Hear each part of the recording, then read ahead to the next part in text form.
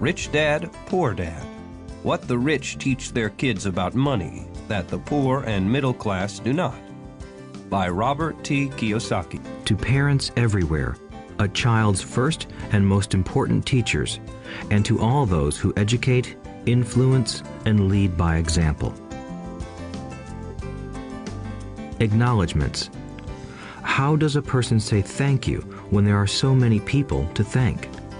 Obviously, this book is a thank you to my two fathers, who were powerful role models, and to my mom, who taught me love and kindness.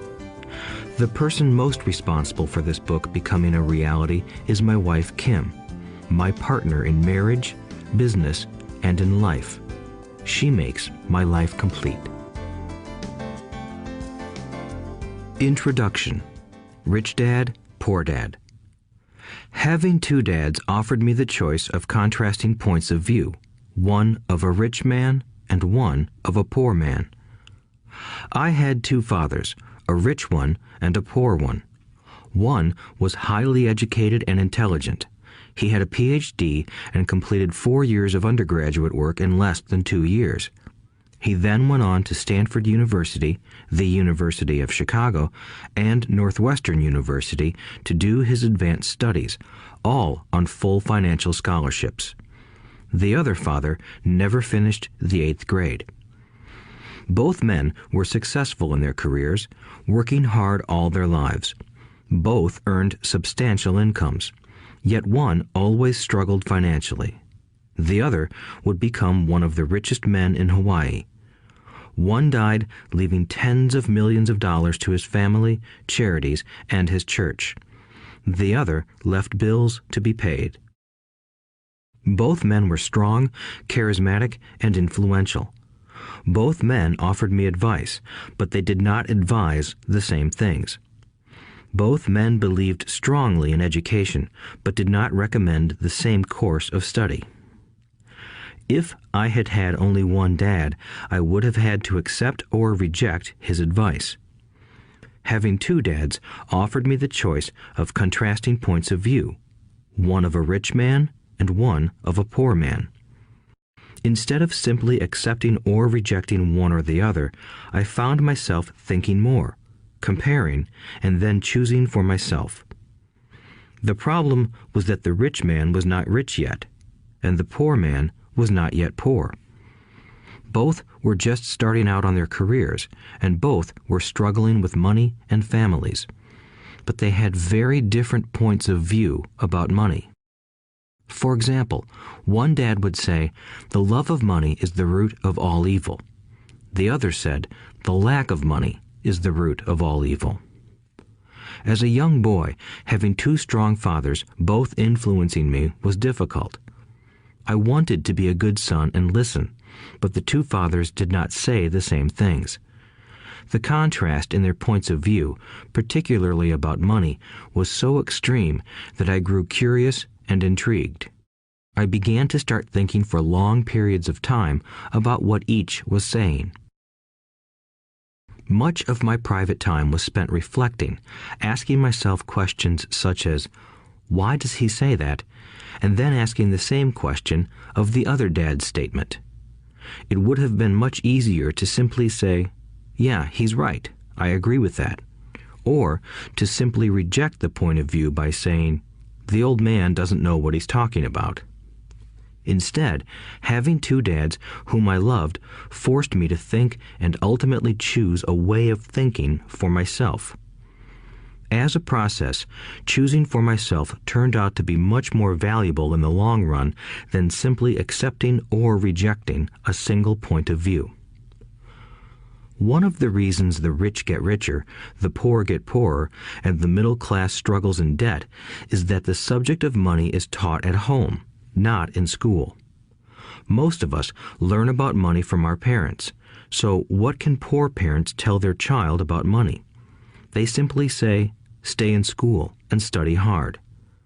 The child may graduate with excellent grades, but with a poor person's financial programming and mindset.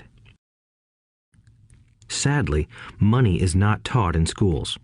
Schools focus on scholastic and professional skills, but not on financial skills. This explains how smart bankers, doctors, and accountants who earned excellent grades may struggle financially all of their lives. Our staggering national debt is due in large part to highly educated politicians and government officials making financial decisions with little or no training in the subject of money. Today, I often wonder what will soon happen when we have millions of people who need financial and medical assistance. They will be dependent upon their families or the government for financial support. What will happen when Medicare and Social Security run out of money? How will a nation survive if teaching children about money continues to be left to parents, most of whom will be, or already are, poor? Because I had two influential fathers, I learned from both of them. I had to think about each dad's advice, and in doing so, I gained valuable insight into the power and effect of one's thoughts on one's life.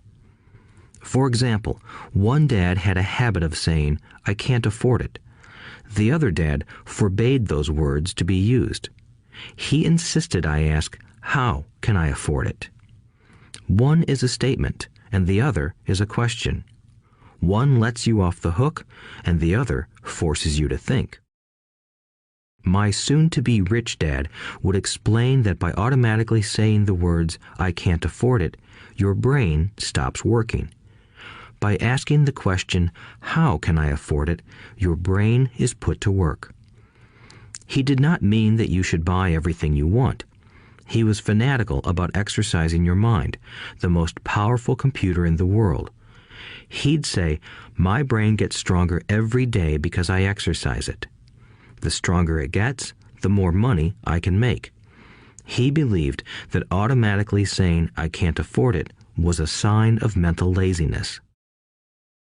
Although both dads worked hard, I noticed that one dad had a habit of putting his brain to sleep when it came to finances, and the other had a habit of exercising his brain. The long-term result was that one dad grew stronger financially, and the other grew weaker. It is not much different from a person who goes to the gym to exercise on a regular basis versus someone who sits on the couch watching television. Proper physical exercise increases your chances for health, and proper mental exercise increases your chances for wealth. My two dads had opposing attitudes, and that affected the way they thought. One dad thought that the rich should pay more in taxes to take care of those less fortunate. The other said, taxes punish those who produce and reward those who don't produce. One dad recommended, study hard so you can find a good company to work for. The other recommended, study hard so you can find a good company to buy. One dad said, the reason I'm not rich is because I have you kids. The other said, the reason I must be rich is because I have you kids. One encouraged talking about money and business at the dinner table, while the other forbade the subject of money to be discussed over a meal. One said, when it comes to money, play it safe. Don't take risks. The other said, learn to manage risk. One believed, our home is our largest investment and our greatest asset. The other believed, my house is a liability, and if your house is your largest investment, you're in trouble. Both dads paid their bills on time, yet one paid his bills first while the other paid his bills last. One dad believed in a company or the government taking care of you and your needs. He was always concerned about pay raises, retirement plans, medical benefits, sick leave, vacation days, and other perks. He was impressed with two of his uncles who joined the military and earned a retirement and entitlement package for life after 20 years of active service. He loved the idea of medical benefits and PX privileges the military provided its retirees. He also loved the tenure system available through the university. The idea of job protection for life and job benefits seemed more important at times than the job.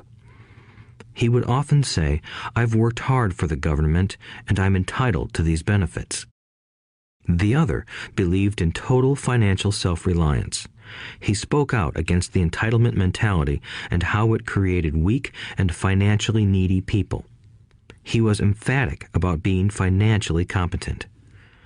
One dad struggled to save a few dollars. The other created investments. One dad taught me how to write an impressive resume so I could find a good job. The other taught me how to write strong business and financial plans so I could create jobs. Being a product of two strong dads allowed me the luxury of observing the effects different thoughts have on one's life. I noticed that people really do shape their lives through their thoughts. For example, my poor dad always said, "I'll never be rich," and that prophecy became reality. My rich dad, on the other hand, always referred to himself as rich.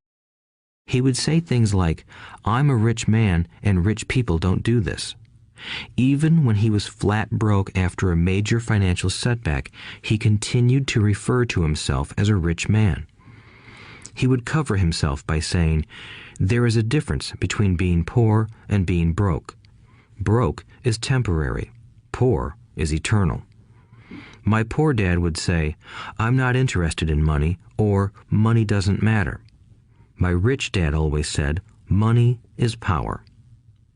The power of our thoughts may never be measured or appreciated, but it became obvious to me as a young boy that it was important to be aware of my thoughts and how I expressed myself.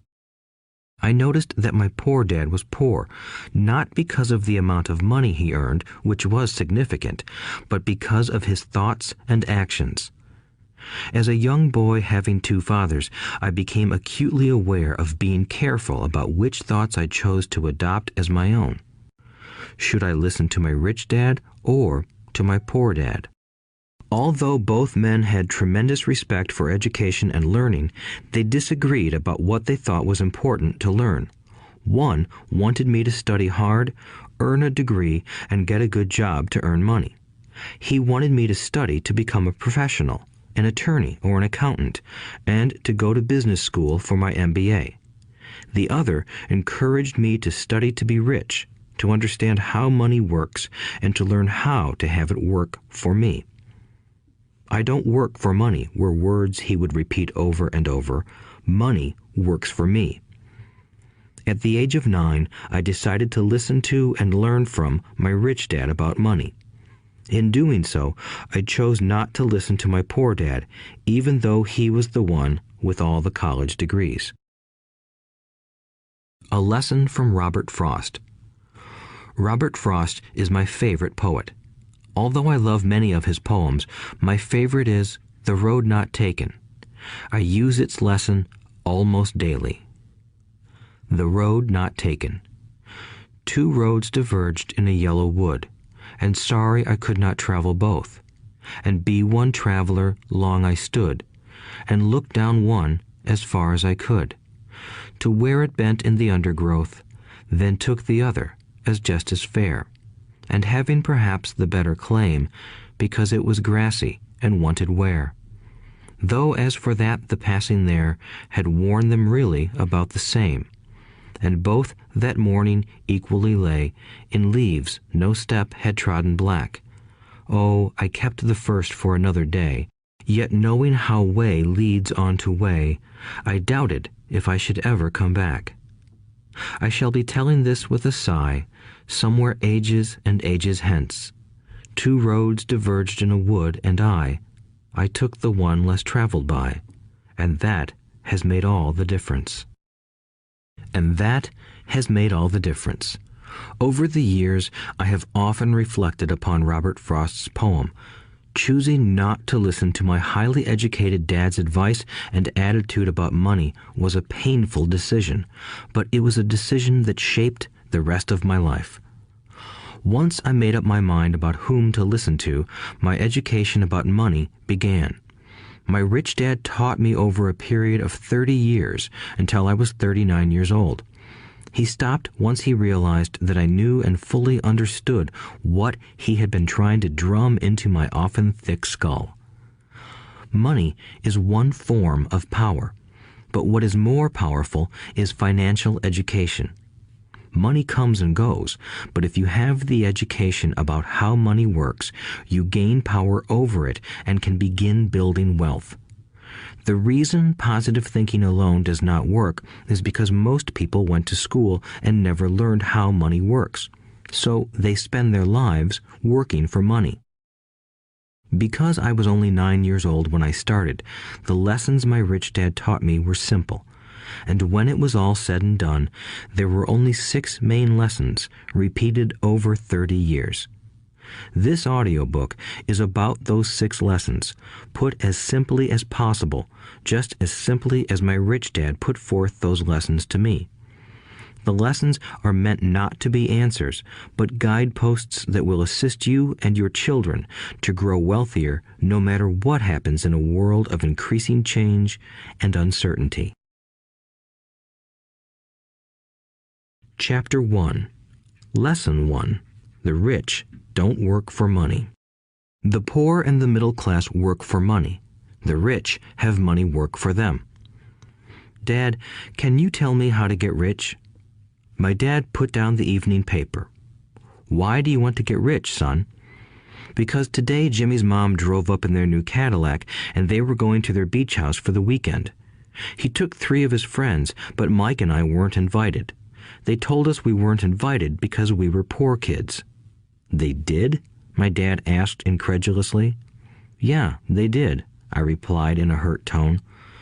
My dad silently shook his head, pushed his glasses up the bridge of his nose, and went back to reading the paper. I stood waiting for an answer. The year was 1956. I was 9 years old. By some twist of fate, I attended the same public school where the rich people sent their kids. We were primarily a sugar plantation town. The managers of the plantation and the other affluent people, such as doctors, business owners, and bankers, sent their children to this elementary school.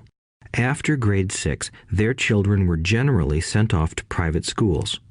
Because my family lived on one side of the street, I went to this school. Had I lived on the other side of the street, I would have gone to a different school with kids from families more like mine. After grade 6, these kids and I would go on to the public intermediate and high school. There was no private school for them or for me. My dad finally put down the paper. I could tell he was thinking. Well, son, he began slowly, if you want to be rich, you have to learn to make money. How do I make money? I asked. Well, use your head, son, he said, smiling. Even then, I knew that really meant, that's all I'm going to tell you, or, I don't know the answer, so don't embarrass me. A partnership is formed. The next morning, I told my best friend, Mike, what my dad had said. As best as I could tell, Mike and I were the only poor kids in this school. Mike was also in this school by a twist of fate. Someone had drawn a jog in the line for the school district, and we wound up in school with the rich kids. We weren't really poor, but we felt as if we were because all the other boys had new baseball gloves, new bicycles, new everything. Mom and Dad provided us with the basics, like food and shelter and clothes, but that was about it. My dad used to say, if you want something, work for it. We wanted things, but there was not much work available for 9-year-old boys. So what do we do to make money? Mike asked. I don't know, I said, but do you want to be my partner? He agreed, and so on that Saturday morning, Mike became my first business partner. We spent all morning coming up with ideas on how to make money. Occasionally, we talked about all the cool guys at Jimmy's beach house having fun. It hurt a little, but that hurt was good, because it inspired us to keep thinking of a way to make money. Finally, that afternoon, a bolt of lightning struck. It was an idea Mike got from a science book he had read. Excitedly, we shook hands, and the partnership now had a business. For the next several weeks, Mike and I ran around our neighborhood, knocking on doors and asking our neighbors if they would save their toothpaste tubes for us. With puzzled looks, most adults consented with a smile. Some asked us what we were doing, to which we replied, "We can't tell you. It's a business secret."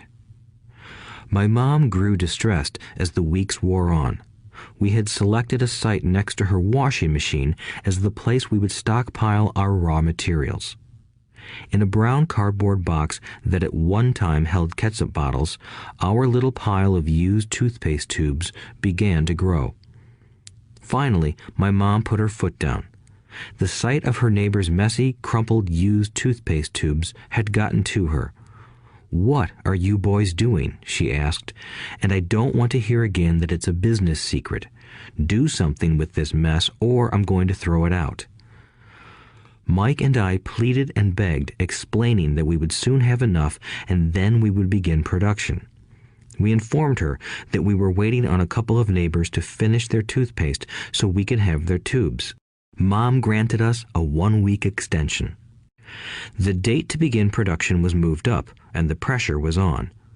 My first partnership was already being threatened with an eviction notice by my own mom. It became Mike's job to tell the neighbors to quickly use up their toothpaste, saying their dentist wanted them to brush more often anyway. I began to put together the production line. One day, my dad drove up with a friend to see 2 9-year-old boys in the driveway with a production line operating at full speed. There was fine white powder everywhere. On a long table were small milk cartons from school, and our family's hibachi grill was glowing with red-hot coals at maximum heat. Dad walked up cautiously, having to park the car at the base of the driveway since the production line blocked the carport. As he and his friend got closer, they saw a steel pot sitting on top of the coals in which the toothpaste tubes were being melted down. In those days, toothpaste did not come in plastic tubes. The tubes were made of lead, so once the paint was burned off, the tubes were dropped in the small steel pot. They melted until they became liquid, and with my mom's pot holders, we poured the lead through a small hole in the top of the milk cartons. The milk cartons were filled with plaster of Paris. White powder was everywhere. In my haste, I had knocked the bag over, and the entire area looked like it had been hit by a snowstorm. The milk cartons were the outer containers for plaster of Paris molds. My dad and his friend watched as we carefully poured the molten lead through a small hole in the top of the plaster of Paris cube. "Careful," my dad said. I nodded without looking up.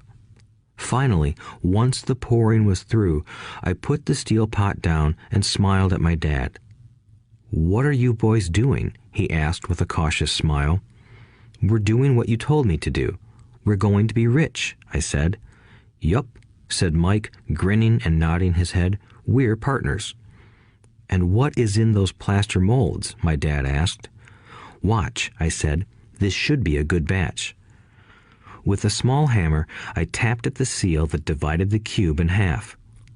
Cautiously, I pulled up the top half of the plaster mold, and a lead nickel fell out. "Oh my God," my dad said, "you're casting nickels out of lead." "That's right," Mike said. "We're doing as you told us to do. We're making money." My dad's friend turned and burst into laughter. My dad smiled and shook his head. Along with a fire and a box of spent toothpaste tubes, in front of him were 2 little boys covered with white dust, smiling from ear to ear. He asked us to put everything down and sit with him on the front step of our house.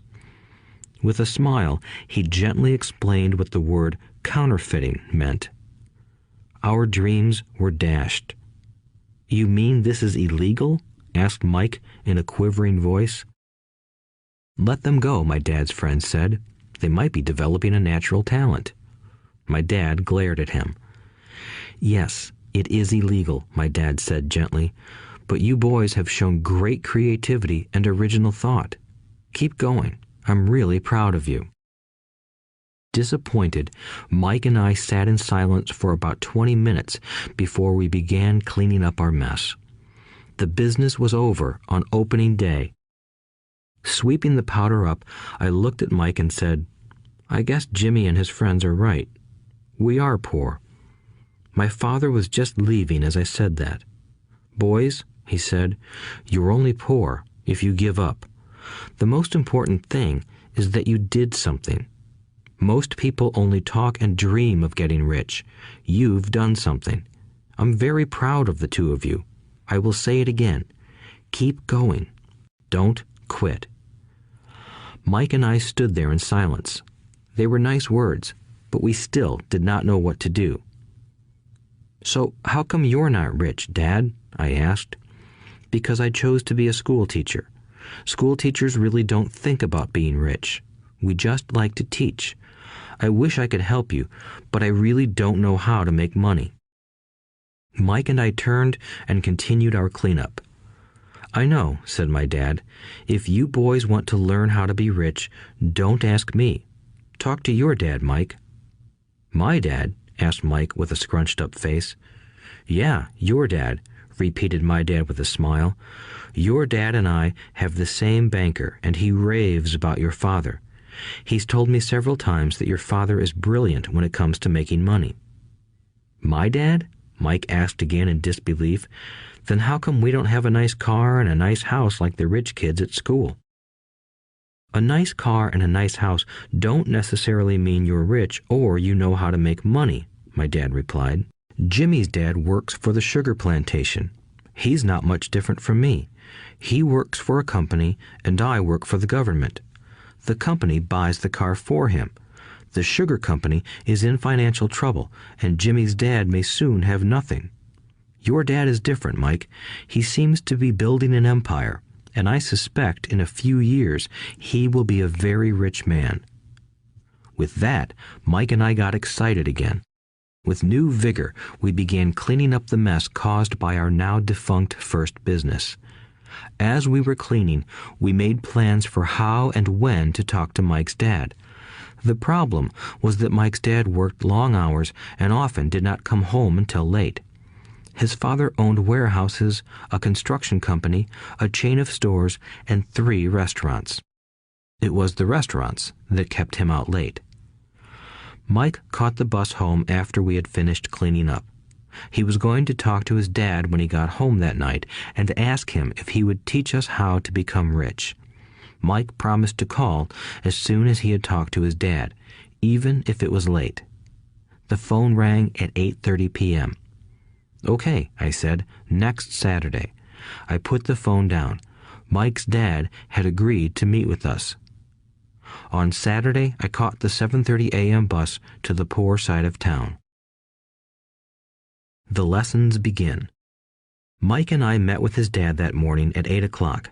He was already busy, having been at work for more than an hour. His construction supervisor was just leaving in his pickup truck as I walked up to his simple, small, and tidy home. Mike met me at the door. "Dad's on the phone, and he said to wait on the back porch," Mike said as he opened the door. The old wooden floor creaked as I stepped across the threshold of the aging house. There was a cheap mat just inside the door. The mat was there to hide the years of wear from countless footsteps that the floor had supported. Although clean, it needed to be replaced. I felt claustrophobic as I entered the narrow living room that was filled with old, musty, overstuffed furniture that today would be collector's items. Sitting on the couch were 2 women, both a little older than my mom. Across from the women sat a man in workman's clothes. He wore khaki slacks and a khaki shirt, neatly pressed but without starch, and polished work boots. He was about 10 years older than my dad.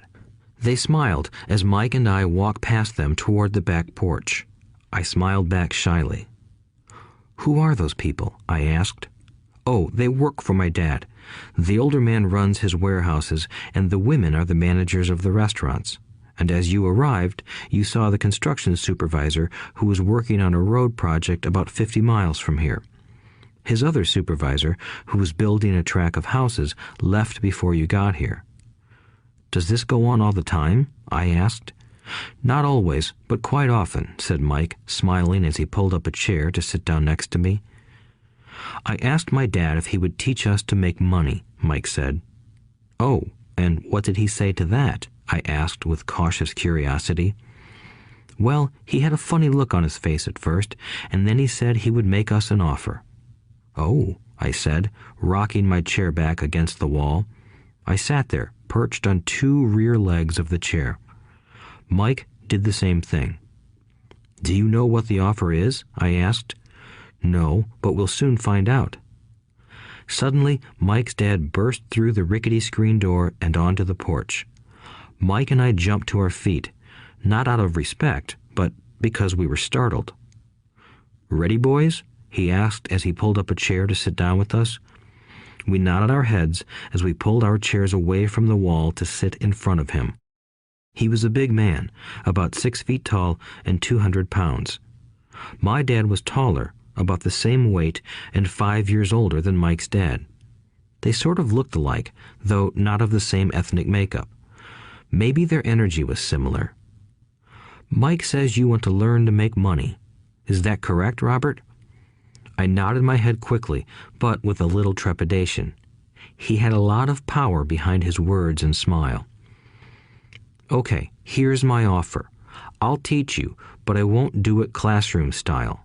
You work for me, I'll teach you. You don't work for me, I won't teach you. I can teach you faster if you work, and I'm wasting my time if you just want to sit and listen like you do in school. That's my offer. Take it or leave it." May I ask a question first?" I asked. "No. Take it or leave it. I've got too much work to do to waste my time. If you can't make up your mind decisively, then you'll never learn to make money anyway. Opportunities come and go. Being able to know when to make quick decisions is an important skill. You have the opportunity that you asked for.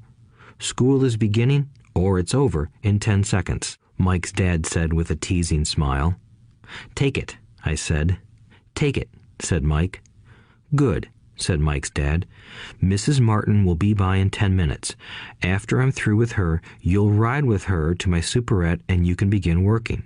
I'll pay you 10 cents an hour and you'll work 3 hours every Saturday." "But I have a softball game today," I said. Mike's dad lowered his voice to a stern tone. "Take it or leave it," he said. "I'll take it," I replied, choosing to work and learn instead of playing. 30 cents later. By 9 a.m. that day, Mike and I were working for Mrs. Martin. She was a kind and patient woman. She always said that Mike and I reminded her of her 2 grown sons. Although kind, she believed in hard work and kept us moving. We spent 3 hours taking canned goods off the shelves, brushing each can with a feather duster to get the dust off, and then restacking them neatly. It was excruciatingly boring work. Mike's dad, whom I called my rich dad, owned 9 of these little superettes, each with a large parking lot. They were the early version of the 7-Eleven convenience stores, little neighborhood grocery stores where people bought items such as milk, bread, butter, and cigarettes. The problem was that this was Hawaii before air conditioning was widely used, and the stores could not close their doors because of the heat. On 2 sides of the store, the doors had to be wide open to the road and parking lot. Every time a car drove by or pulled into the parking lot, dust would swirl and settle in the store. We knew we had a job as long as there was no air conditioning. For 3 weeks, Mike and I reported to Mrs. Martin and worked our 3 hours. By noon, our work was over, and she dropped 3 little dimes in each of our hands. Now, even at the age of 9 in the mid-1950s, 30 cents was not too exciting. Comic books cost 10 cents back then, so I usually spent my money on comic books and went home. By Wednesday of the 4th week, I was ready to quit. I had agreed to work only because I wanted to learn to make money from Mike's dad, and now I was a slave for 10 cents an hour. On top of that, I had not seen Mike's dad since that first Saturday. "I'm quitting," I told Mike at lunchtime. School was boring, and now I did not even have my Saturdays to look forward to. But it was the 30 cents that really got to me. This time, Mike smiled. "What are you laughing at?" I asked with anger and frustration. "Dad said this would happen. He said to meet with him when you were ready to quit." "What?" I said indignantly. "He's been waiting for me to get fed up?" Sort of, Mike said. Dad's kind of different. He doesn't teach like your dad. Your mom and dad lecture a lot. My dad is quiet and a man of few words. You just wait till this Saturday. I'll tell him you're ready. You mean I've been set up? No, not really. But maybe. Dad will explain on Saturday. Waiting in line on Saturday. I was ready to face Mike's dad. Even my real dad was angry with him. My real dad, the one I called the poor one, thought that my rich dad was violating child labor laws and should be investigated. My educated poor dad told me to demand what I deserve, at least 25 cents an hour. My poor dad told me that if I did not get a raise, I was to quit immediately. You don't need that damn job anyway, said my poor dad with indignation. At 8 o'clock Saturday morning, I walked through the door of Mike's house when Mike's dad opened it. Take a seat and wait in line, he said as I entered. He turned and disappeared into his little office next to a bedroom. I looked around the room and didn't see Mike anywhere. Feeling awkward, I cautiously sat down next to the same two women who were there 4 weeks earlier. They smiled and slid down the couch to make room for me.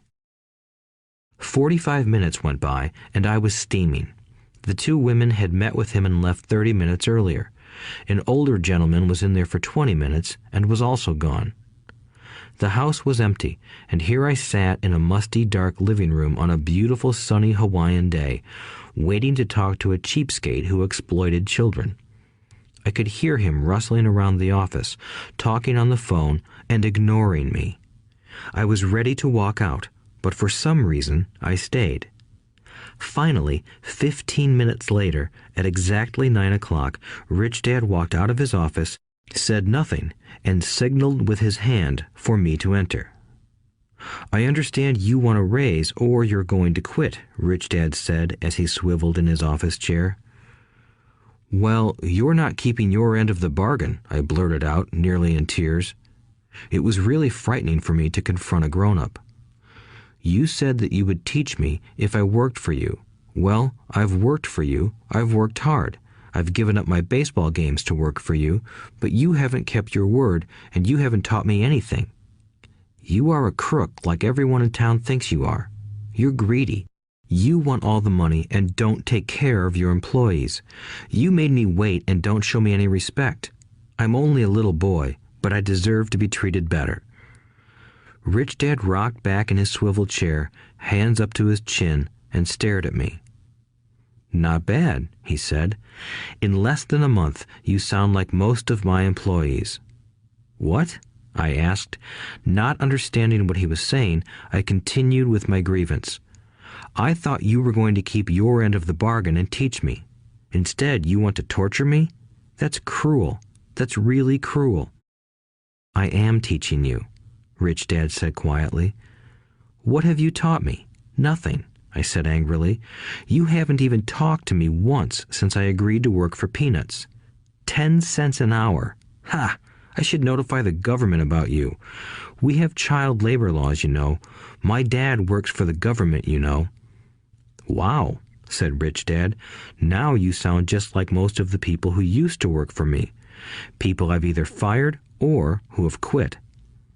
So, what do you have to say? I demanded, feeling pretty brave for a little kid. You lied to me. I've worked for you, and you have not kept your word. You haven't taught me anything. How do you know that I've not taught you anything? Asked Rich Dad calmly. Well, you've never talked to me. I've worked for 3 weeks, and you have not taught me anything, I said with a pout. Does teaching mean talking or a lecture? Rich Dad asked. Well, yes, I replied. That's how they teach you in school, he said, smiling. But that is not how life teaches you, and I would say that life is the best teacher of all. Most of the time, life does not talk to you. It just sort of pushes you around. Each push is life saying, wake up, there's something I want you to learn. What is this man talking about? I asked myself silently. Life pushing me around was life talking to me? Now I knew I had to quit my job. I was talking to someone who needed to be locked up. If you learn life's lessons, you will do well. If not, life will just continue to push you around. People do two things. Some just let life push them around. Others get angry and push back. But they push back against their boss, or their job, or their husband or wife. They do not know it's life that's pushing. I had no idea what he was talking about. Life pushes all of us around. Some people give up and others fight. A few learn the lesson and move on. They welcome life pushing them around. To these few people, it means they need and want to learn something. They learn and move on. Most quit, and a few, like you, fight. Rich Dad stood and shut the creaky old wooden window that needed repair. If you learn this lesson, you will grow into a wise, wealthy, and happy young man. If you don't, you will spend your life blaming a job, low pay, or your boss for your problems. You'll live life always hoping for that big break that will solve all your money problems. Rich Dad looked over at me to see if I was still listening. His eyes met mine. We stared at each other, communicating through our eyes. Finally, I looked away once I had absorbed his message. I knew he was right. I was blaming him, and I did ask to learn. I was fighting. Rich Dad continued, "Or, if you are the kind of person who has no guts, you just give up every time life pushes you. If you are that kind of person, you'll live all your life playing it safe, doing the right things, saving yourself for some event that never happens. Then you die a boring old man. You'll have lots of friends who really like you because you were such a nice, hard-working guy.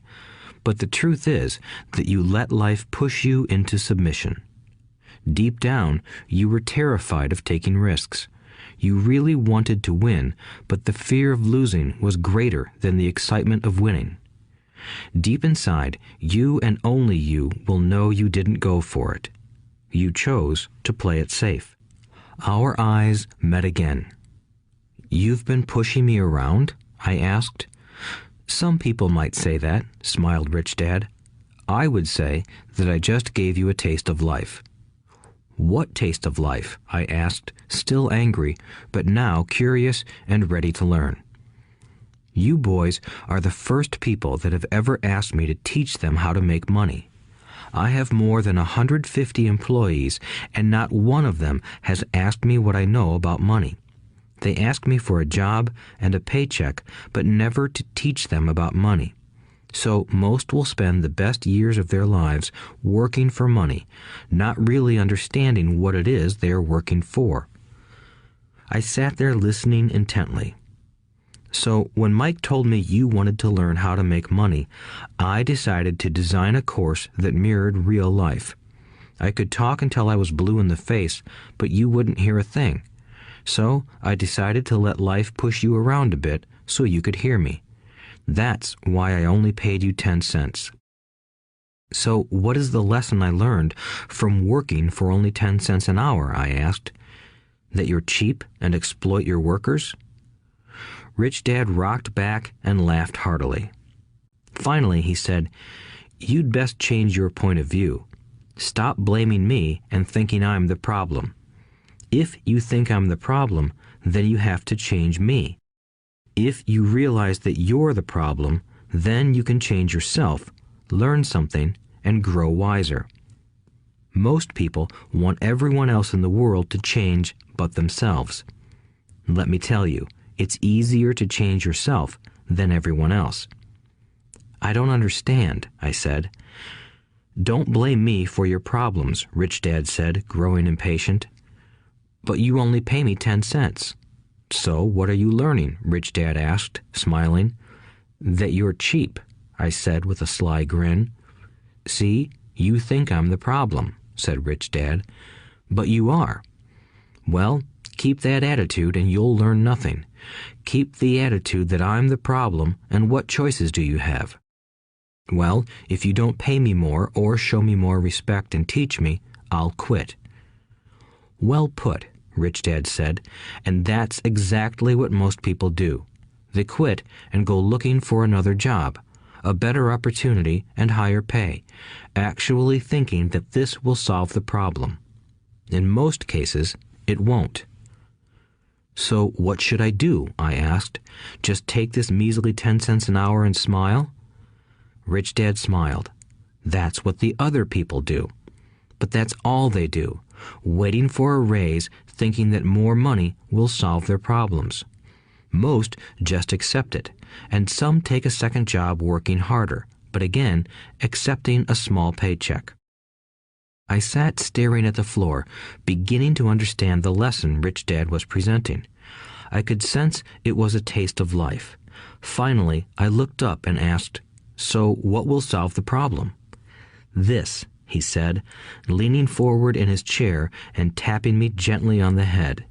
"This stuff between your ears."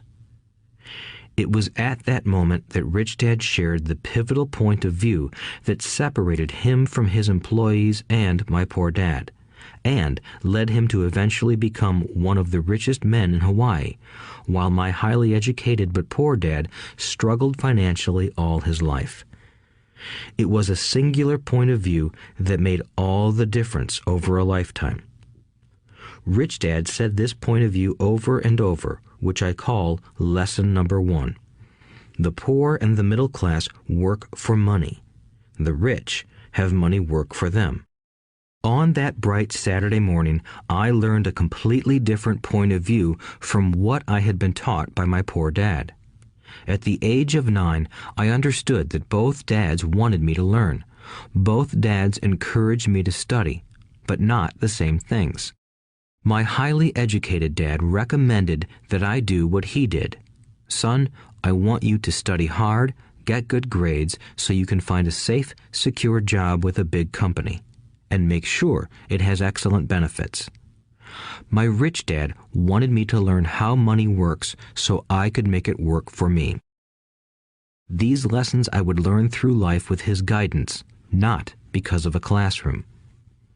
My rich dad continued my first lesson. "I'm glad you got angry about working for 10 cents an hour. If you hadn't got angry and had simply accepted it, I would have to tell you that I could not teach you. You see, true learning takes energy, passion, and a burning desire. Anger is a big part of that formula, for passion is anger and love combined.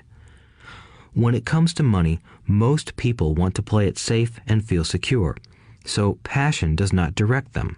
Fear does." "So is that why they'll take jobs with low pay?" I asked. "Yes," said Rich Dad. "Some people say I exploit people because I don't pay as much as the sugar plantation or the government. I say the people exploit themselves. It's their fear, not mine." "But don't you feel you should pay them more?" I asked. "I don't have to. And besides, more money will not solve their problems. Just look at your dad. He makes a lot of money, and he still can't pay his bills. Most people, given more money, only get into more debt." "So that's why the 10 cents an hour," I said, smiling. "It's part of the lesson."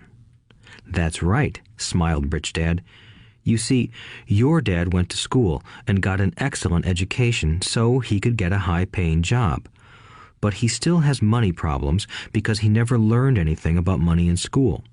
On top of that, he believes in working for money." "And you don't?" I asked. "No, not really," said Rich Dad. "If you want to learn to work for money, then stay in school. That is a great place to learn to do that. But if you want to learn how to have money work for you, then I will teach you that. But only if you want to learn." "Wouldn't everyone want to learn that?" I asked. "No," said Rich Dad, "simply because it's easier to learn to work for money, especially if fear is your primary emotion when the subject of money is discussed." "I don't understand," I said with a frown. "Don't worry about that for now. Just know that it's fear that keeps most people working at a job. The fear of not paying their bills, the fear of being fired, the fear of not having enough money, and the fear of starting over. That's the price of studying to learn a profession or trade and then working for money. Most people become a slave to money and then get angry at their boss. Learning to have money work for you is a completely different course of study? I asked. Absolutely, Rich Dad answered. Absolutely. We sat in the silence on that beautiful Hawaiian Saturday morning. My friends had just started their Little League baseball game, but for some reason I was now thankful I had decided to work for 10 cents an hour. I sensed that I was about to learn something my friends wouldn't learn in school. Ready to learn? Asked Rich Dad. Absolutely, I said with a grin. I have kept my promise. I've been teaching you from afar, my Rich Dad said. At 9 years old, you've gotten a taste of what it feels like to work for money. Just multiply your last month by 50 years, and you will have an idea of what most people spend their life doing. I don't understand, I said. How did you feel waiting in line to see me, once to get hired and once to ask for more money? Terrible, I said. If you choose to work for money, that is what life will be like, said Rich Dad. And how did you feel when Mrs. Martin dropped 3 dimes in your hand for 3 hours of work? I felt like it wasn't enough. It seemed like nothing. I was disappointed, I said. And that is how most employees feel when they look at their paychecks, especially after all the tax and other deductions are taken out. At least you got 100%. You mean most workers don't get paid everything? I asked with amazement. Heavens no, said Rich Dad. The government always takes its share first. How do they do that? I asked. Taxes, said Rich Dad. You're taxed when you earn. You're taxed when you spend. You're taxed when you save. You're taxed when you die. Why do people let the government do that to them? The rich don't, said Rich Dad with a smile. The poor and the middle class do. I'll bet you that I earn more than your dad, yet he pays more in taxes. How can that be? I asked. At my age, that made no sense to me. Why would someone let the government do that to them? Rich Dad rocked slowly and silently in his chair, just looking at me. Ready to learn? He asked. I nodded my head slowly. As I said, there is a lot to learn. Learning how to have money work for you is a lifetime study. Most people go to college for 4 years and their education ends. I already know that my study of money will continue over my lifetime, simply because the more I find out, the more I find out I need to know.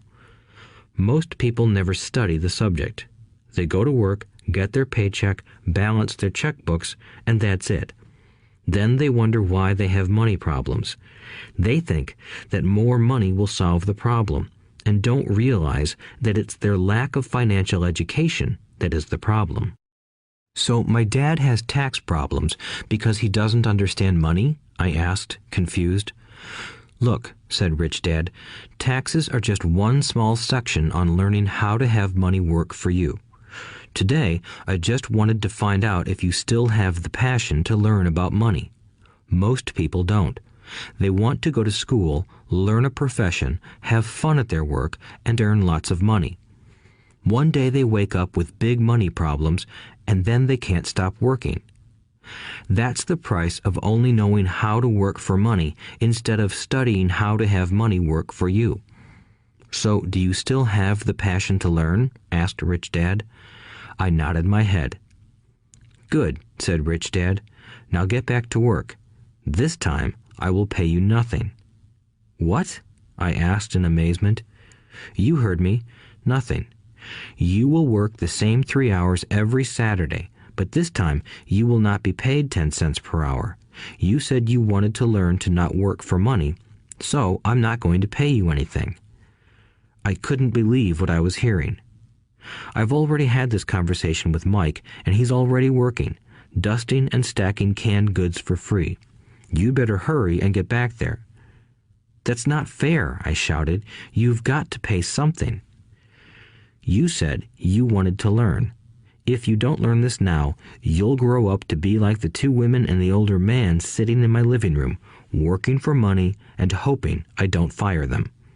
Or, like your dad, earning lots of money only to be in debt up to his eyeballs, hoping more money will solve the problem.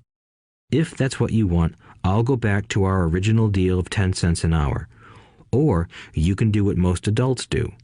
Complain that there is not enough pay, quit, and go looking for another job.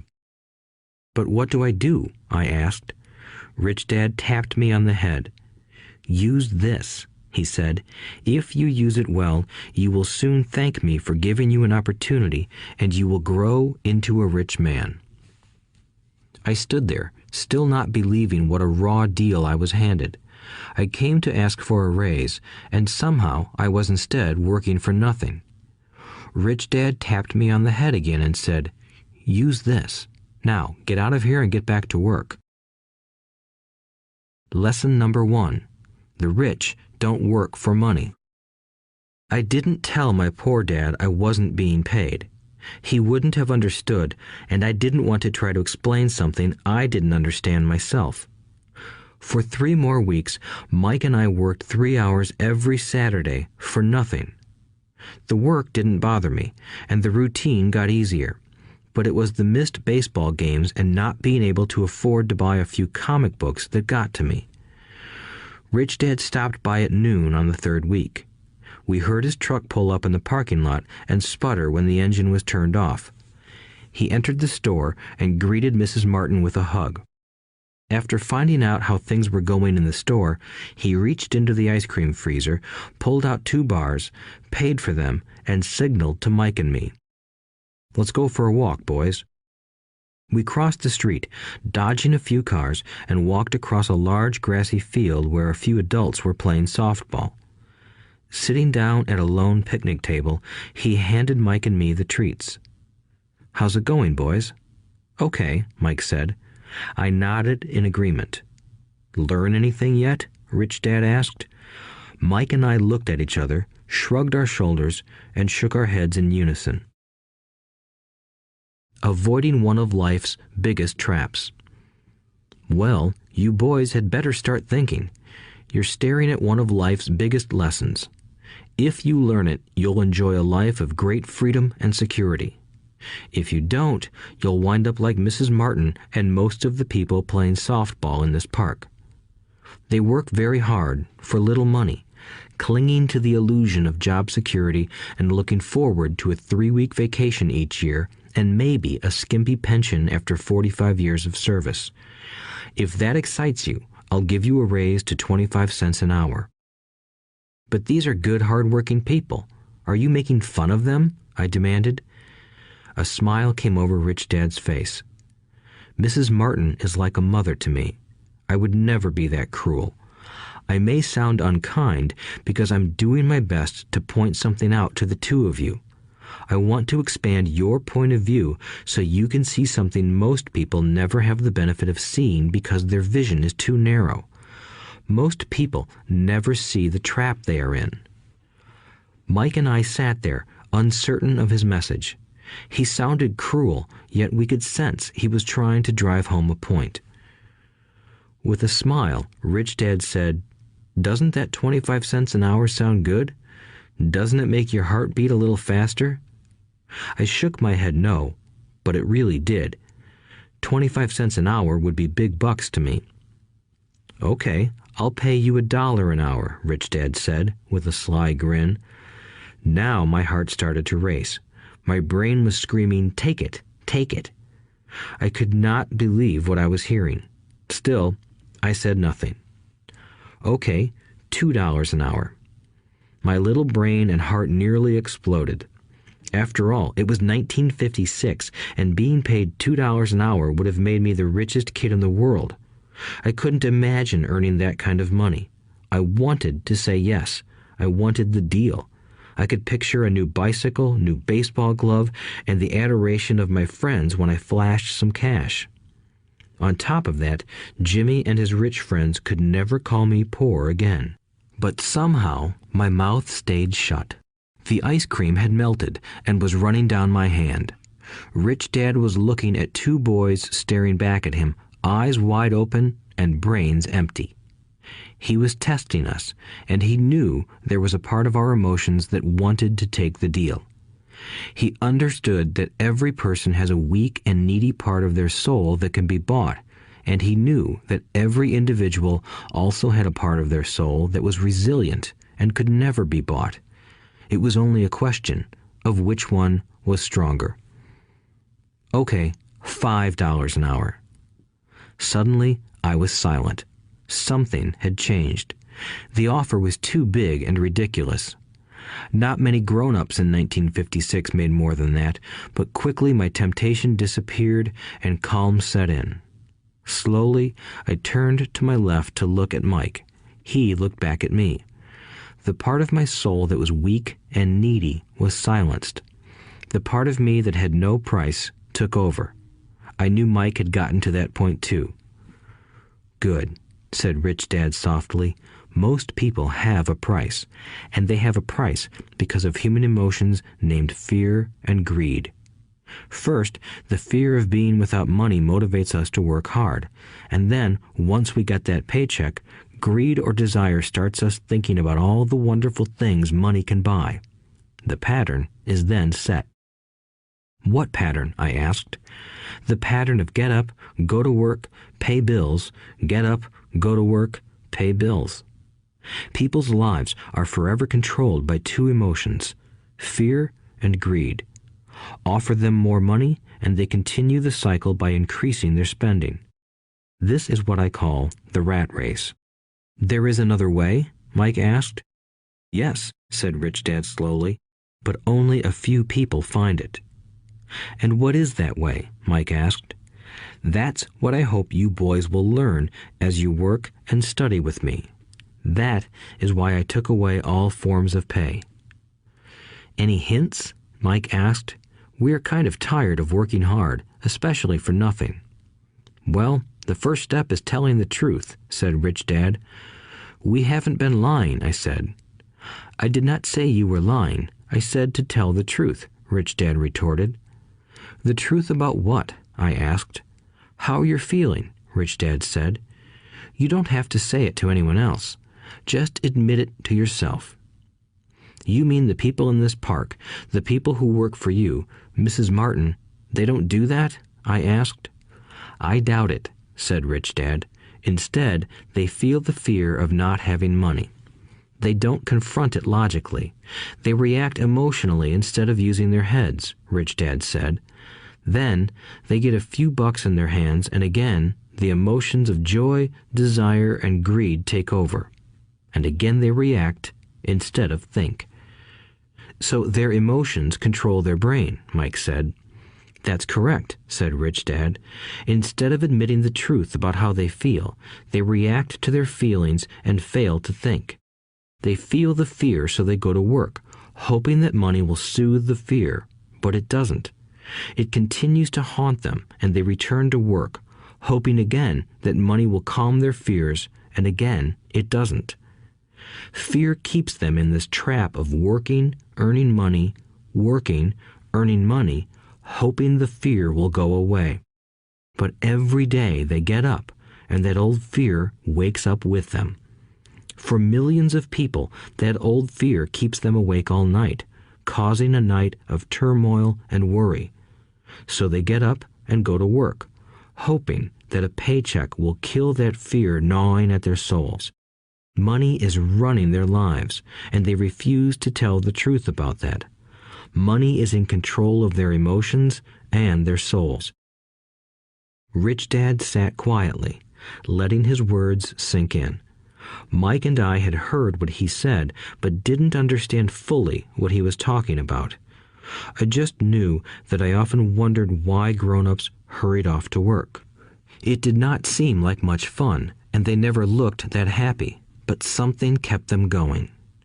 Realizing we had absorbed as much as possible of what he was talking about, Rich Dad said, "I want you boys to avoid that trap. That is really what I want to teach you. Not just to be rich, because being rich does not solve the problem." "It doesn't?" I asked, surprised. No, it doesn't. Let me explain the other emotion, desire. Some call it greed, but I prefer desire. It's perfectly normal to desire something better, prettier, more fun, or exciting. So people also work for money because of desire. They desire money for the joy they think it can buy. But the joy that money brings is often short-lived, and they soon need more money for more joy, more pleasure, more comfort, and more security. So they keep working, thinking money will soothe their souls that are troubled by fear and desire. But money can't do that. Even rich people do this? Mike asked. Rich people included, said Rich Dad. In fact, the reason many rich people are rich isn't because of desire, but because of fear. They believe that money can eliminate the fear of being poor, so they amass tons of it, only to find the fear gets worse. Now they fear losing the money. I have friends who keep working even though they have plenty. I know people who have millions who are more afraid now than when they were poor. They're terrified of losing it all. The fears that drove them to get rich got worse. That weak and needy part of their soul is actually screaming louder. They don't want to lose the big houses, the cars, and the high life money has bought them. They worry about what their friends would say if they lost all their money. Many are emotionally desperate and neurotic, although they look rich and have more money. So, is a poor man happier? I asked. No, I don't think so, replied Rich Dad. The avoidance of money is just as psychotic as being attached to money. As if on cue, the town derelict went past our table, stopping by the large rubbish can and rummaging around in it. The three of us watched him with great interest, when before we probably would have just ignored him. Rich Dad pulled $1 out of his wallet and gestured to the older man.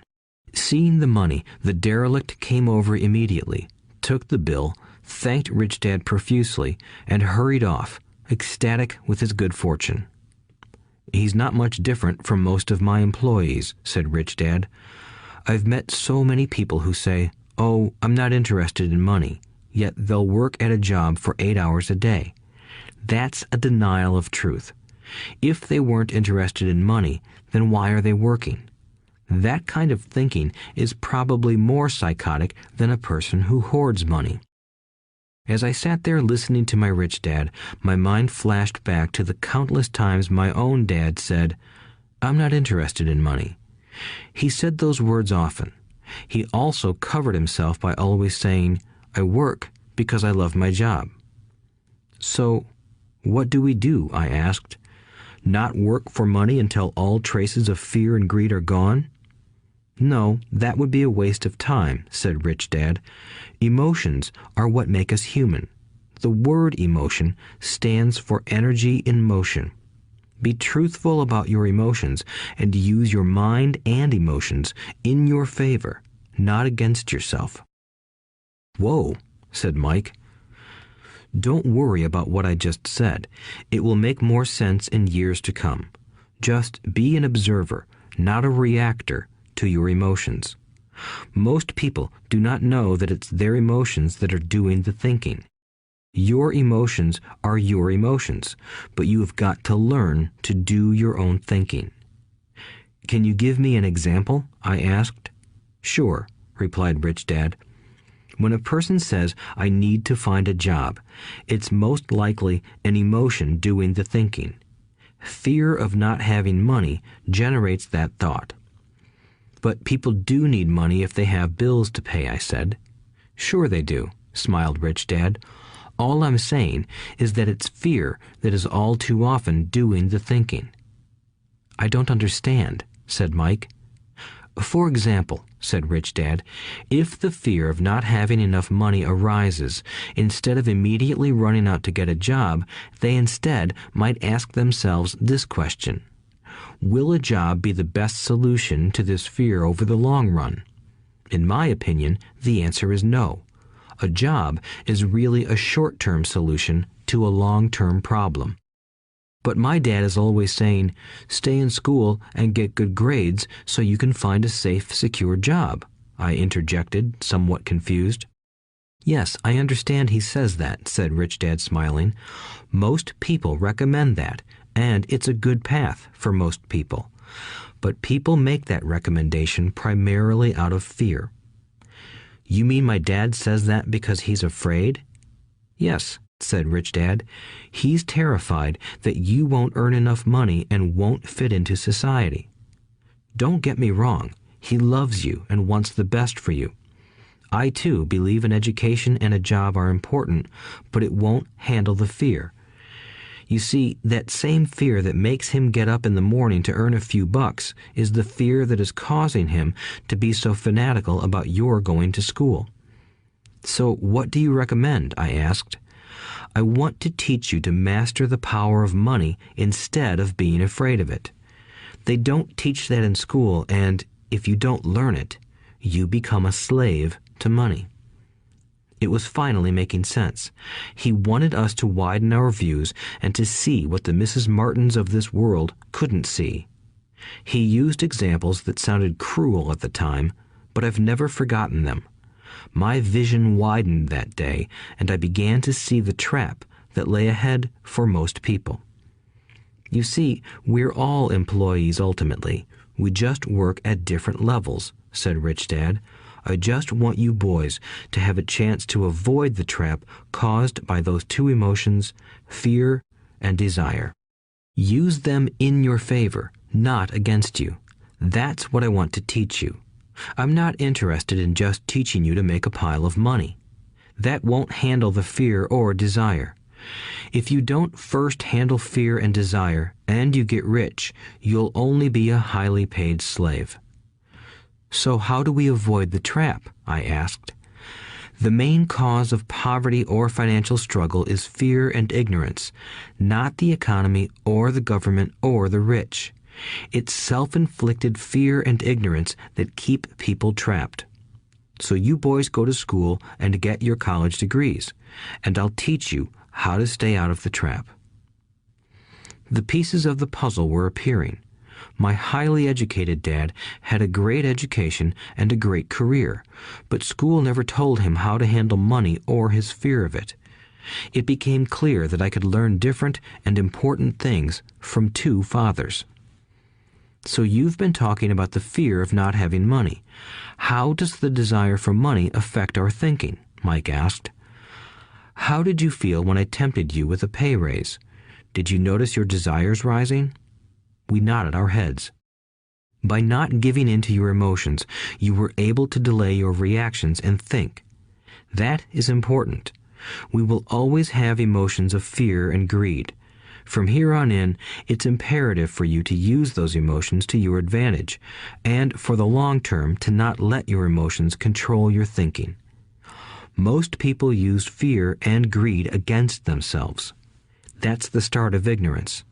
Most people live their lives chasing paychecks, pay raises, and job security because of the emotions of desire and fear, not really questioning where those emotion-driven thoughts are leading them. It's just like the picture of a donkey dragging a cart with its owner dangling a carrot just in front of its nose. The donkey's owner may be going where he wants to, but the donkey is chasing an illusion. Tomorrow, there will only be another carrot for the donkey. You mean the moment I pictured a new baseball glove, candy, and toys, that's like a carrot to a donkey? Mike asked. Yes, and as you get older, your toys get more expensive. A new car, a boat, and a big house to impress your friends, said Rich Dad with a smile. Fear pushes you out the door, and desire calls to you. That's the trap. So what's the answer? Mike asked. What intensifies fear and desire is ignorance. That is why rich people with lots of money often have more fear the richer they get. Money is the carrot, the illusion. If the donkey could see the whole picture, it might rethink its choice to chase the carrot. Rich Dad went on to explain that a human's life is a struggle between ignorance and illumination. He explained that once a person stops searching for information and self-knowledge, ignorance sets in. That struggle is a moment-to-moment decision to learn to open or close one's mind. Look, school is very important. You go to school to learn a skill or profession to become a contributing member of society. Every culture needs teachers, doctors, mechanics, artists, cooks, business people, police officers, firefighters, and soldiers. Schools train them so society can thrive and flourish, said Rich Dad. Unfortunately, for many people, school is the end, not the beginning. There was a long silence. Rich Dad was smiling. I didn't comprehend everything he said that day, but as with most great teachers, his words continued to teach for years. I've been a little cruel today, said Rich Dad, but I want you to always remember this talk. I want you to always think of Mrs. Martin, and I want you always to remember that donkey. Never forget that fear and desire can lead you into life's biggest trap if you are not aware of them controlling your thinking. To spend your life living in fear, never exploring your dreams, is cruel. To work hard for money, thinking that it will buy you things that will make you happy, is also cruel. To wake up in the middle of the night terrified about paying bills is a horrible way to live. To live a life dictated by the size of a paycheck is not really living a life. Thinking that a job makes you secure is lying to yourself. That's cruel, and that's the trap I want you to avoid. I've seen how money runs people's lives. Don't let that happen to you. Please, don't let money run your life. A softball rolled under our table. Rich Dad picked it up and threw it back. So what does ignorance have to do with greed and fear? I asked. Because it is ignorance about money that causes so much greed and fear, said Rich Dad. Let me give you some examples. A doctor, wanting more money to better provide for his family, raises his fees. By raising his fees, it makes healthcare more expensive for everyone. It hurts the poor people the most, so they have worse health than those with money. Because the doctors raise their fees, the attorneys raise their fees. Because the attorneys' fees have gone up, school teachers want a raise, which raises our taxes, and on and on and on. Soon, there will be such a horrifying gap between the rich and the poor that chaos will break out and another great civilization will collapse. History proves that great civilizations collapse when the gap between the haves and have-nots is too great. Sadly, America is on that same course because we haven't learned from history. We only memorize historical dates and names, not the lesson. Aren't prices supposed to go up? I asked. In an educated society with a well-run government, prices should actually come down. Of course, that is often only true in theory. Prices go up because of greed and fear caused by ignorance. If schools taught people about money, there would be more money and lower prices.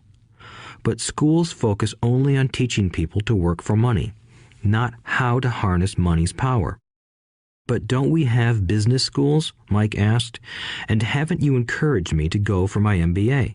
Yes, said Rich Dad, but all too often business schools train employees to become sophisticated bean counters. Heaven forbid a bean counter takes over a business. All they do is look at the numbers, fire people, and kill the business. I know this because I hire bean counters. All they think about is cutting costs and raising prices, which cause more problems. Bean counting is important. I wish more people knew it. But it, too, is not the whole picture, added Rich Dad angrily. So, is there an answer? Asked Mike. Yes, said Rich Dad. Learn to use your emotions to think, not think with your emotions. When you boys mastered your emotions by agreeing to work for free, I knew there was hope. When you again resisted your emotions when I tempted you with more money, you were again learning to think in spite of being emotionally charged. That's the first step. Why is that step so important? I asked. Well, that's up to you to find out. If you want to learn, I'll take you boys into the briar patch, a place almost everyone else avoids. If you go with me, you'll let go of the idea of working for money and instead learn to have money work for you. And what will we get if we go with you? What if we agree to learn from you? What will we get? I asked. The same thing Brer Rabbit got, said Rich Dad, referring to the classic children's story. Is there a briar patch? I asked. Yes, said Rich Dad. The briar patch is our fear and greed. Confronting fear, weaknesses, and neediness by choosing our own thoughts is the way out. Choosing our thoughts? Mike asked, puzzled. Yes, choosing what we think rather than reacting to our emotions. Instead of just getting up and going to work because not having the money to pay your bills is scaring you, ask yourself, is working harder at this the best solution to this problem? Most people are too afraid to rationally think things through and instead run out the door to a job they hate. The tar baby is in control. That's what I mean by choosing your thoughts. And how do we do that? Mike asked. That's what I will teach you. I'll teach you to have a choice of thoughts rather than a knee-jerk reaction, like gulping down your morning coffee and running out the door. Remember what I said before. A job is only a short-term solution to a long-term problem. Most people have only one problem in mind, and it's short-term. It's the bills at the end of the month, the tar baby. Money controls their lives, or should I say the fear and ignorance about money controls it. So they do as their parents did. They get up every day and go work for money, not taking the time to ask the question, is there another way? Their emotions now control their thinking, not their heads. Can you tell the difference between emotions thinking and the head thinking? Mike asked. Oh yes, I hear it all the time, said Rich Dad. I hear things like, well, everyone has to work, or the rich are crooks, or I'll get another job, I deserve this raise, you can't push me around, or I like this job because it's secure. No one asks, is there something I'm missing here? Which would break through the emotional thought and give you time to think clearly. As we headed back to the store, Rich Dad explained that the rich really did make money. They did not work for it. He went on to explain that when Mike and I were casting 5-cent pieces out of lead, thinking we were making money, we were very close to thinking the way the rich think. The problem was that creating money is legal for the government and banks to do, but illegal for us to do. There are legal ways to create money from nothing, he told us. Rich Dad went on to explain that the rich know that money is an illusion, truly like the carrot for the donkey. It's only out of fear and greed that the illusion of money is held together by billions of people who believe that money is real. It's not. Money is really made up. It is only because of the illusion of confidence and the ignorance of the masses that this house of cards stands. He talked about the gold standard that America was on, and that each dollar bill was actually a silver certificate. What concerned him was the rumor that we would someday go off the gold standard and our dollars would no longer be backed by something tangible. If that happens, boys, all hell will break loose. The poor, the middle class, and the ignorant will have their lives ruined simply because they will continue to believe that money is real and that the company they work for, or the government, will look after them.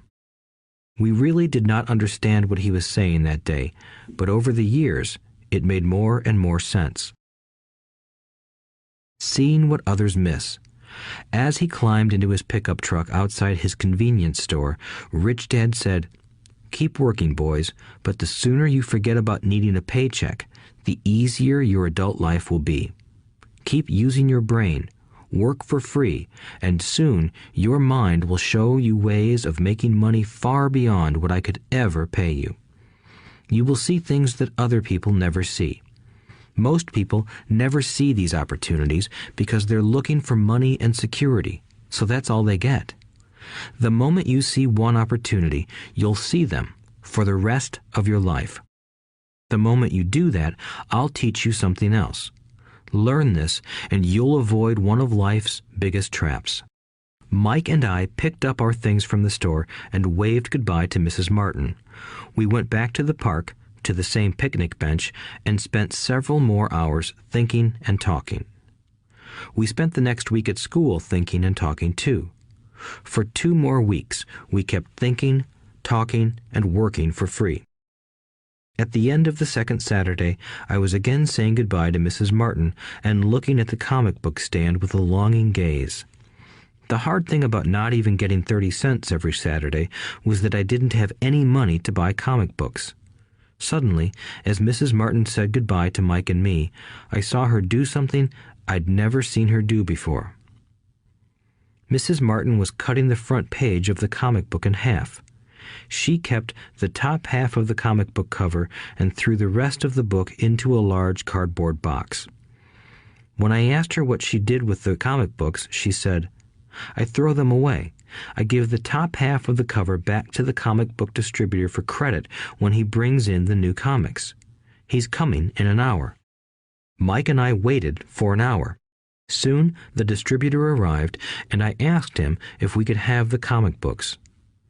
To my delight, he said, "You can have them if you work for this store and do not resell them."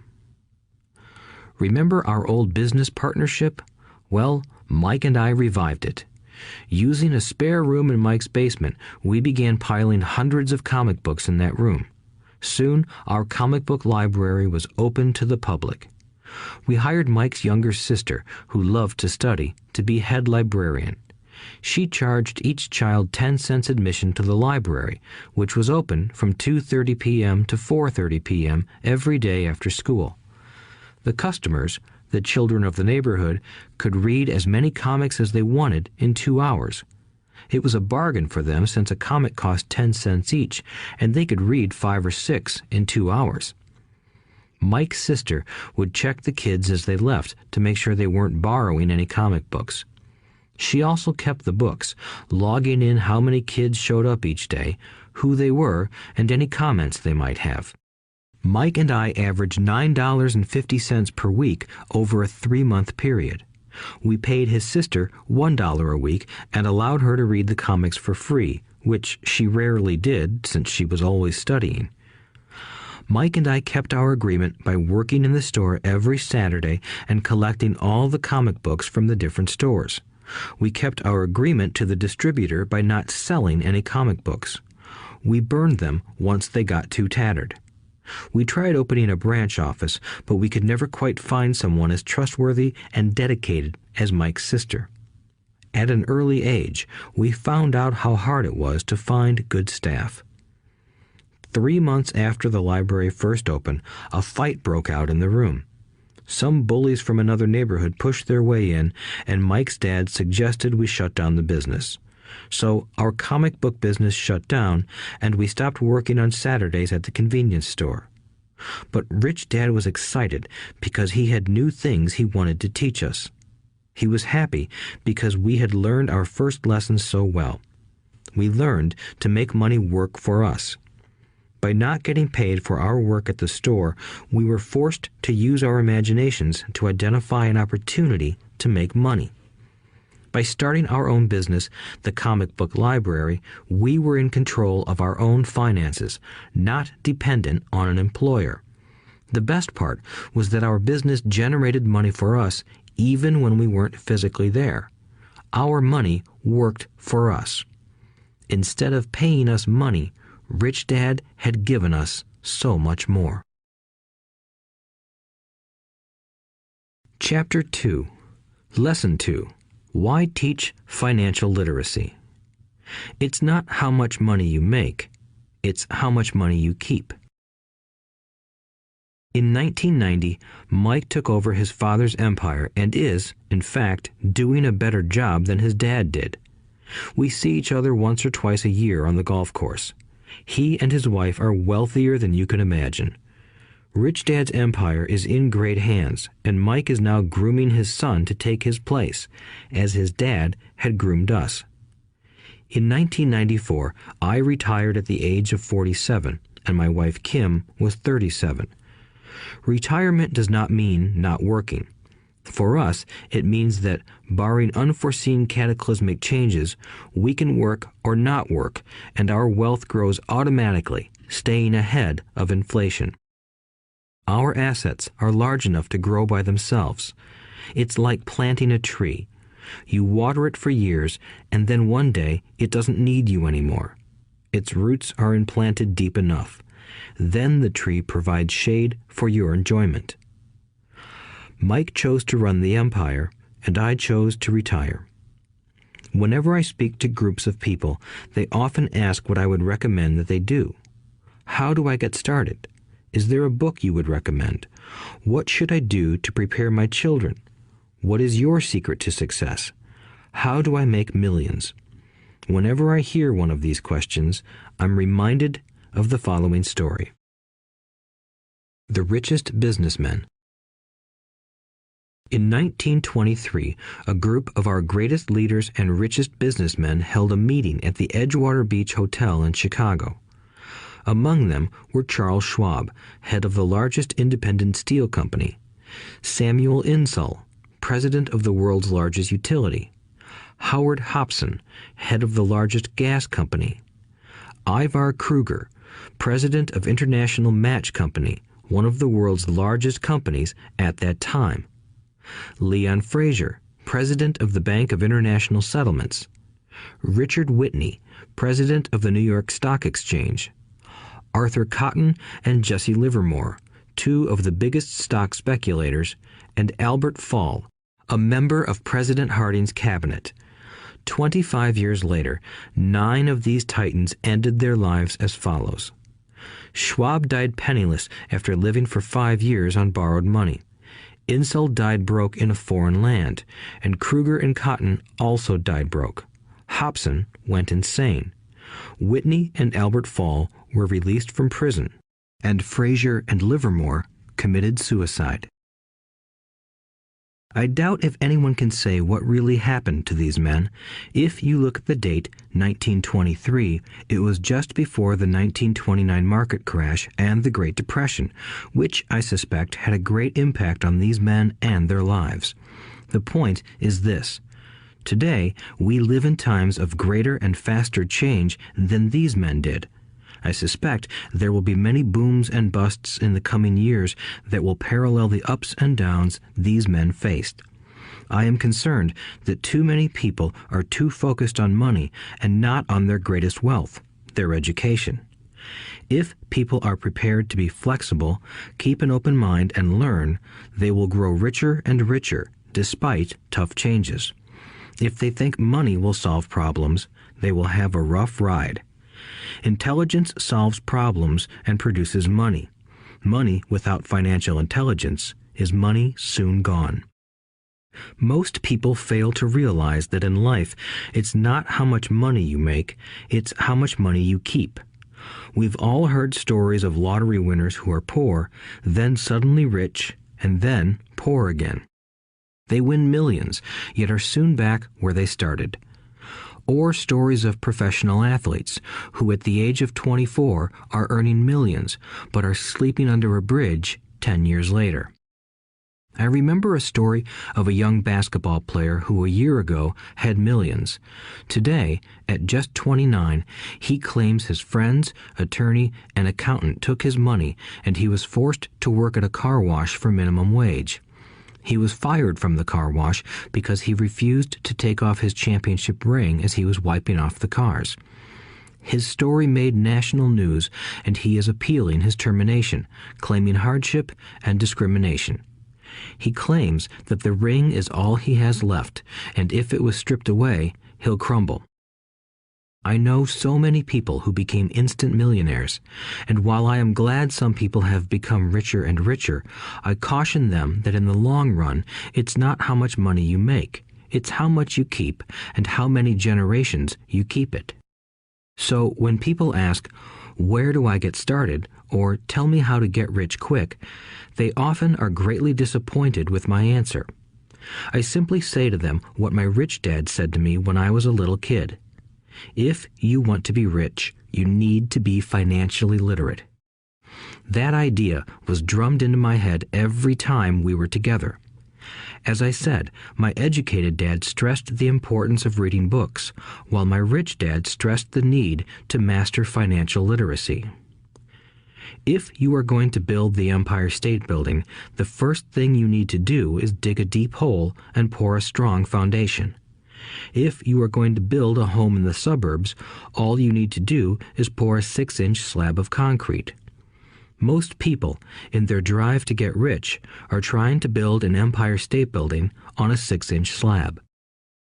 Our school system, created in the agrarian age, still believes in homes with no foundation. Dirt floors are still the rage, so kids graduate from school with virtually no financial foundation. One day, sleepless and deep in debt in suburbia, living the American dream, they decide that the answer to their financial problems is to find a way to get rich quick. Construction on the skyscraper begins. It goes up quickly, and soon, instead of the Empire State Building, we have the Leaning Tower of Suburbia. The sleepless nights return. As for Mike and me in our adult years, both of our choices were possible because we were taught to pour a strong financial foundation when we were just kids. Accounting is possibly the most confusing, boring subject in the world, but if you want to be rich long term, it could be the most important subject. For Rich Dad, the question was how to take a boring and confusing subject and teach it to kids. The answer he found was to make it simple by teaching it in pictures. My rich dad poured a strong financial foundation for Mike and me. Since we were just kids, he created a simple way to teach us. For years, he only drew pictures and used few words. Mike and I understood the simple drawings, the jargon, the movement of money, and then in later years, Rich Dad began adding numbers. Today, Mike has gone on to master much more complex and sophisticated accounting analysis because he had to in order to run his empire. I am not as sophisticated because my empire is smaller, yet we come from the same simple foundation. Over the following pages, we will discuss those same simple line drawings Mike's dad created for us. Though basic, those drawings helped guide two little boys in building great sums of wealth on a solid and deep foundation. Rule number 1. You must know the difference between an asset and a liability, and buy assets. If you want to be rich, this is all you need to know. It is rule number 1. It is the only rule. This may sound absurdly simple, but most people have no idea how profound this rule is. Most people struggle financially because they do not know the difference between an asset and a liability. Rich people acquire assets. The poor and middle class acquire liabilities that they think are assets, said Rich Dad. When Rich Dad explained this to Mike and me, we thought he was kidding. Here we were, nearly teenagers, and waiting for the secret to getting rich. And this was his answer. It was so simple that we stopped for a long time to think about it. "What is an asset?" asked Mike. "Don't worry right now," said Rich Dad. "Just let the idea sink in. If you can comprehend the simplicity, your life will have a plan and be financially easy. It is simple. That is why the idea is missed." "You mean all we need to know is what an asset is, acquire them, and we'll be rich?" I asked. Rich Dad nodded his head. "It's that simple." "If it's that simple, how come everyone is not rich?" I asked. Rich Dad smiled. "Because people do not know the difference between an asset and a liability." I remember asking, how could adults be so misguided? If it is that simple, if it is that important, why would everyone not want to find out? It took Rich Dad only a few minutes to explain what assets and liabilities were. As an adult, I have difficulty explaining it to other adults. The simplicity of the idea escapes them because they have been educated differently. They were taught by other educated professionals, such as bankers, accountants, real estate agents, financial planners, and so forth. The difficulty comes in asking adults to unlearn or become children again. An intelligent adult often feels it is demeaning to pay attention to simplistic definitions. Rich Dad believed in the KISS principle. Keep it simple, stupid, or keep it super simple. So he kept it simple for us, and that made our financial foundation strong. So what causes the confusion? How could something so simple be so screwed up? Why would someone buy an asset that was really a liability? The answer is found in basic education. We focus on the word literacy and not financial literacy. What defines something to be an asset or a liability are not words. In fact, if you really want to be confused, look up the words asset and liability in the dictionary. I know the definition may sound good to a trained accountant, but for the average person, it makes no sense. But we adults are often too proud to admit that something does not make sense. To us young boys, Rich Dad said, "What defines an asset are not words, but numbers. And if you can't read the numbers, you can't tell an asset from a hole in the ground." In accounting, Rich Dad would say, it's not the numbers, but what the numbers are telling you. It's just like words. It's not the words, but the story the words are telling you. If you want to be rich, you've got to read and understand numbers. If I heard that once, I heard it 1,000 times from my rich dad. And I also heard the rich acquire assets and the poor and middle class acquire liabilities. Here is how to tell the difference between an asset and a liability. Most accountants and financial professionals do not agree with the definitions, but these simple drawings were the start of strong financial foundations for two young boys. An asset is something that puts money in my pocket. A liability is something that takes money out of my pocket. This is really all you need to know. If you want to be rich, simply spend your life buying assets. If you want to be poor or middle class, spend your life buying liabilities. Illiteracy, both in words and numbers, is the foundation of financial struggle. If people are having difficulties financially, there is something that they don't understand, either in words or numbers. The rich are rich because they are more literate in different areas than people who struggle financially.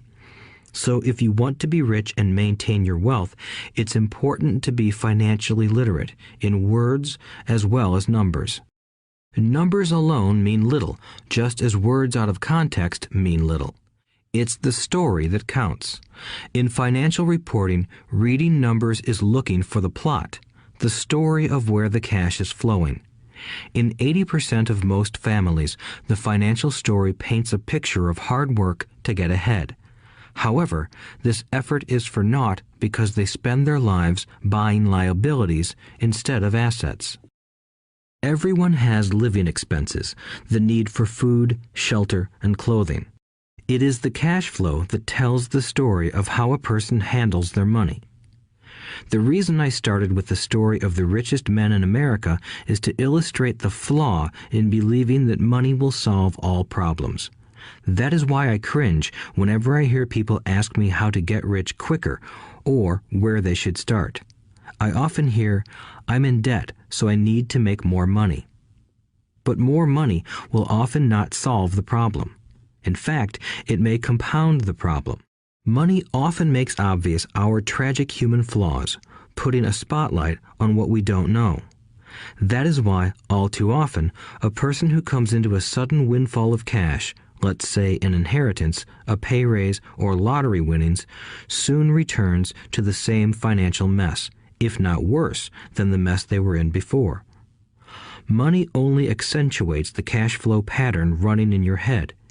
If your pattern is to spend everything you get, most likely an increase in cash will just result in an increase in spending. Thus the saying, "A fool and his money is one big party." I have said many times that we go to school to gain scholastic and professional skills, both of which are important. We learn to make money with our professional skills.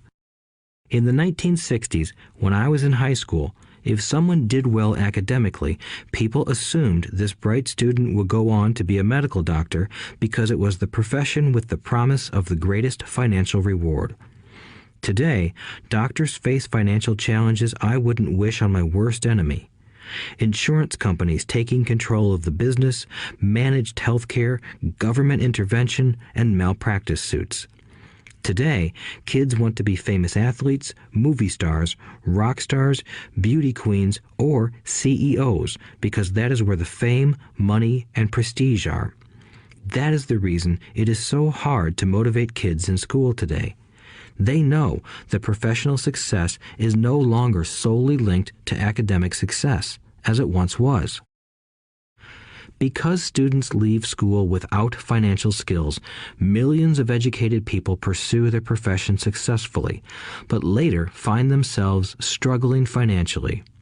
They work harder, but don't get ahead. What is missing from their education is not how to make money, but how to manage money. It's called financial aptitude, what you do with the money once you make it, how to keep people from taking it from you, how to keep it longer, and how to make that money work hard for you. Most people don't understand why they struggle financially because they don't understand cash flow. A person can be highly educated, professionally successful, and financially illiterate. These people often work harder than they need to because they learned how to work hard, but not how to have their money work hard for them. The story of how the quest for a financial dream turns into a financial nightmare. The classic story of hardworking people has set a pattern.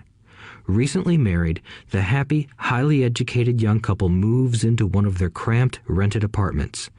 Immediately, they realize that they are saving money because two can live as cheaply as one. The problem is the apartment is cramped. They decide to save money to buy their dream home so they can have kids. They now have two incomes, and they begin to focus on their careers. Their incomes begin to increase. As their incomes go up, their expenses go up as well. The number one expense for most people is taxes. Many people think it's income tax, but for most Americans, their highest tax is Social Security.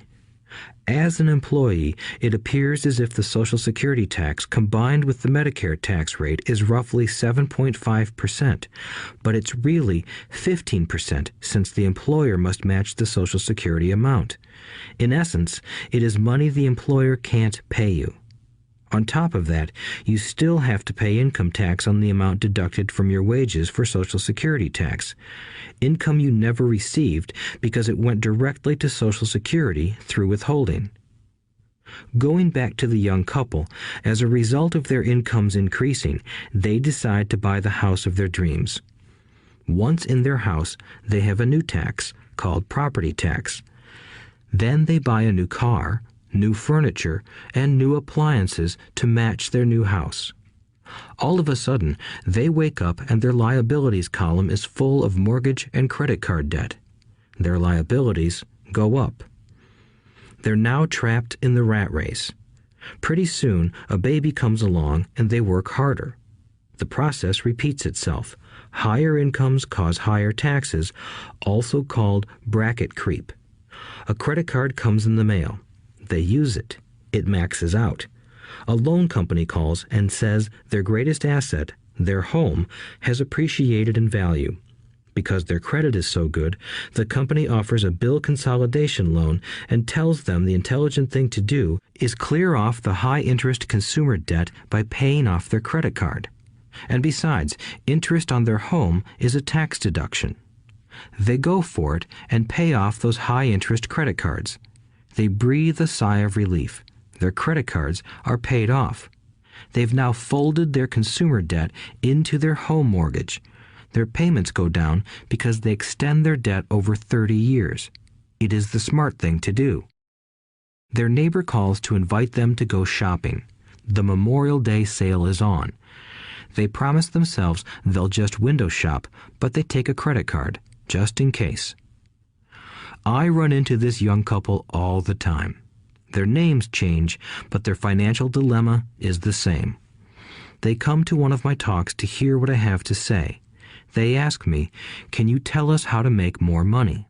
They don't understand that their trouble is really how they choose to spend the money they do have. It is caused by financial illiteracy and not understanding the difference between an asset and a liability. More money seldom solves someone's money problems. Intelligence solves problems. There is a saying a friend of mine says over and over to people in debt. If you find you have dug yourself into a hole, stop digging.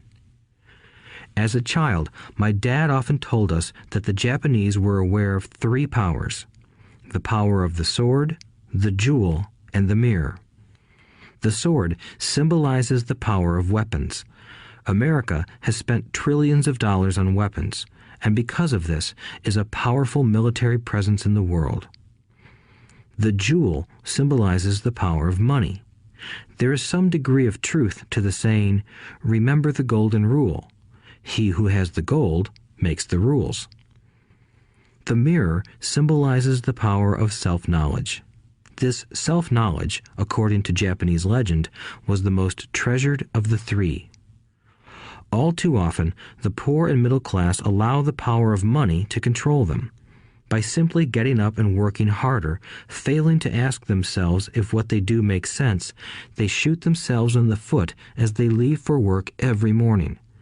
By not fully understanding money, the vast majority of people allow its awesome power to control them. If they used the power of the mirror, they would have asked themselves, "Does this make sense?" All too often, instead of trusting their inner wisdom, that genius inside, most people follow the crowd. They do things because everybody else does them. They conform rather than question. Often, they mindlessly repeat what they have been told. Diversify. Your home is an asset. Your home is your biggest investment. You get a tax break for going into greater debt. Get a safe job. Don't make mistakes. Don't take risks. It is said that the fear of public speaking is a fear greater than death for most people. According to psychiatrists, the fear of public speaking is caused by the fear of ostracism, the fear of standing out, the fear of criticism, the fear of ridicule, and the fear of being an outcast. The fear of being different prevents most people from seeking new ways to solve their problems. That is why my educated dad said the Japanese valued the power of the mirror the most, for it is only when we look into it that we find truth. Fear is the main reason that people say, "Play it safe." That goes for anything, be it sports, relationships, careers, or money. It is that same fear, the fear of ostracism, that causes people to conform to, and not question, commonly accepted opinions or popular trends. Your home is an asset. Get a bill consolidation loan and get out of debt. Work harder. It's a promotion. Someday I'll be a vice president. Save money. When I get a raise, I'll buy us a bigger house. Mutual funds are safe. Many financial problems are caused by trying to keep up with the Joneses. Occasionally, we all need to look in the mirror and be true to our inner wisdom rather than our fears. By the time Mike and I were 16 years old, we began to have problems in school. We were not bad kids. We just began to separate from the crowd. We worked for Mike's dad after school and on weekends. Mike and I often spent hours after work just sitting at a table with his dad while he held meetings with his bankers, attorneys, accountants, brokers, investors, managers, and employees. Here was a man who had left school at 13, who was now directing, instructing, ordering, and asking questions of educated people. They came at his beck and call and cringed when he didn't approve of them. Here was a man who had not gone along with the crowd. He was a man who did his own thinking and detested the words, "We have to do it this way because that's the way everyone else does it." He also hated the word "can't." If you wanted him to do something, just say, "I don't think you can do it." Mike and I learned more sitting in on his meetings than we did in all our years of school, college included. Mike's dad was not book smart, but he was financially educated and successful as a result. He told us over and over again, an intelligent person hires people who are more intelligent than he is. So Mike and I had the benefit of spending hours listening to and learning from intelligent people. But because of this, Mike and I couldn't go along with the standard dogma our teachers preached, and that caused problems. Whenever the teacher said, "If you don't get good grades, you won't do well in the real world," Mike and I just raised our eyebrows. When we were told to follow set procedures and not deviate from the rules, we could see how school discouraged creativity. We started to understand why our rich dad told us that schools were designed to produce good employees instead of employers. Occasionally, Mike or I would ask our teachers how what we studied was applicable to the real world, or why we never studied money and how it worked. To the latter question, we often got the answer that money was not important, that if we excelled in our education, the money would follow. The more we knew about the power of money, the more distant we grew from the teachers and our classmates. My highly educated dad never pressured me about my grades, but we did begin to argue about money. By the time I was 16, I probably had a far better foundation with money than both my parents. I could keep books, I listened to tax accountants, corporate attorneys, bankers, real estate brokers, investors, and so forth. By contrast, my dad talked to other teachers. One day, my dad told me that our home was his greatest investment. A not too pleasant argument took place when I showed him why I thought a house was not a good investment. I showed him the ancillary expenses that went along with owning the home. A bigger home meant bigger expenses, and the cash flow kept going out through the expense column. Today, people still challenge me on the idea of a house not being an asset. I know that for many people, it is their dream as well as their largest investment. And owning your own home is better than nothing. I simply offer an alternative way of looking at this popular dogma. If my wife and I were to buy a bigger, flashier house, we realize it wouldn't be an asset.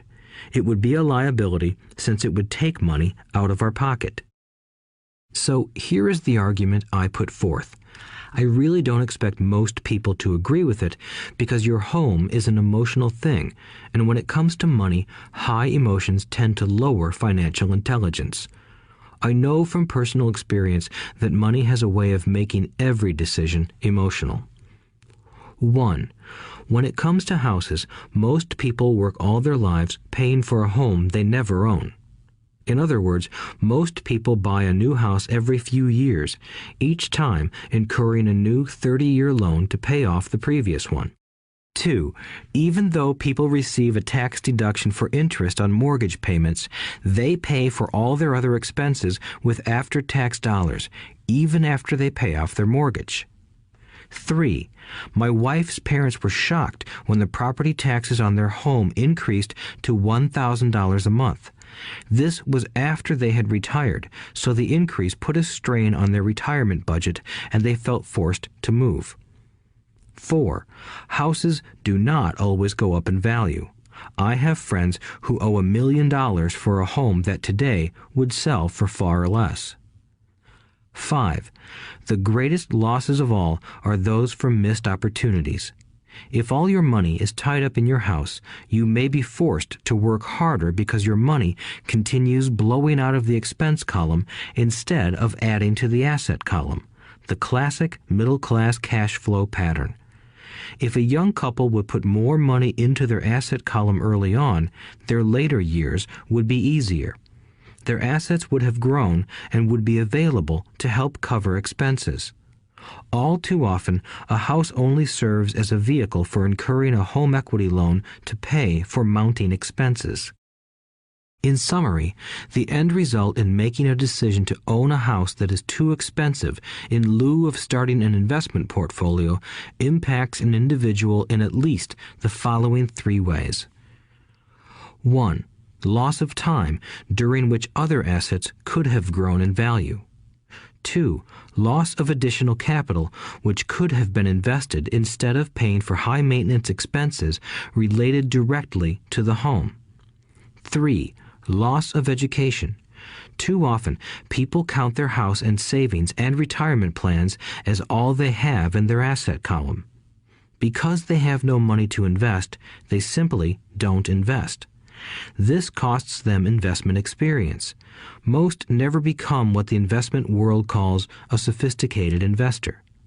And the best investments are usually first sold to sophisticated investors, who then turn around and sell them to the people playing it safe. I am not saying don't buy a house. What I'm saying is that you should understand the difference between an asset and a liability. When I want a bigger house, I first buy assets that will generate the cash flow to pay for the house. My educated dad's personal financial statement best demonstrates the life of someone caught in the rat race. His expenses match his income, never allowing him enough left over to invest in assets. As a result, his liabilities are larger than his assets. Why the rich get richer. A review of my rich dad's financial statement shows why the rich get richer. The asset column generates more than enough income to cover expenses, with the balance reinvested into the asset column. The asset column continues to grow, and therefore the income it produces grows with it. The result is that the rich get richer. Why the middle class struggle. The middle class finds itself in a constant state of financial struggle. Their primary income is through their salary. As their wages increase, so do their taxes. Their expenses tend to increase in proportion to their salary increase, hence the phrase, the rat race. They treat their home as their primary asset instead of investing in income-producing assets. This pattern of treating your home as an investment and the philosophy that a pay raise means you can buy a larger home or spend more is the foundation of today's debt-ridden society. Increased spending throws families into greater debt and into more financial uncertainty, even though they may be advancing in their jobs and receiving raises on a regular basis. This is high-risk living caused by weak financial education. The massive loss of jobs in recent times proves how shaky the middle class really is financially. Company pension plans are being replaced by 401k plans. Social Security is obviously in trouble and can't be relied upon as a source for retirement. Panic has set in for the middle class. Today, mutual funds are popular because they supposedly represent safety. Average mutual fund buyers are too busy working to pay taxes and mortgages, save for their children's college, and pay off credit cards. They do not have time to study investing, so they rely on the expertise of the manager of a mutual fund. Also, because the mutual fund includes many different types of investments, they feel their money is safer because it is diversified. This educated middle class subscribes to the dogma put out by mutual fund brokers and financial planners. Play it safe, avoid risk. The real tragedy is that the lack of early financial education is what creates the risk faced by average middle-class people. The reason they have to play it safe is because their financial positions are tenuous at best. Their balance sheets are not balanced. Instead, they are loaded with liabilities and have no real assets that generate income. Typically, their only source of income is their paycheck. Their livelihood becomes entirely dependent on their employer. So when genuine deals of a lifetime come along, these people can't take advantage of them because they are working so hard, are taxed to the max, and are loaded with debt. As I said at the start of this section, the most important rule is to know the difference between an asset and a liability. Once you understand the difference, concentrate your efforts on buying income-generating assets. That's the best way to get started on a path to becoming rich. Keep doing that and your asset column will grow. Keep liabilities and expenses down so more money is available to continue pouring into the asset column. Soon, the asset base will be so deep that you can afford to look at more speculative investments. Investments that may have returns of 100% to infinity. $5,000 investments that are soon turned into $1 million or more. Investments that the middle class calls too risky. The investment is not risky for the financially literate. As an employee who is also a homeowner, your working efforts are generally as follows. 1. You work for the company. Employees make their business owner or the shareholders rich, not themselves. Your efforts and success will help provide for the owner's success and retirement. 2. You work for the government. The government takes its share from your paycheck before you even see it. By working harder, you simply increase the amount of taxes taken by the government. Most people work from January to May just for the government. 3. You work for the bank. After taxes, your next largest expense is usually your mortgage and credit card debt. The problem with simply working harder is that each of these 3 levels takes a greater share of your increased efforts. You need to learn how to have your increased efforts benefit you and your family directly. Once you have decided to concentrate on minding your own business, focusing your efforts on acquiring assets instead of a bigger paycheck, how do you set your goals? Most people must keep their job and rely on their wages to fund their acquisition of assets. As their assets grow, how do they measure the extent of their success? When does someone know that they are rich, that they have wealth? As well as having my own definitions for assets and liabilities, I also have my own definition for wealth. Actually, I borrowed it from a man named R. Buckminster Fuller. Some call him a quack, and others call him a genius. Years ago, he got architects buzzing because he applied for a patent for something he called a geodesic dome. But in the application, Fuller also said something about wealth. It was pretty confusing at first, but after reading it, it began to make some sense. Wealth is a person's ability to survive so many number of days forward, or, if I stopped working today, how long could I survive?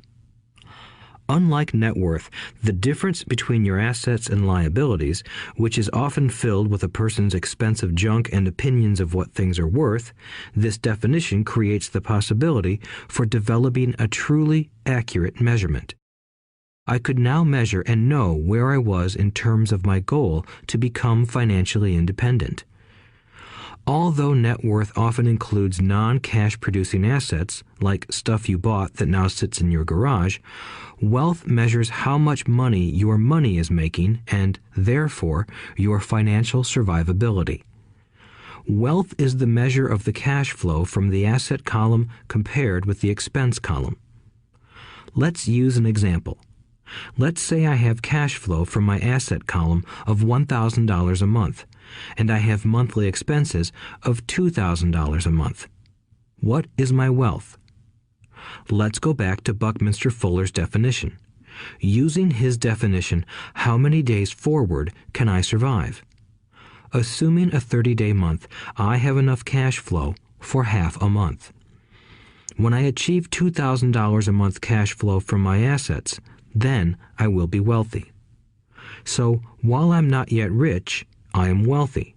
I now have income generated from assets each month that fully cover my monthly expenses. If I want to increase my expenses, I first must increase my cash flow to maintain this level of wealth. Also note that it is at this point that I'm no longer dependent on my wages. I have focused on and been successful in building an asset column that has made me financially independent. If I quit my job today, I would be able to cover my monthly expenses with the cash flow from my assets. My next goal would be to have the excess cash flow from my assets reinvested into the asset column. The more money that goes into my asset column, the more my asset column grows. The more my assets grow, the more my cash flow grows. And as long as I keep my expenses less than the cash flow from these assets, I grow richer with more and more income from sources other than my physical labor. As this reinvestment process continues, I am well on my way to becoming rich. Just remember this simple observation. The rich buy assets. The poor only have expenses. The middle class buy liabilities they think are assets. So how do I start minding my own business? What is the answer? Listen to the founder of McDonald's in the next chapter. Chapter 3. Lesson 3. Mind your own business.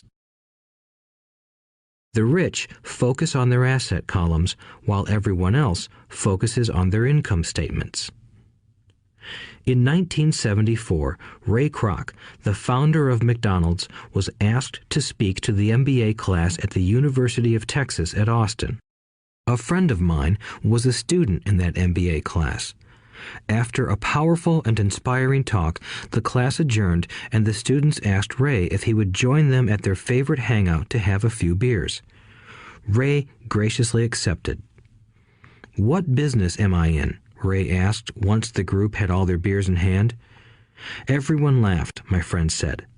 Most of the MBA students thought Ray was just fooling around. No one answered, so Ray asked again. "What business do you think I'm in?" The students laughed again, and finally one brave soul yelled out, "Ray, who in the world doesn't know that you're in the hamburger business?" Ray chuckled.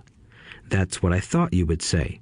He paused and then quickly added, "Ladies and gentlemen, I'm not in the hamburger business. My business is real estate." As my friend tells the story, Ray spent a good amount of time explaining his viewpoint. In his business plan, Ray knew that the primary business focus was to sell hamburger franchises, but what he never lost sight of was the location of each franchise. He knew that the land and its location were the most significant factors in the success of each franchise. Basically, the person who bought the franchise was also buying the real estate under the franchise for Ray Kroc's organization. Today, McDonald's is the largest single owner of real estate in the world, owning even more than the Catholic Church. McDonald's owns some of the most valuable intersections and street corners in America and around the globe. My friend considers this as one of the most important lessons in his life. Today, he owns car washes, but his business is the real estate under those car washes. The previous chapter presented that most people work for everyone but themselves. They work first for the owners of the company, then for the government through taxes, and finally for the bank that owns their mortgage. When I was a young boy, we did not have a McDonald's nearby. Yet my rich dad was responsible for teaching Mike and me the same lesson that Ray Kroc talked about at the University of Texas. It is secret number 3 of the rich. The secret is mind your own business. Financial struggle is often directly the result of people working all their lives for someone else. Many people will simply have nothing at the end of their working days to show for their efforts. Our current educational system focuses on preparing today's youth to get good jobs by developing scholastic skills. Their lives will revolve around their wages or, as described earlier, their income column. Many will study further to become engineers, scientists, cooks, police officers, artists, writers, and so on. These professional skills allow them to enter the workforce and work for money. But there is a big difference between your profession and your business. Often I ask people, "What is your business?" And they will say, "Oh, I'm a banker." Then I ask them if they own the bank, and they usually respond, "No, I work there." In that instance, they have confused their profession with their business. Their profession may be a banker, but they still need their own business. A problem with school is that you often become what you study.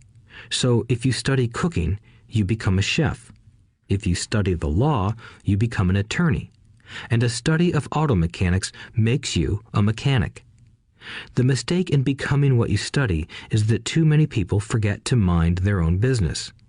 They spend their lives minding someone else's business and making that person rich. To become financially secure, a person needs to mind their own business. Your business revolves around your asset column, not your income column. As stated earlier, the number one rule is to know the difference between an asset and a liability and to buy assets. The rich focus on their asset columns, while everyone else focuses on their income statements. That is why we hear so often, "I need a raise. If only I had a promotion. I am going back to school to get more training so I can get a better job. I am going to work overtime. Maybe I can get a second job." In some circles, these are sensible ideas, but you are still not minding your own business. These ideas all still focus on the income column and will only help a person become more financially secure if the additional money is used to purchase income-generating assets. The primary reason the majority of the poor and middle class are fiscally conservative, which means I can't afford to take risks, is that they have no financial foundation. They have to cling to their jobs and play it safe. When downsizing became the in thing to do, millions of workers found out their largest so-called asset, their home, was eating them alive. Their asset was costing them money every month. Their car, another asset, was eating them alive. The golf clubs in the garage that cost $1,000 were not worth $1,000 anymore. Without job security, they had nothing to fall back on. What they thought were assets could not help them survive in a time of financial crisis. I assume most of us have filled out a credit application to buy a house or a car. It's always interesting to look at the net worth section because of what accepted banking and accounting practices allow a person to count as assets. One day when I wanted a loan, my financial position did not look too good. So I added my new golf clubs, my art collection, books, electronics, Armani suits, wristwatches, shoes, and other personal effects to boost the number in the asset column. But I was turned down because I had too much investment real estate. The loan committee didn't like that I made so much money from rent. They wanted to know why I did not have a normal job with a salary. They did not question the Armani suits, golf clubs, or art collection. Life is sometimes tough when you do not fit the standard profile. I cringe every time I hear someone say to me that their net worth is $1 million or $100,000 or whatever. One of the main reasons net worth is not accurate is simply because the moment you begin selling your assets, you are taxed for any gains. So many people have put themselves in deep financial trouble when they run short of income. To raise cash, they sell their assets, but their personal assets can generally be sold for only a fraction of the value that is listed on their personal balance sheet. Or, if there is a gain on the sale of the assets, they are taxed on the gain. So again, the government takes its share, thus reducing the amount available to help them out of debt. That is why I say someone's net worth is often worth less than they think. Start minding your own business. Keep your daytime job, but start buying real assets, not liabilities or personal effects that have no real value once you get them home. A new car loses nearly 25% of the price you pay for it the moment you drive it off the lot. It is not a true asset even if your banker lets you list it as one. My $400 new titanium driver was worth $150 the moment I teed off. Keep expenses low, reduce liabilities, and diligently build a base of solid assets. For young people who have not yet left home, it is important for parents to teach them the difference between an asset and a liability. Get them to start building a solid asset column before they leave home, get married, buy a house, have kids, and get stuck in a risky financial position, clinging to a job and buying everything on credit. I see so many young couples who get married and trap themselves into a lifestyle that will not let them get out of debt for most of their working years. For many people, just as the last child leaves home, the parents realize they have not adequately prepared for retirement and they begin to scramble to put some money away. Then their own parents become ill and they find themselves with new responsibilities. So, what kind of assets am I suggesting that you or your children acquire? In my world, real assets fall into the following categories. Businesses that do not require my presence. I own them, but they are managed or run by other people. If I have to work there, it's not a business. It becomes my job. Stocks, bonds, income-generating real estate, notes, IOUs, royalties from intellectual property such as music, scripts, and patents. Anything else that has value, produces income, or appreciates, and has a ready market. As a young boy, my educated dad encouraged me to find a safe job, but my rich dad encouraged me to begin acquiring assets that I loved. If you don't love it, you won't take care of it. I collect real estate simply because I love buildings and land. I love shopping for them, and I could look at them all day long. When problems arise, the problems aren't so bad that it changes my love for real estate. For people who hate real estate, they shouldn't buy it. I also love stocks of small companies, especially startups, because I am an entrepreneur, not a corporate person. In my early years, I worked in large organizations such as Standard Oil of California, the U.S. Marine Corps, and Xerox Corporation. I enjoyed my time with those organizations and have fond memories, but I know deep down I am not a company man. I like starting companies, not running them. So my stock buys are usually of small companies. Sometimes I even start the company and take it public. Fortunes are made in new stock issues, and I love the game. Many people are afraid of small-cap companies and call them risky, and they are. But that risk is diminished if you love what the investment is, understand it, and know the game. With small companies, my investment strategy is to be out of the stock in a year. On the other hand, my real estate strategy is to start small and keep trading up for bigger properties, and, therefore, delay paying taxes on the gain. This allows the value to increase dramatically. I generally hold real estate less than 7 years. For years, even while I was with the Marine Corps and Xerox, I did what my rich dad recommended. I kept my day job, but I still minded my own business. I was active in my asset column trading real estate and small stocks. Rich Dad always stressed the importance of financial literacy.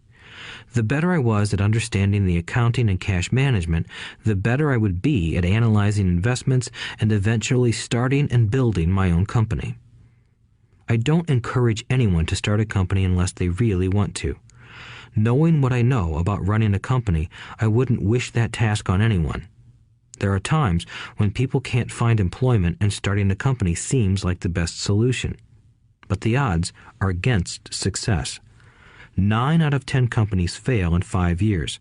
Of those that survive the first 5 years, 9 out of every 10 of those eventually fail as well. So only if you really have the desire to own your own company do I recommend it. Otherwise, keep your day job and mind your own business. When I say mind your own business, I mean to build and keep your asset column strong. Once a dollar goes into it, never let it come out. Think of it this way. Once a dollar goes into your asset column, it becomes your employee. The best thing about money is that it works 24 hours a day and can work for generations. Keep your day job, Be a great hard-working employee, but keep building that asset column. As your cash flow grows, you can indulge in some luxuries. An important distinction is that rich people buy luxuries last, while the poor and middle class tend to buy luxuries first. The poor and the middle class often buy luxury items like big houses, diamonds, furs, jewelry, or boats because they want to look rich. They look rich, but in reality they just get deeper in debt on credit. The old money people, the long-term rich, build their asset column first. Then the income generated from the asset column buys their luxuries. The poor and middle class buy luxuries with their own sweat, blood, and children's inheritance. A true luxury is a reward for investing in and developing a real asset. For example, when my wife Kim and I had extra money coming from our apartment houses, she went out and bought her Mercedes. It didn't take any extra work or risk on her part because the apartment house bought the car. She did, however, have to wait 4 years while the real estate investment portfolio grew and began generating enough extra cash flow to pay for the car. But the luxury, the Mercedes, was a true reward because she proved she knew how to grow her asset column. That car now means a lot more to her than simply another pretty car. It means she used her financial intelligence to afford it.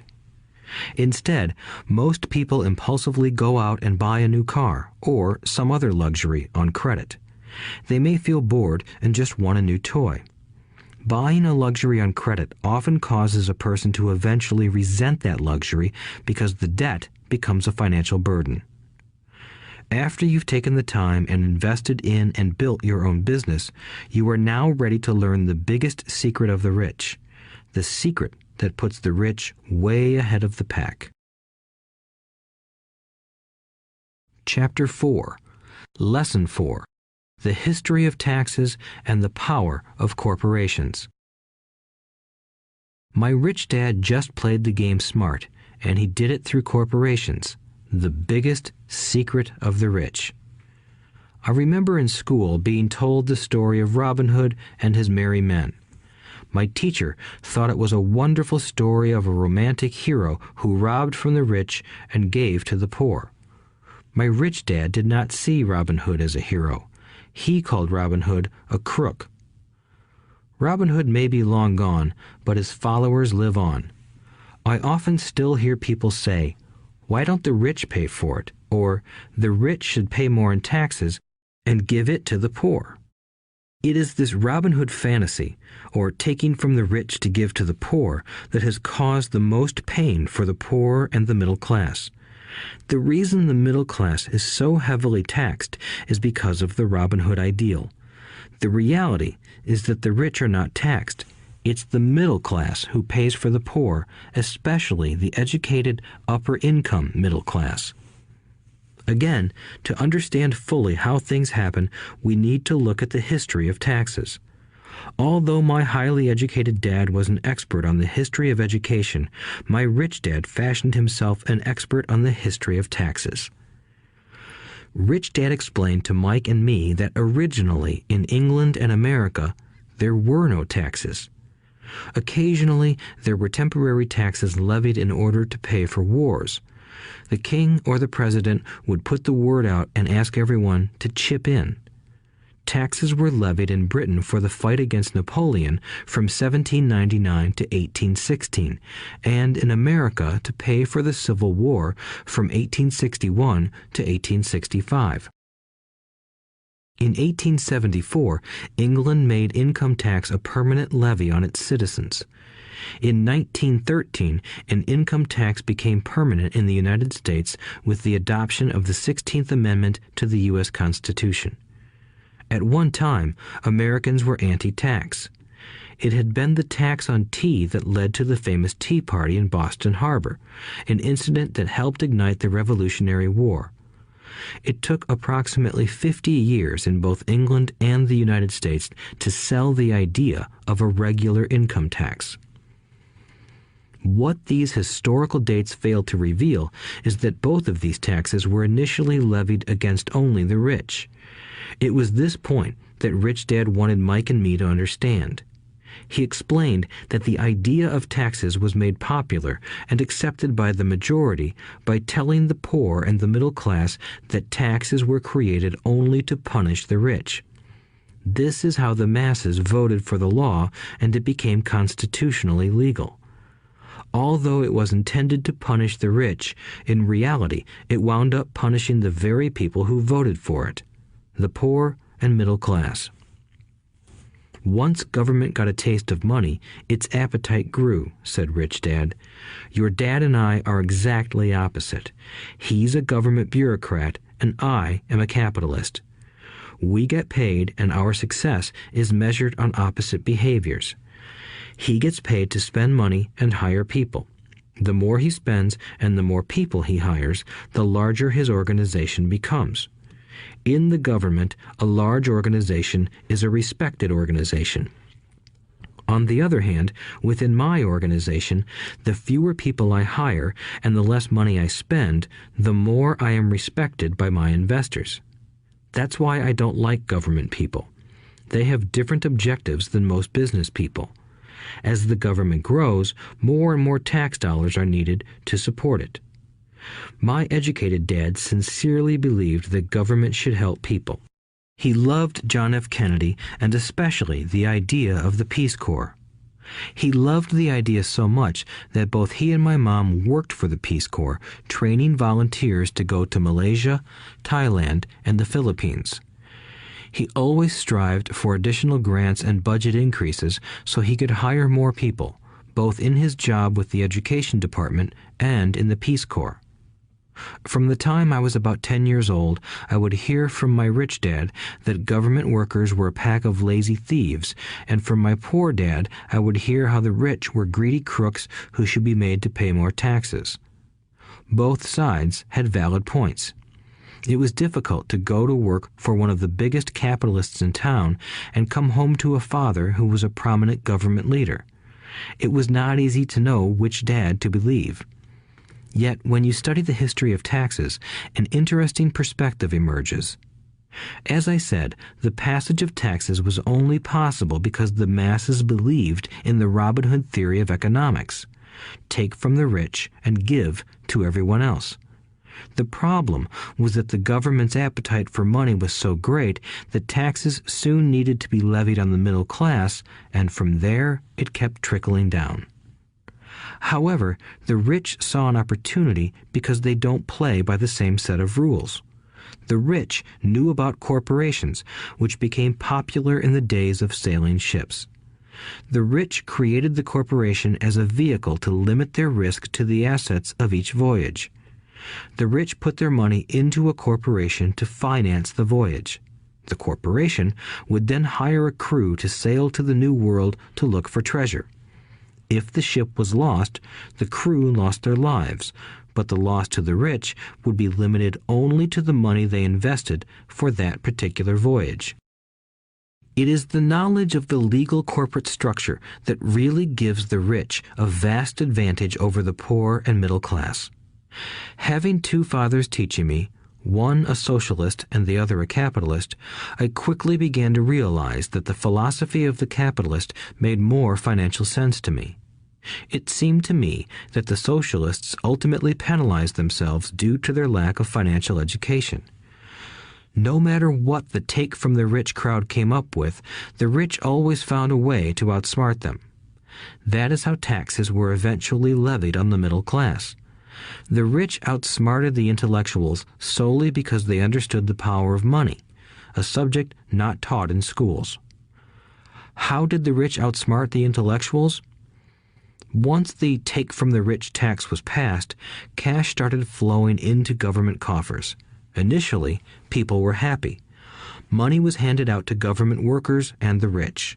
It went to government workers in the form of jobs and pensions, and it went to the rich via their factories receiving government contracts.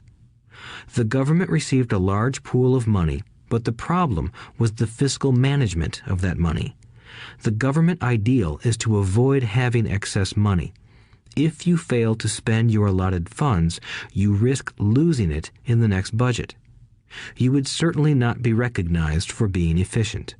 Business people, on the other hand, are rewarded for having excess money and are applauded for their efficiency. As this cycle of growing government spending continued, the demand for money increased, and the tax the rich idea was adjusted to include lower income levels down to the very people who voted it in, the poor and the middle class. True capitalists used their financial knowledge to simply find an escape. They headed back to the protection of a corporation. But what many people who have never formed a corporation don't know is that a corporation is not really a thing. A corporation is merely a file folder with some legal documents in it, sitting in some attorney's office and registered with a state government agency. It's not a big building or a factory or a group of people. A corporation is merely a legal document that creates a legal body without a soul. Using it, the wealth of the rich was once again protected. It was popular because the income tax rate of a corporation is less than the individual income tax rates. In addition, certain expenses could be paid by a corporation with pre-tax dollars. This war between the haves and have-nots has raged for hundreds of years. The battle is waged whenever and wherever laws are made, and it will go on forever. The problem is that the people who lose are the uninformed, the ones who get up every day and diligently go to work and pay taxes. If they only understood the way the rich play the game, they could play it too. Then they would be on their way to their own financial independence. This is why I cringe every time I hear a parent advise their children to go to school so they can find a safe, secure job. An employee with a safe, secure job without financial aptitude has no escape. Average Americans today work 5 to 6 months for the government just to cover their taxes. In my opinion, that is simply too long. The harder you work, the more you pay the government. That is why I believe that the idea of take from the rich backfired on the very people who voted it in. Every time people try to punish the rich don't simply comply. They react. They have the money, power, and intent to change things. They don't just sit there and voluntarily pay more taxes. Instead, they search for ways to minimize their tax burden. They hire smart attorneys and accountants and persuade politicians to change laws or create legal loopholes. They use their resources to effect change. The tax code of the United States also allows other ways to reduce taxes. Most of these vehicles are available to anyone, but it is the rich who find them because they are minding their own business.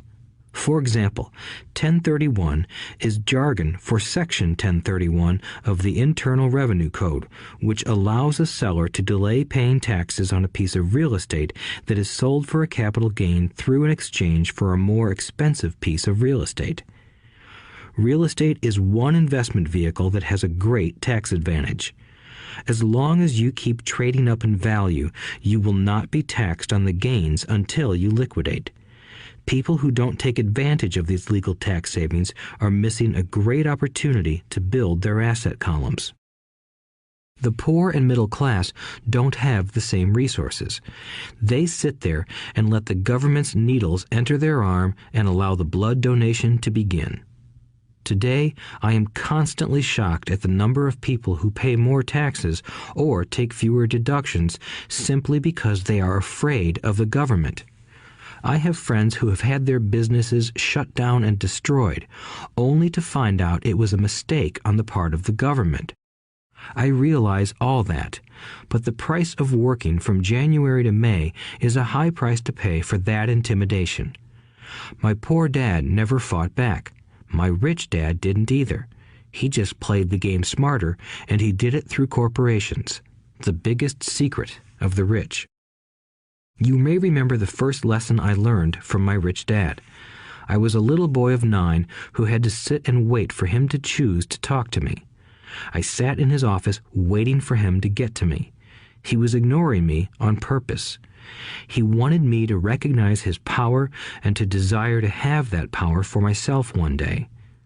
During all the years I studied and learned from him, he always reminded me that knowledge is power.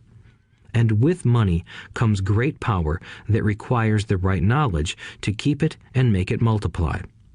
Without that knowledge, the world pushes you around. Rich Dad constantly reminded Mike and me that the biggest bully was not the boss or the supervisor, but the tax man. The tax man will always take more if you let him.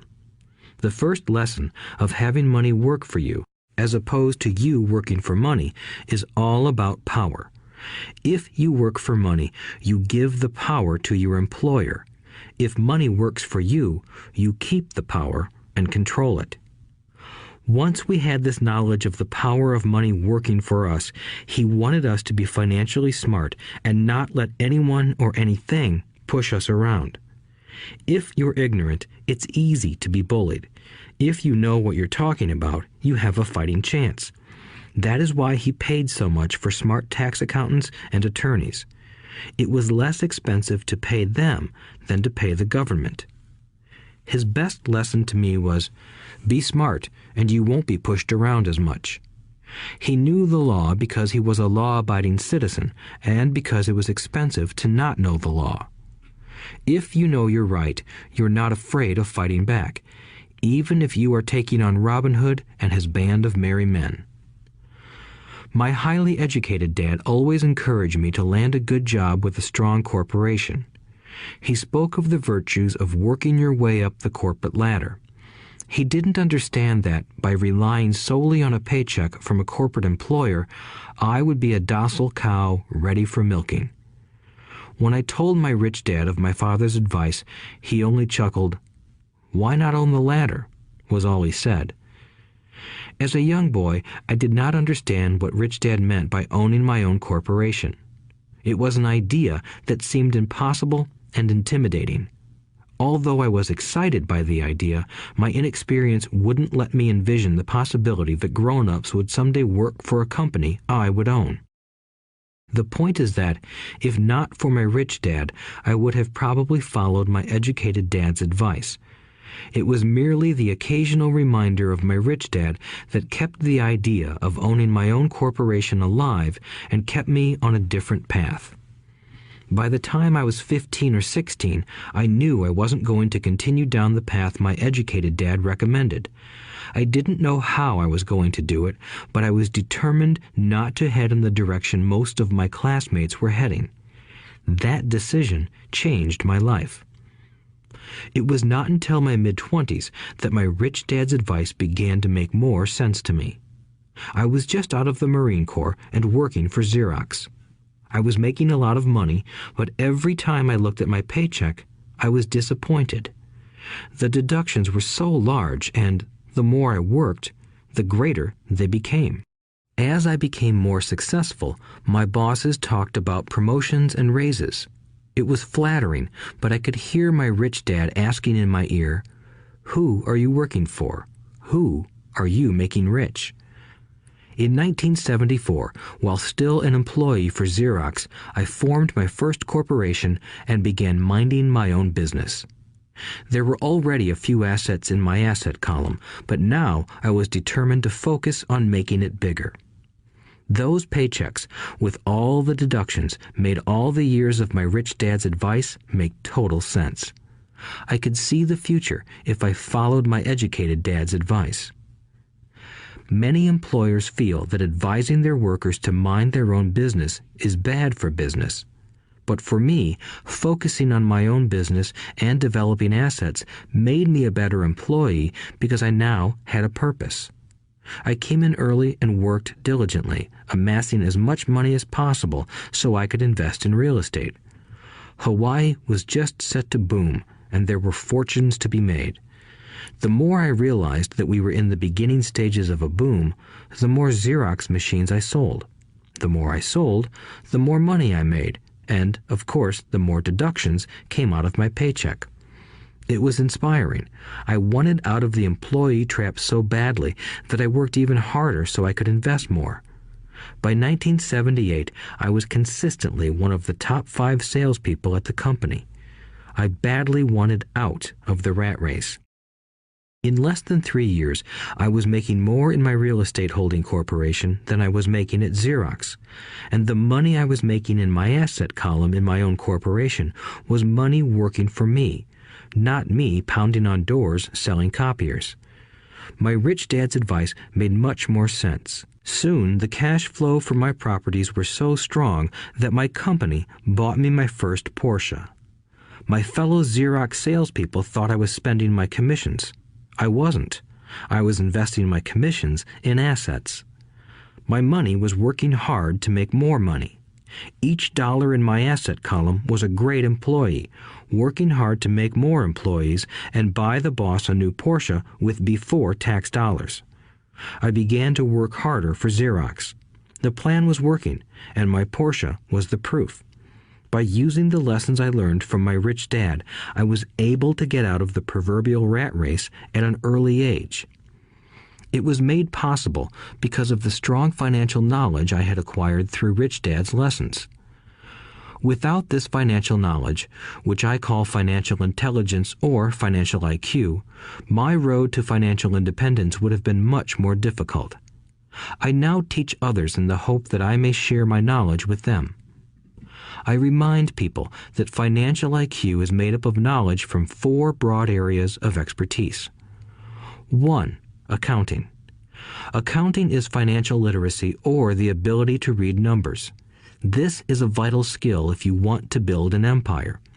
The more money you are responsible for, the more accuracy is required, or the house comes tumbling down.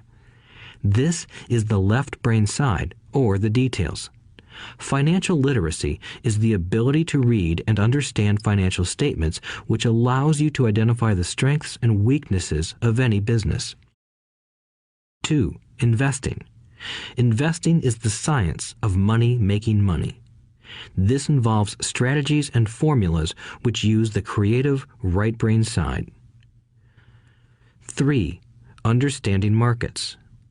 Understanding markets is the science of supply and demand. You need to know the technical aspects of the market, which are emotion-driven, in addition to the fundamental or economic aspects of an investment. Does an investment make sense or does it not make sense based on current market conditions? 4. The law.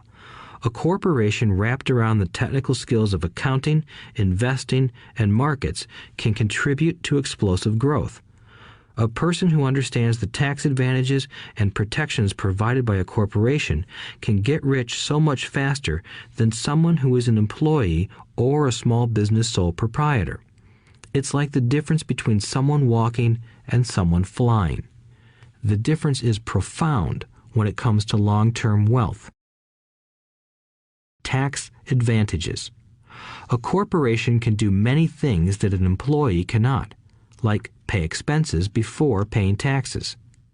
That is a whole area of expertise that is very exciting. Employees earn and get taxed, and then try to live on what is left. A corporation earns, spends everything it can, and is taxed on anything that is left. It's one of the biggest legal tax loopholes that the rich use. They're easy to set up and are not expensive if you own investments that are producing good cash flow. For example, by owning your own corporation, your vacations can be board meetings in Hawaii. Car payments, insurance, repairs, and health club memberships are company expenses. Most restaurant meals are partial expenses and on. But it's done legally with pre-tax dollars.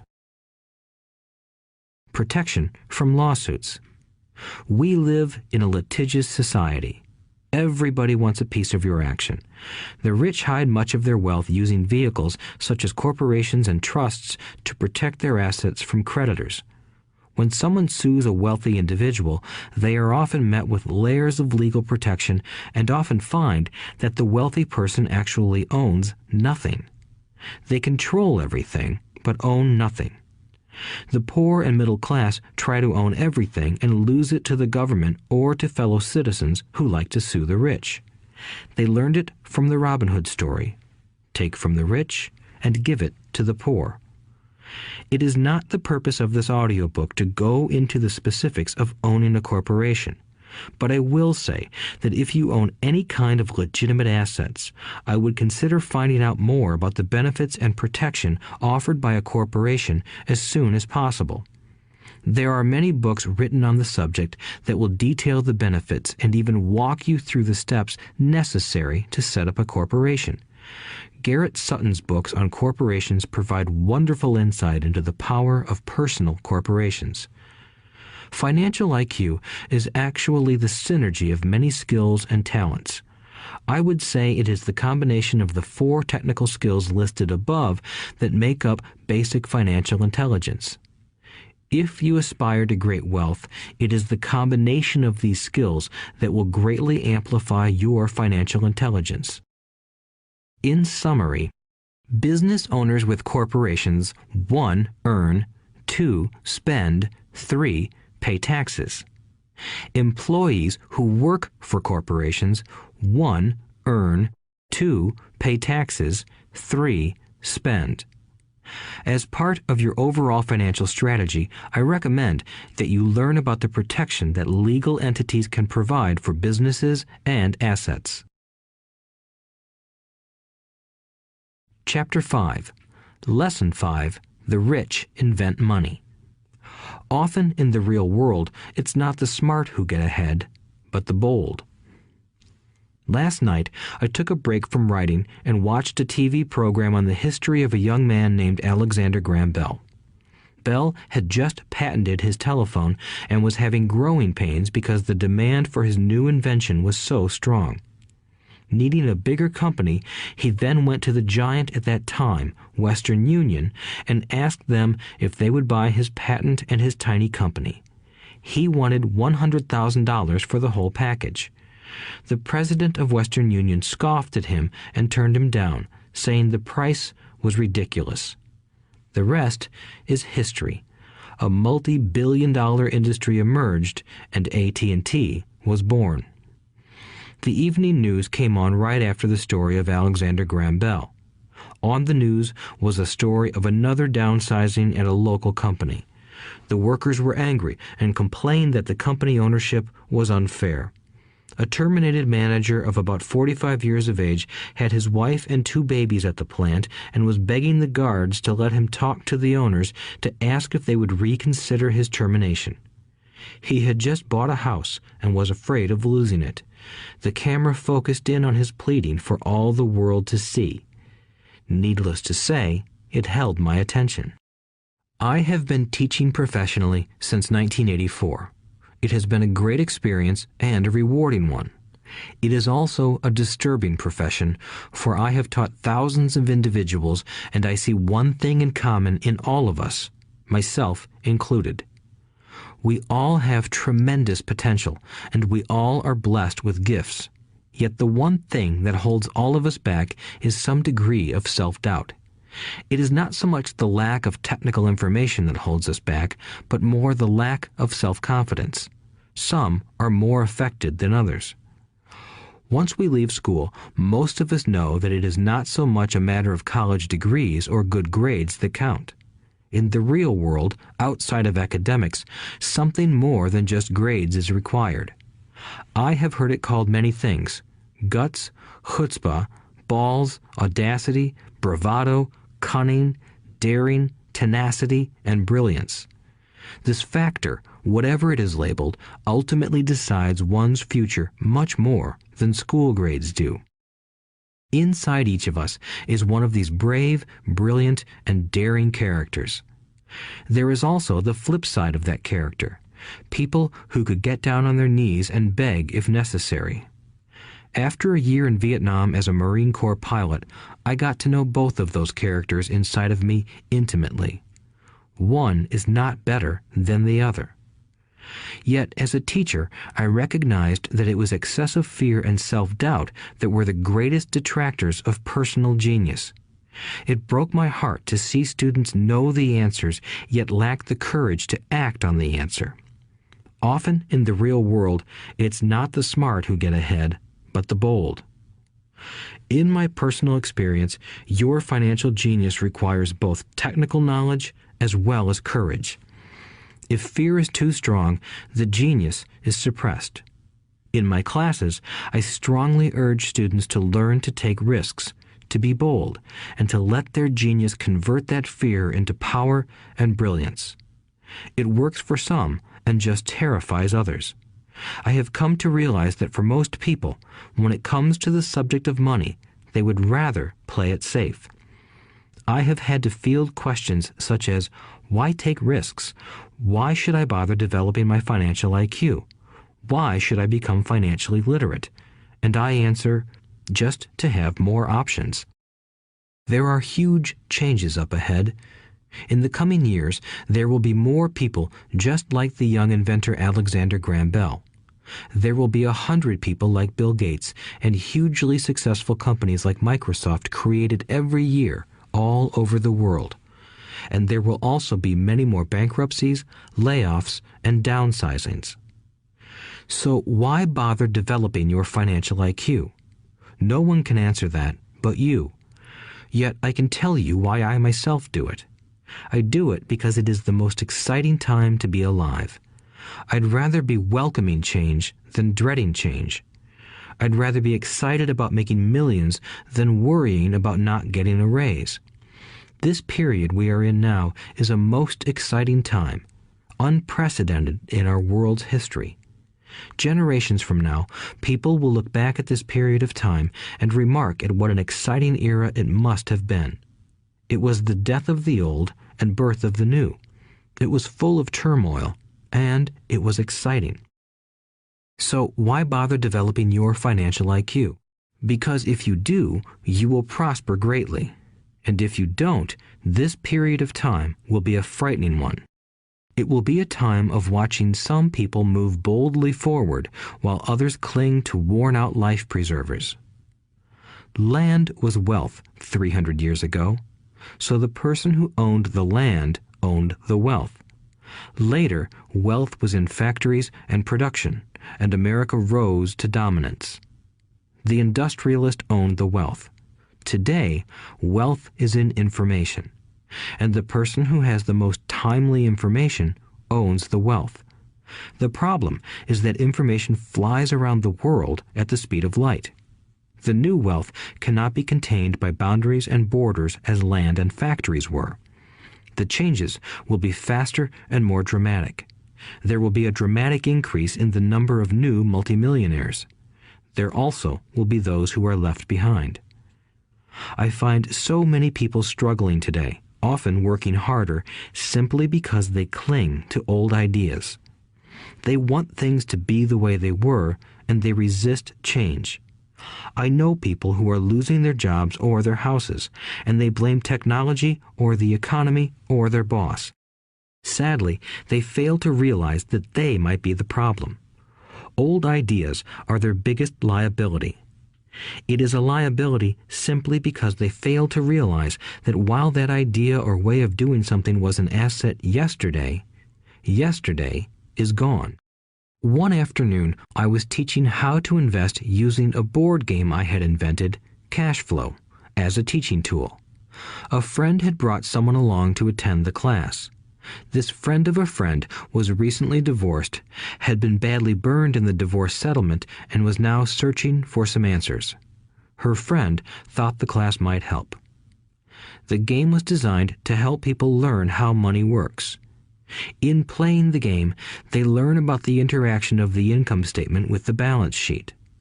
They learn how cash flows between the two and how the road to wealth is through striving to increase your monthly cash flow from the asset column to the point that it exceeds your monthly expenses.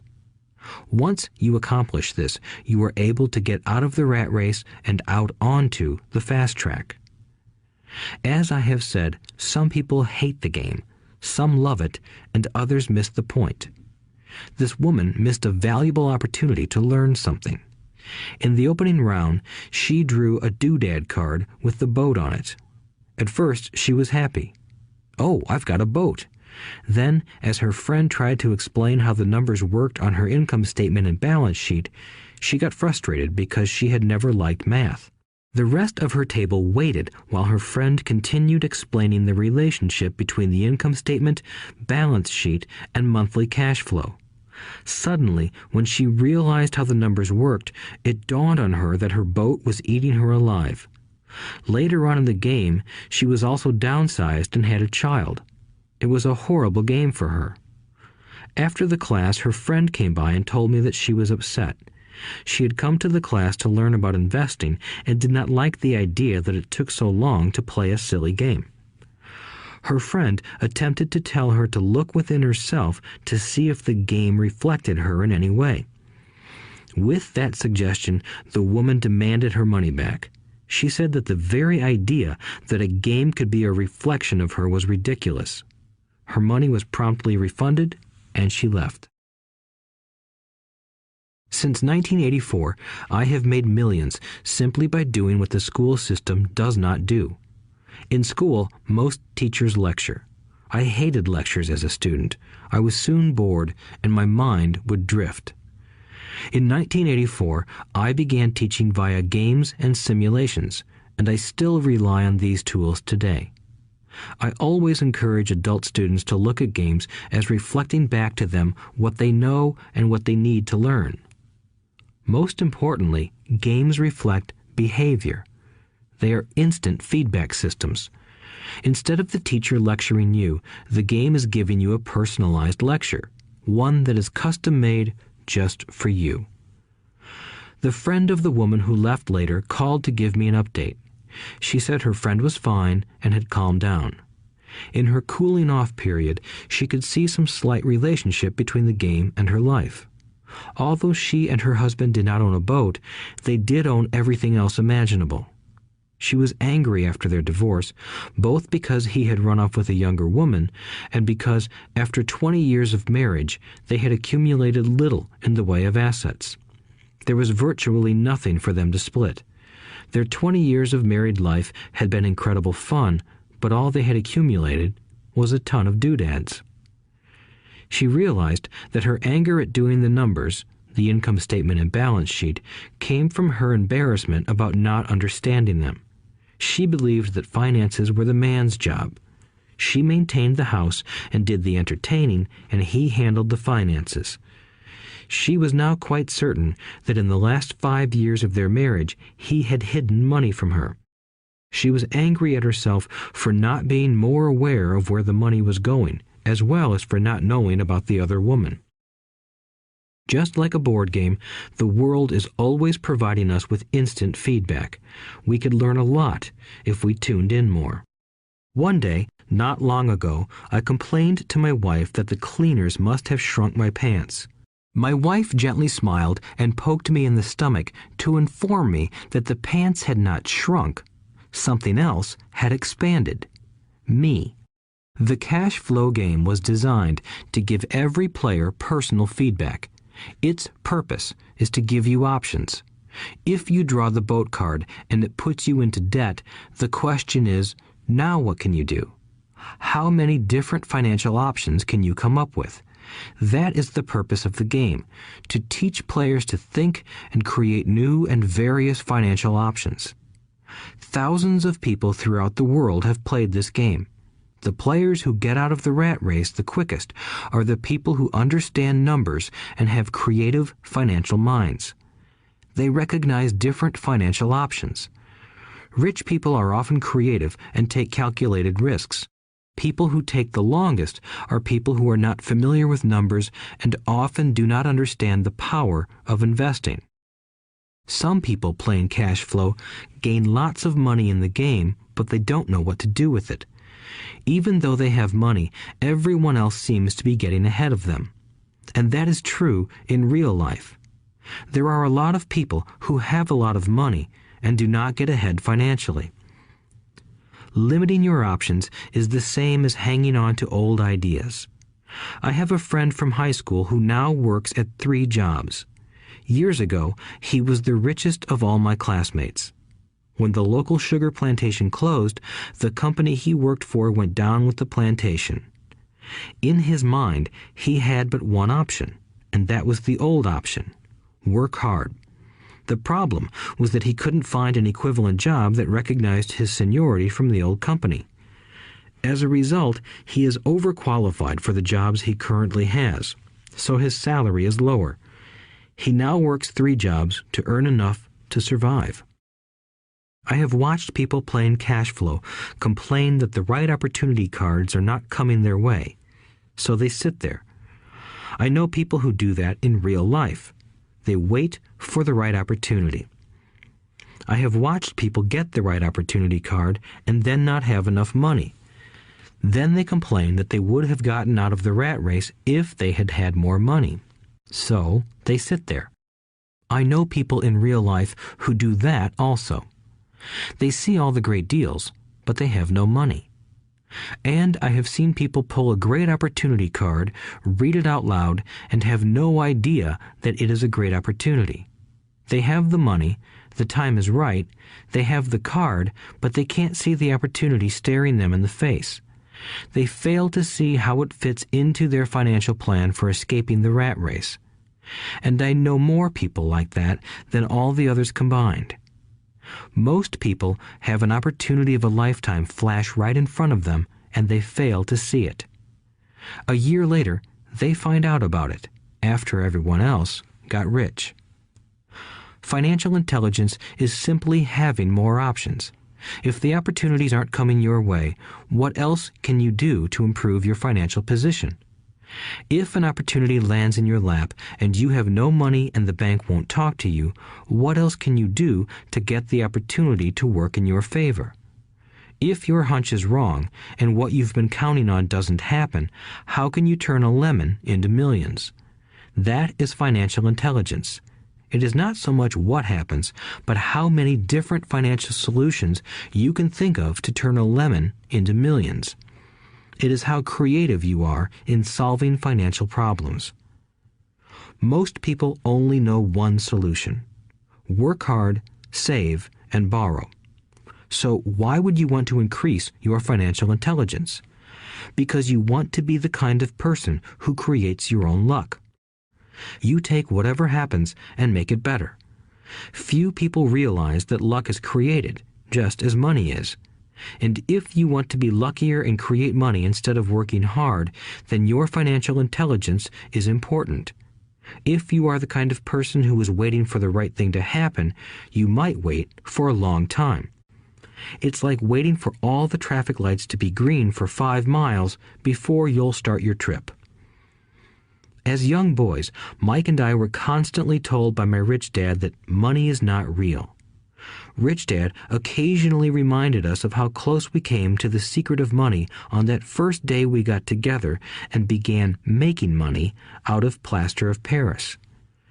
The poor and middle class work for money, he would say. The rich make money. The more real you think money is, the harder you will work for it. If you can grasp the idea that money is not real, you will grow richer faster. What is it? Was a question Mike and I often came back with. What is money if it is not real? What we agree it is, was all Rich Dad would say. The single most powerful asset we all have is our mind. If it is trained well, it can create enormous wealth seemingly instantaneously. An untrained mind can also create extreme poverty that can crush a family for generations. In the information age, money is increasing exponentially. A few individuals are getting ridiculously rich from nothing, just ideas and agreements. If you ask many people who trade stocks or other investments for a living, they see it done all the time. Often, millions can be made instantaneously from nothing. And by nothing, I mean no money was exchanged.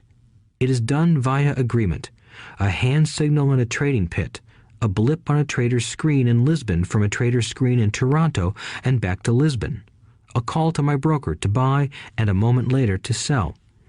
Money did not change hands. Agreements did. So why develop your financial genius? Only you can answer that. I can tell you why I have been developing this area of my intelligence. I do it because I want to make money fast. Not because I need to, but because I want to. It is a fascinating learning process. I develop my financial IQ because I want to participate in the fastest game and biggest game in the world. And, in my own small way, I would like to be part of this unprecedented evolution of humanity, the era where humans work purely with their minds and not with their bodies. Besides, it is where the action is. It is what is happening. It's hip, it's scary, and it's fun. That is why I invest in my financial intelligence, developing the most powerful asset I have. I want to be with people moving boldly forward. I do not want to be with those left behind. I will give you a simple example of creating money. In the early 1990s, the economy of Phoenix, Arizona was horrible. I was watching a TV show when a financial planner came on and began forecasting doom and gloom. His advice was to save money. Put $100 away every month, he said. In 40 years, you will be a multimillionaire. Well, putting money away every month is a sound idea. It is one option, the option most people subscribe to. The problem is this. It blinds the person to what is really going on. It causes them to miss major opportunities for much more significant growth of their money. The world is passing them by. As I said, the economy was terrible at that time. For investors, this is the perfect market condition. A chunk of my money was in the stock market and in apartment houses. I was short of cash.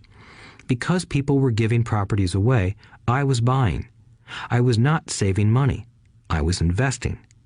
Kim and I had more than $1 million in cash working in a market that was rising fast. It was the best opportunity to invest. The economy was terrible. I just could not pass up these small deals. Houses that were once $100,000 were now $75,000. But instead of shopping with local real estate agents, I began shopping at the bankruptcy attorney's office or the courthouse steps. In these shopping places, a $75,000 house could sometimes be bought for $20,000 or less. For $2,000, which was loaned to me from a friend for 90 days for $200, I gave an attorney a cashier's check as a down payment.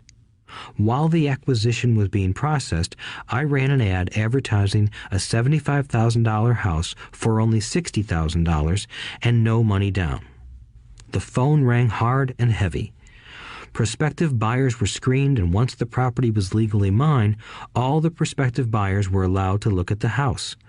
It was a feeding frenzy. The house sold in a few minutes. I asked for a $2,500 processing fee, which they gladly handed over, and the escrow and title company took over from there. I returned the $2,000 to my friend with an additional $200. He was happy, the home buyer was happy, the attorney was happy, and I was happy. I had sold a house for $60,000 that cost me $20,000.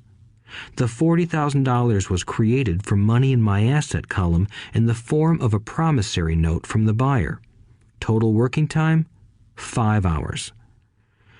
So, now that you are on your way to becoming more financially literate and skilled at reading numbers, I will tell you why this is an example of money being invented. During this depressed market, Kim and I were able to do 6 of these simple transactions in our spare time. While the bulk of our money was in larger properties and the stock market, we were able to create more than $190,000 in assets, notes at 10% interest, in those 6 buy, create, and sell transactions. That comes to approximately $19,000 a year income, much of it sheltered through our private corporation.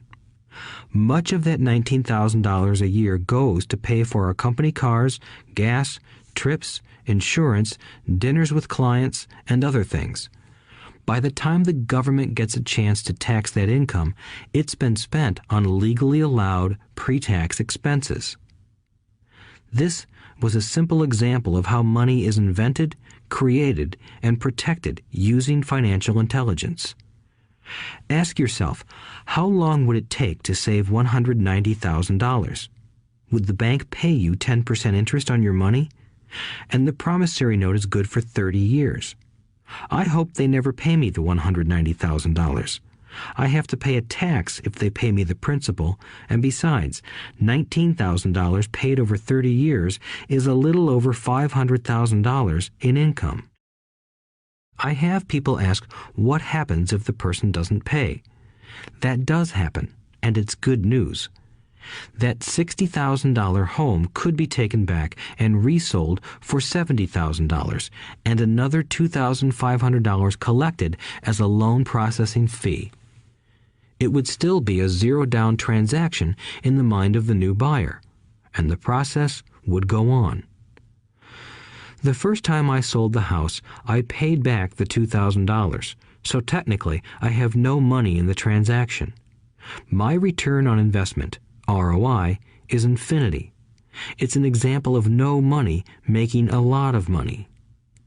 In the second transaction, when resold, I would have put $2,000 in my pocket and re-extended the loan to 30 years. What would my ROI be if I got paid money to make money? I do not know, but it sure beats saving $100 a month, which actually starts out as $150 because it's after-tax income for 40 years earning low interest. And again, you're taxed on the interest. That is not too intelligent. It may be safe, but it's not smart. A few years later, as the Phoenix real estate market strengthened, those houses we sold for $60,000 became worth $110,000. Foreclosure opportunities were still available, but became rare. It cost a valuable asset, my time, to go out looking for them. Thousands of buyers were looking for the few available deals. The market had changed.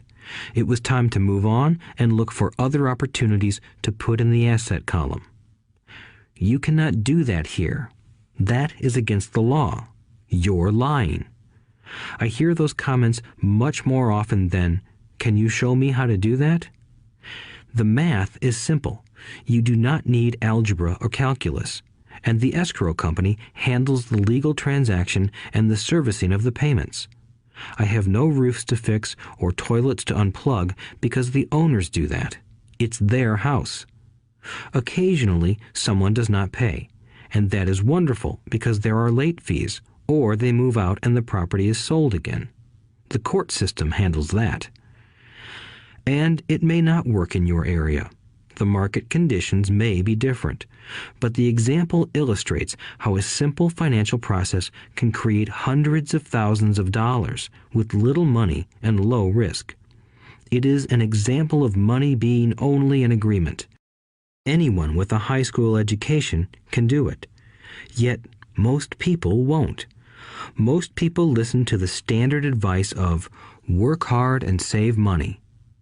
For about 30 hours of work, approximately $190,000 was created in the asset column, and no taxes were paid.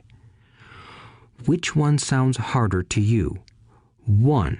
Work hard, pay 50% in taxes, save what is left, your savings, then earn 5%, which is also taxed. Or 2. Take the time to develop your financial intelligence, harness the power of your brain and the asset column. If you use option number 1, be sure to factor in how much time it takes you to save $190,000. Time is one of your greatest assets. Now, you may understand why I silently shake my head when I hear parents say, "My child is doing well in school and receiving a good education." It may be good, but is it adequate? I know the above investment strategy is a small one. It is used to illustrate how small can grow into big. Again, my success reflects the importance of a strong financial foundation, which starts with a strong financial education. I have said it before, but it's worth repeating. Financial intelligence is made up of these 4 main technical skills. 1. Accounting. Accounting is financial literacy, or the ability to read numbers. This is a vital skill if you want to build businesses or investments. 2. Investing. Investing is the science of money making money. 3. Understanding markets. Understanding markets is the science of supply and demand. Alexander Graham Bell gave the market what it wanted. So did Bill Gates. A $75,000 house offered for $60,000 that cost $20,000 was also the result of seizing an opportunity created by the market. Somebody was buying, and someone was selling. 4. The law. The law is the awareness of accounting, corporate, state, and federal regulations. I recommend playing by the rules. It is this basic foundation, or the combination of these skills, that is needed to be successful in the pursuit of wealth, whether it be through the buying of small homes, apartment buildings, companies, stocks, bonds, precious metals, baseball cards, or the like. A few years later, the real estate market rebounded and everyone else was getting in. The stock market was booming and everyone was getting in. The U.S. economy was getting back on its feet. I began selling and was now traveling to Peru, Norway, Malaysia, and the Philippines. The investment landscape had changed. We were no longer buying real estate. Now I just watch the values climb inside the asset column and will probably begin selling. I suspect that some of those 6 little house deals will sell and the $40,000 note will be converted to cash. I need to call my accountant to be prepared for cash and seek ways to shelter it. The point I would like to make is that investments come and go. The market goes up and comes down. Economies improve and crash. The world is always handing you opportunities of a lifetime, every day of your life, but all too often we fail to see them. But they are there.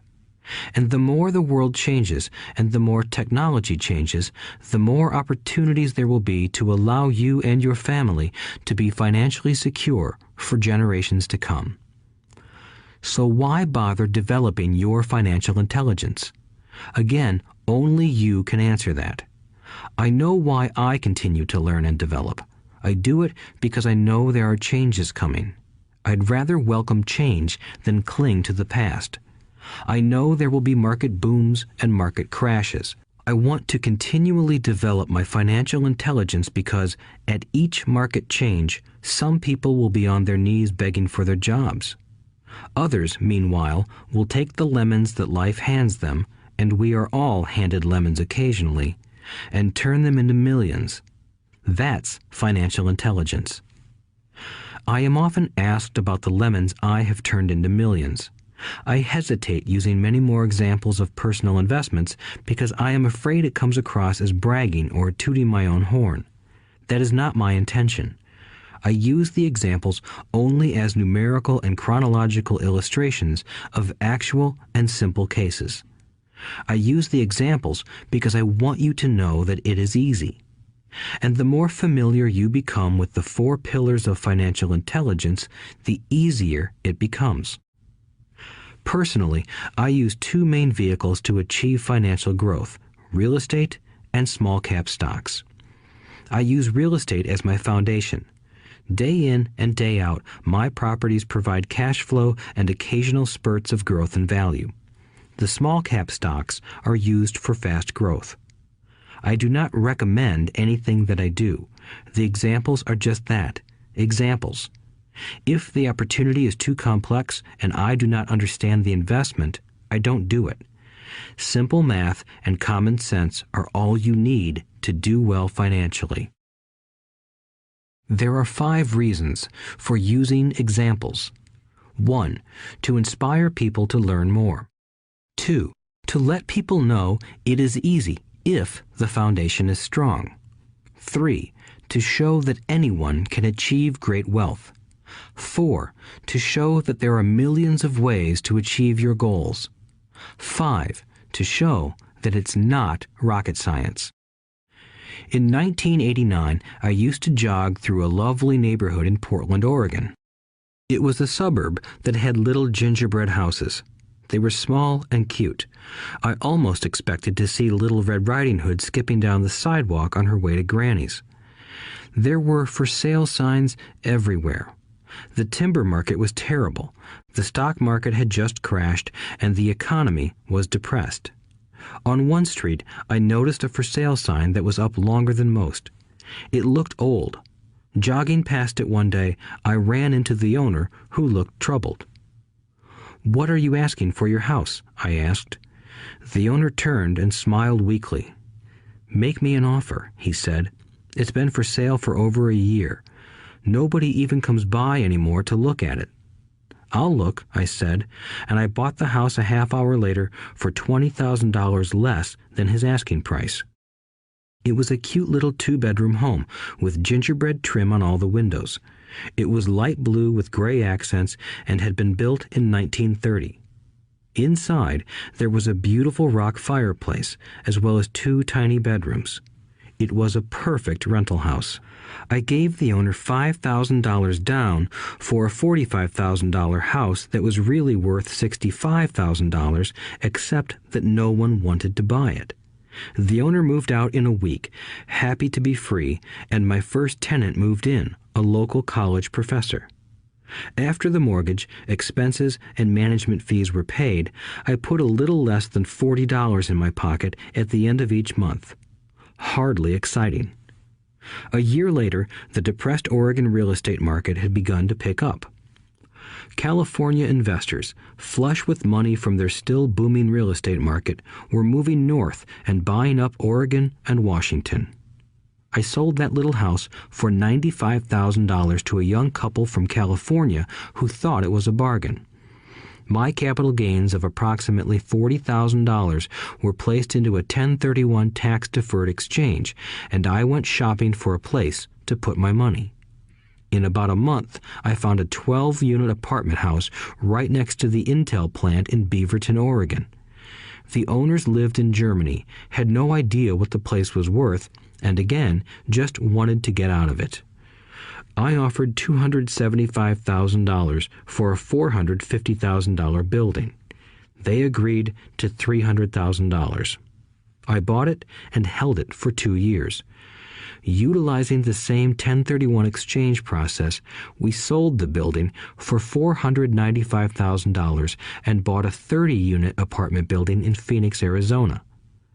We had moved to Phoenix by then to get out of the rain and needed to sell anyway. Like the former Oregon market, the real estate market in Phoenix was depressed.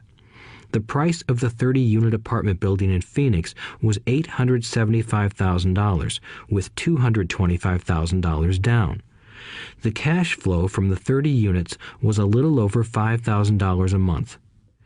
The Arizona market began moving up, and a few years later, a Colorado investor offered us $1.2 million for the property. The point of this example is how a small amount can grow into a large amount. Again, it is a matter of understanding financial statements, investment strategies, a sense of the market, and the laws. If people are not versed in these subjects, then obviously they must follow standard dogma, which is to play it safe, diversify, and only invest in secure investments. The problem with secure investments is that they are often sanitized, that is, made so safe that the gains are less. Most large brokerage houses will not touch speculative transactions in order to protect themselves and their clients, and that is a wise policy. The really hot deals are not offered to people who are novices. Often, the best deals that make the rich even richer are reserved for those who understand the game. It is technically illegal to offer speculative deals to someone who is considered not sophisticated, but of course, it happens. The more sophisticated I get, the more opportunities come my way.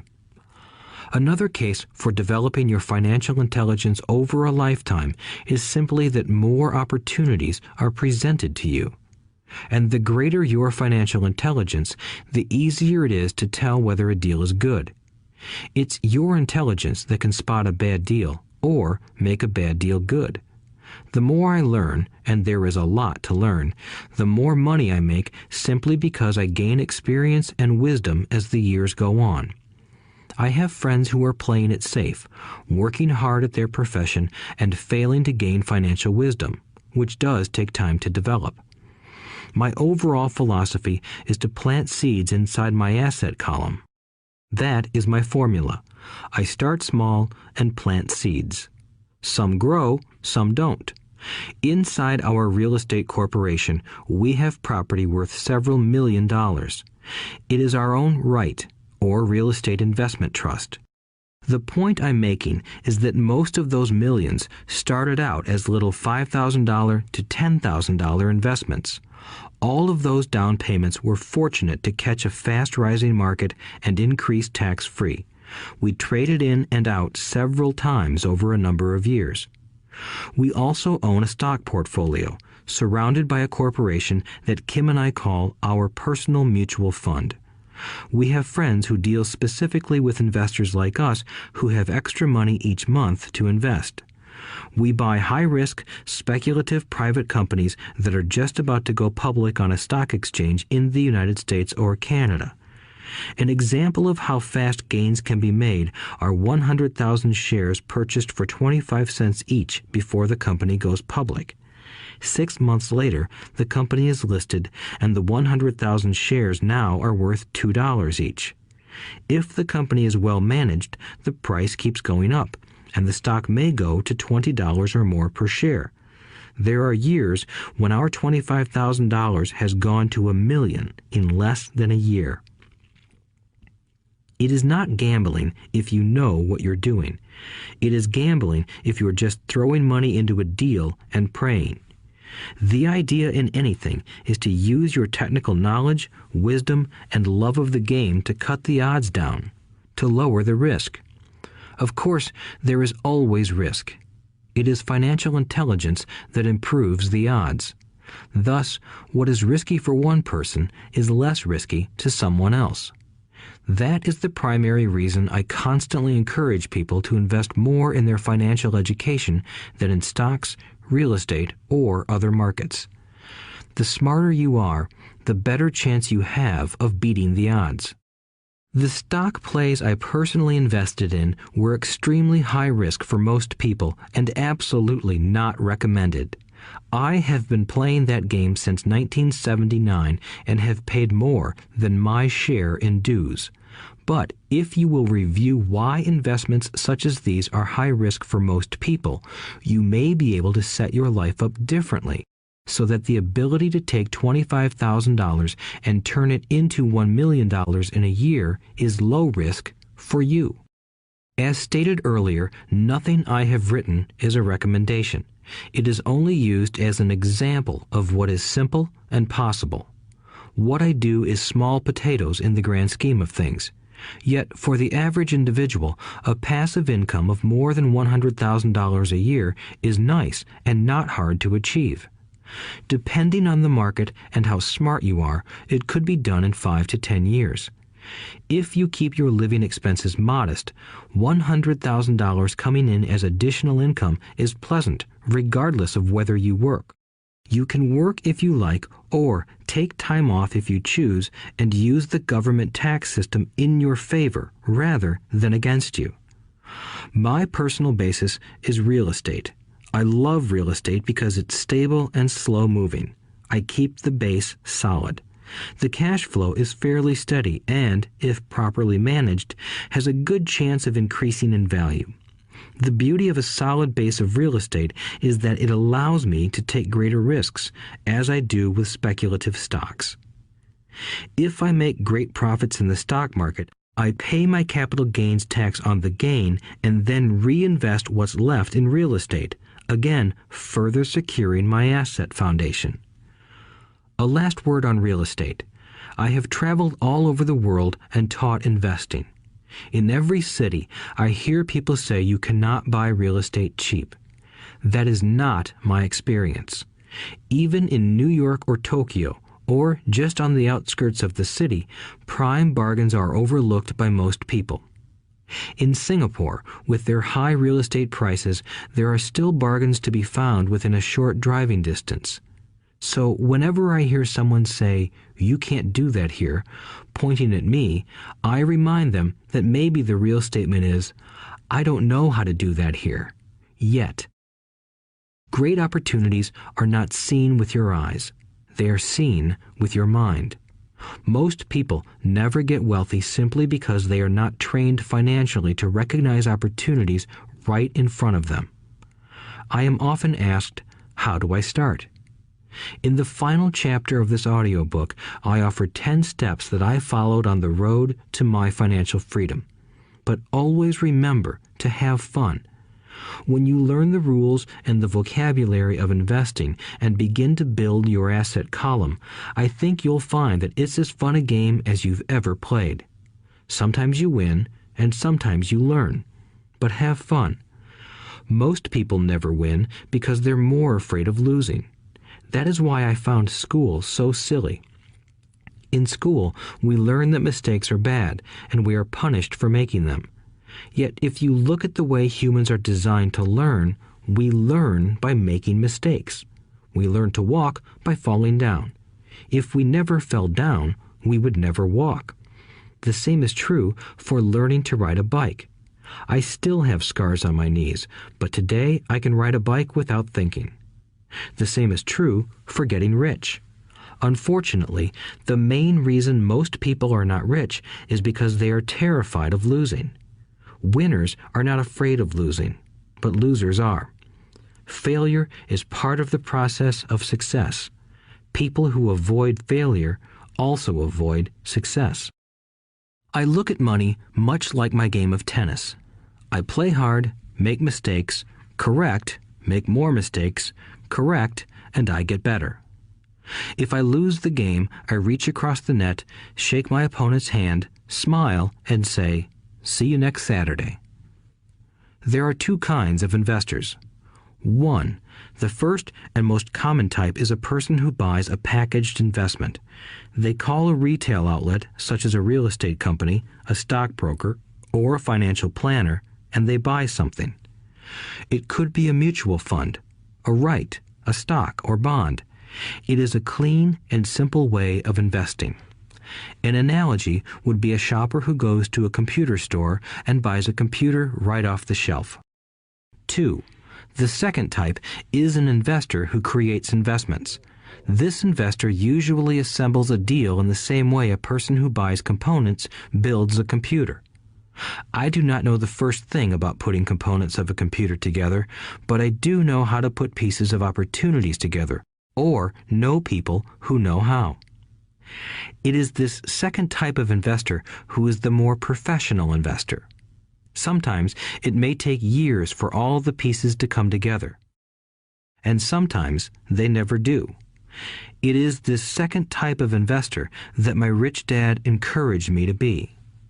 It is important to learn how to put the pieces together, because that is where the huge wins reside, and sometimes some huge losses if the tide goes against you. If you want to be the second type of investor, you need to develop 3 main skills. These skills are in addition to those required to become financially intelligent. 1. Find an opportunity that everyone else missed. You see with your mind what others miss with their eyes.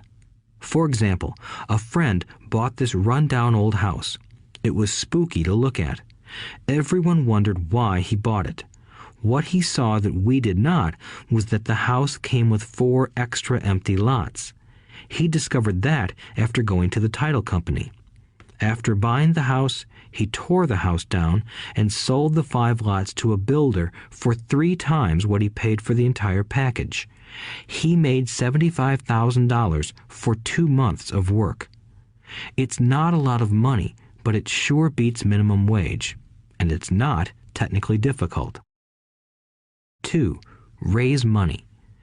The average person only goes to the bank. This second type of investor needs to know how to raise capital, and there are many ways that don't require a bank.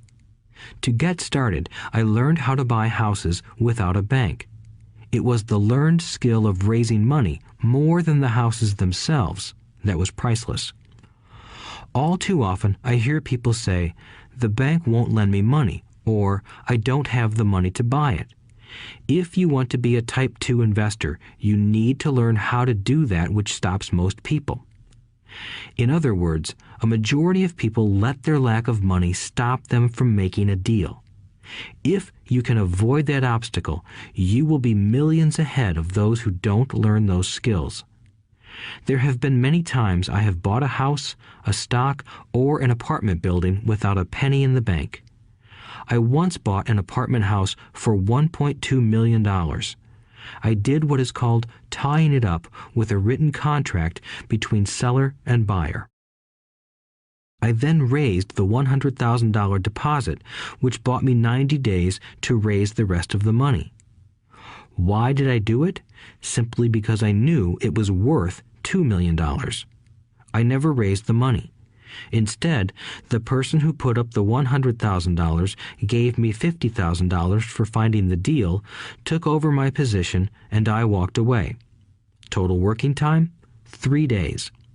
Again, it's what you know more than what you buy. Investing is not buying. It's more a case of knowing. 3. Organize smart people. Intelligent people are those who work with or hire a person who is more intelligent than they are. When you need advice, make sure you choose your advisor wisely. There is a lot to learn, but the rewards can be astronomical. If you do not want to learn those skills, then being a Type 1 investor is highly recommended. It is what you know that is your greatest wealth. It is what you do not know that is your greatest risk. There is always risk, so learn to manage risk instead of avoiding it. Chapter 6. Lesson 6. Work to learn. Don't work for money. Job security meant everything to my educated dad. Learning meant everything to my rich dad. A few years ago, I granted an interview with a newspaper in Singapore. The young female reporter was on time, and the interview got underway immediately. We sat in the lobby of a luxurious hotel, sipping coffee and discussing the purpose of my visit to Singapore. I was to share the platform with Zig Ziglar. He was speaking on motivation, and I was speaking on the secrets of the rich. Someday, I would like to be a best-selling author like you, she said. I had seen some of the articles she had written for the paper, and I was impressed. She had a tough, clear style of writing. Her articles held a reader's interest. You have a great style, I said in reply. What holds you back from achieving your dream? My work does not seem to go anywhere, she said quietly. Everyone says that my novels are excellent, but nothing happens. So I keep my job with the paper. At least it pays the bills. Do you have any suggestions? Yes, I do, I said brightly. A friend of mine here in Singapore runs a school that trains people to sell. He runs sales training courses for many of the top corporations here in Singapore, and I think attending one of his courses would greatly enhance your career. She stiffened. Are you saying I should go to school to learn to sell? I nodded. You aren't serious, are you? Again, I nodded. What is wrong with that? I was now backpedaling. She was offended by something, and now I was wishing I had not said anything. In my attempt to be helpful, I found myself defending my suggestion. I have a master's degree in English literature. Why would I go to school to learn to be a salesperson? I am a professional. I went to school to be trained in a profession so I would not have to be a salesperson. I hate salespeople. All they want is money. So tell me why I should study sales. She was packing her briefcase. The interview was over. On the coffee table sat a copy of an earlier best-selling book I wrote. I picked it up as well as the notes she had jotted down on her legal pad. Do you see this? I said, pointing to her notes. She looked down at her notes. What? She said, confused. Again, I pointed deliberately to her notes. On her pad she had written, Robert Kiyosaki, best-selling author. It says best-selling author, not best writing author, I said quietly. Her eyes widened. I am a terrible writer, I said. You are a great writer. I went to sales school. You have a master's degree. Put them together, and you get a best-selling author and a best-writing author. Anger flared from her eyes. I'll never stoop so low as to learn how to sell. People like you have no business writing. I'm a professionally trained writer, and you are a salesman. It is not fair, she fumed. She put the rest of her notes away and hurried out through the large glass doors into the humid Singapore morning. At least she gave me a fair and favorable write-up the next morning. The world is filled with smart, talented, educated, and gifted people. We meet them every day. They are all around us. A few days ago, my car was not running well. I pulled into a garage, and the young mechanic had it fixed in just a few minutes. He knew what was wrong by simply listening to the engine. I was amazed. I am constantly shocked at how little talented people earn. I have met brilliant, highly educated people who earn less than $20,000 a year. A business consultant who specializes in the medical trade was telling me how many doctors, dentists, and chiropractors struggle financially. All this time, I thought that when they graduated, the dollars would pour in. It was this business consultant who gave me the phrase, "They are one skill away from great wealth." What this phrase means is that most people need only to learn and master one more skill, and their income would jump exponentially. I have mentioned before that financial intelligence is a synergy of accounting, investing, marketing, and law. Combine those 4 technical skills, and making money with money is easier than most people would believe. When it comes to money, the only skill most people know is to work hard. The classic example of a synergy of skills was that young writer for the newspaper. If she diligently learned the skills of sales and marketing, her income would jump dramatically. If I were her, I would take some courses in advertising copywriting as well as sales. Then, instead of working at the newspaper, I would seek a job at an advertising agency. Even if it were a cut in pay, she would learn how to communicate in shortcuts that are used in successful advertising. She also would spend time learning public relations, an important skill. She would learn how to get millions in free publicity. Then, at night and on weekends, she could be writing her great novel. When it was finished, she would be better able to sell her book. Then, in a short while, she could be a best-selling author.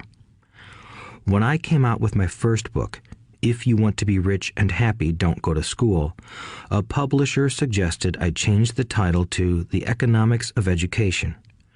I told the publisher that, with a title like that, I would sell 2 books, one to my family and one to my best friend. The problem is that they would expect it for free. The obnoxious title, If You Want to Be Rich and Happy, Don't Go to School, was chosen because we knew it would get tons of publicity. I am pro-education and believe in education reform. If I were not pro-education, why would I continue to press for changing our antiquated educational system? So I chose a title that would get me on more TV and radio shows simply because I was willing to be controversial. Many people thought I was a fruitcake, but the book sold and sold. When I graduated from the U.S. Merchant Marine Academy in 1969, my educated dad was happy. Standard Oil of California had hired me for its oil tanker fleet as a third mate. The pay was low compared with my classmates, but it was okay for a first real job after college. My starting pay was about $42,000 a year, including overtime, and I only had to work for 7 months. I had 5 months of vacation. If I had wanted to, I could have taken the run to Vietnam with a subsidiary shipping company and easily doubled my pay instead of taking 5 months of vacation. I had a great career ahead of me, yet I resigned after 6 months with the company and joined the Marine Corps to learn how to fly. My educated dad was devastated. Rich Dad congratulated me. In school and in the workplace, the popular opinion is the idea of specialization. That is, in order to make more money or get promoted, you need to specialize. That is why medical doctors immediately begin to seek a specialty such as orthopedics or pediatrics. The same is true for accountants, architects, lawyers, pilots, and others. My educated dad believed in the same dogma. That is why he was thrilled when he eventually achieved his doctorate. He often admitted that schools reward people who study more and more about less and less. Rich Dad encouraged me to do exactly the opposite. You want to know a little about a lot, was his suggestion. That is why for years I worked in different areas of his companies. For a while, I worked in his accounting department. Although I would probably never have been an accountant, he wanted me to learn via osmosis. Rich Dad knew I would pick up jargon and a sense of what is important and what is not. I also worked as a busboy and construction worker as well as in sales, reservations, and marketing. He was grooming Mike and me. That is why he insisted we sit in on the meetings with his bankers, lawyers, accountants, and brokers. He wanted us to know a little about every aspect of his empire. When I quit my high-paying job with Standard Oil, my educated dad had a heart-to-heart talk with me. He was bewildered. He could not understand my decision to resign from a career that offered high pay, great benefits, lots of time off, and opportunity for promotion. When he asked me one evening, "Why did you quit?" I could not explain it to him, though I tried hard to. My logic did not fit his logic. The big problem was that my logic was my rich dad's logic. Job security meant everything to my educated dad. Learning meant everything to my rich dad. Educated dad thought I went to school to learn to be a ship's officer. Rich dad knew that I went to school to study international trade. So as a student, I made cargo runs, navigating large freighters, oil tankers, and passenger ships to the Far East and the South Pacific. Rich Dad emphasized that I should stay in the Pacific instead of taking ships to Europe because he knew that the emerging nations were in Asia, not Europe. While most of my classmates, including Mike, were partying at their fraternity houses, I was studying trade, people, business styles, and cultures in Japan, Taiwan, Thailand, Singapore, Hong Kong, Vietnam, Korea, Tahiti, Samoa, and the Philippines. I was partying also, but it was not in any frat house. I grew up rapidly. Educated Dad just could not understand why I decided to quit and join the Marine Corps. I told him I wanted to learn to fly, but really I wanted to learn to lead troops. Rich Dad explained to me that the hardest part of running a company is managing people. He had spent 3 years in the Army. My educated dad was draft exempt.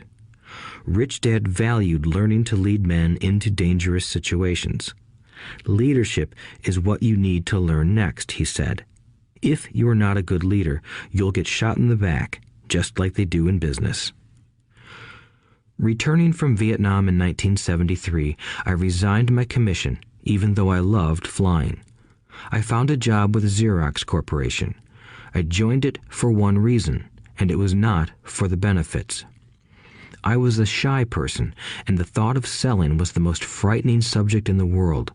Xerox has one of the best sales trainings programs in America.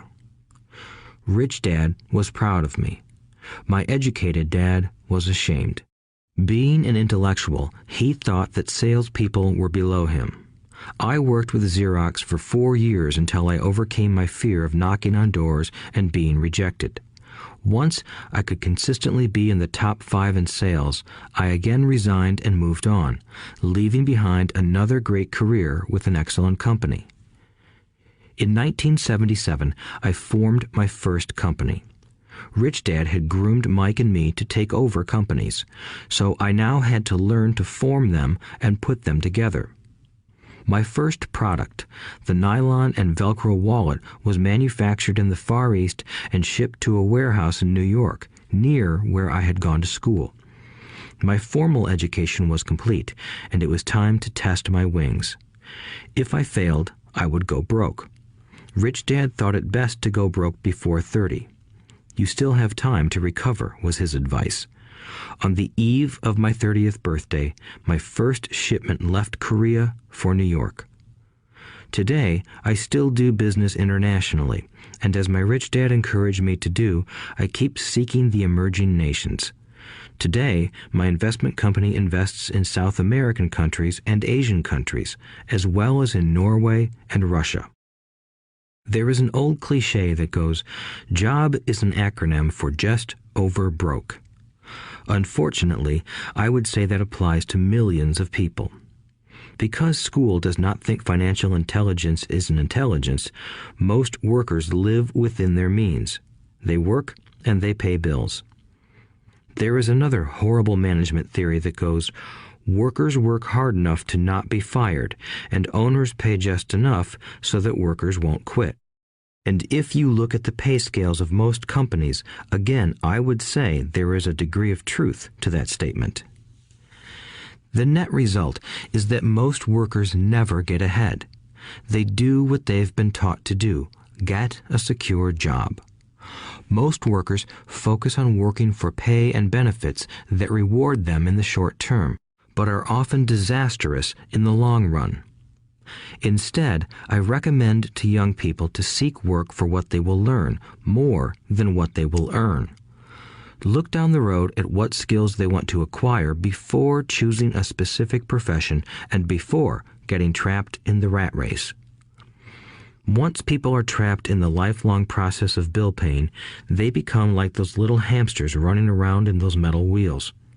Their little furry legs are spinning furiously, the wheel is turning furiously, but come tomorrow morning, they'll still be in the same cage. Great job.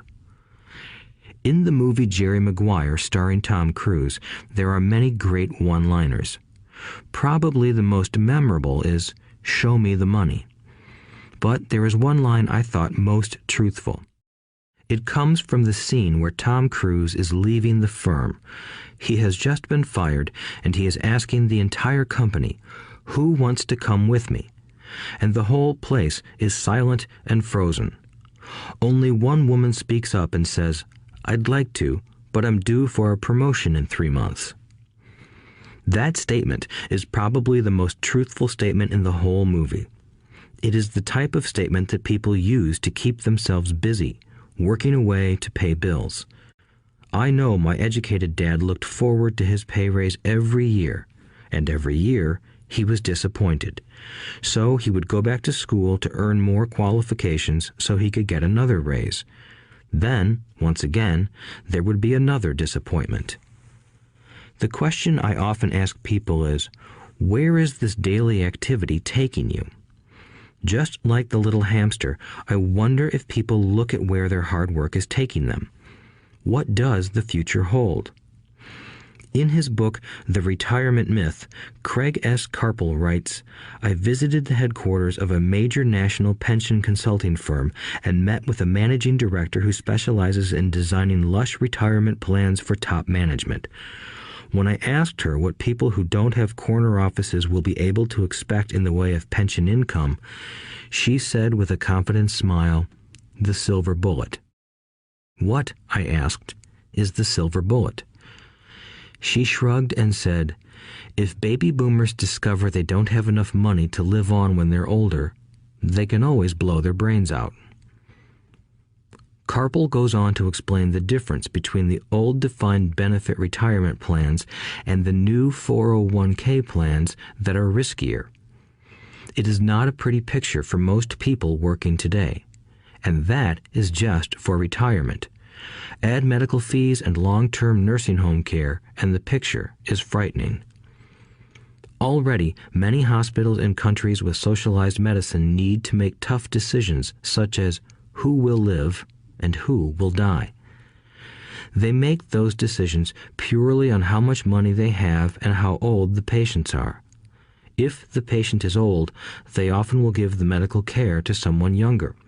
The older, poor patient gets put to the back of the line. Just as the rich can afford better education, the rich will be able to keep themselves alive, while those who have little wealth will die. So I wonder, are workers looking into the future or just until their next paycheck, never questioning where they are headed? When I speak to adults who want to earn more money, I always recommend the same thing. I suggest taking a long view of their life.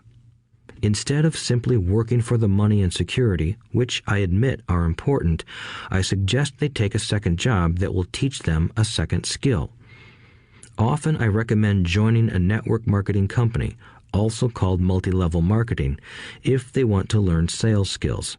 Some of these companies have excellent training programs that help people get over their fear of failure and rejection, which are the main reasons people are unsuccessful. Education is more valuable than money in the long run.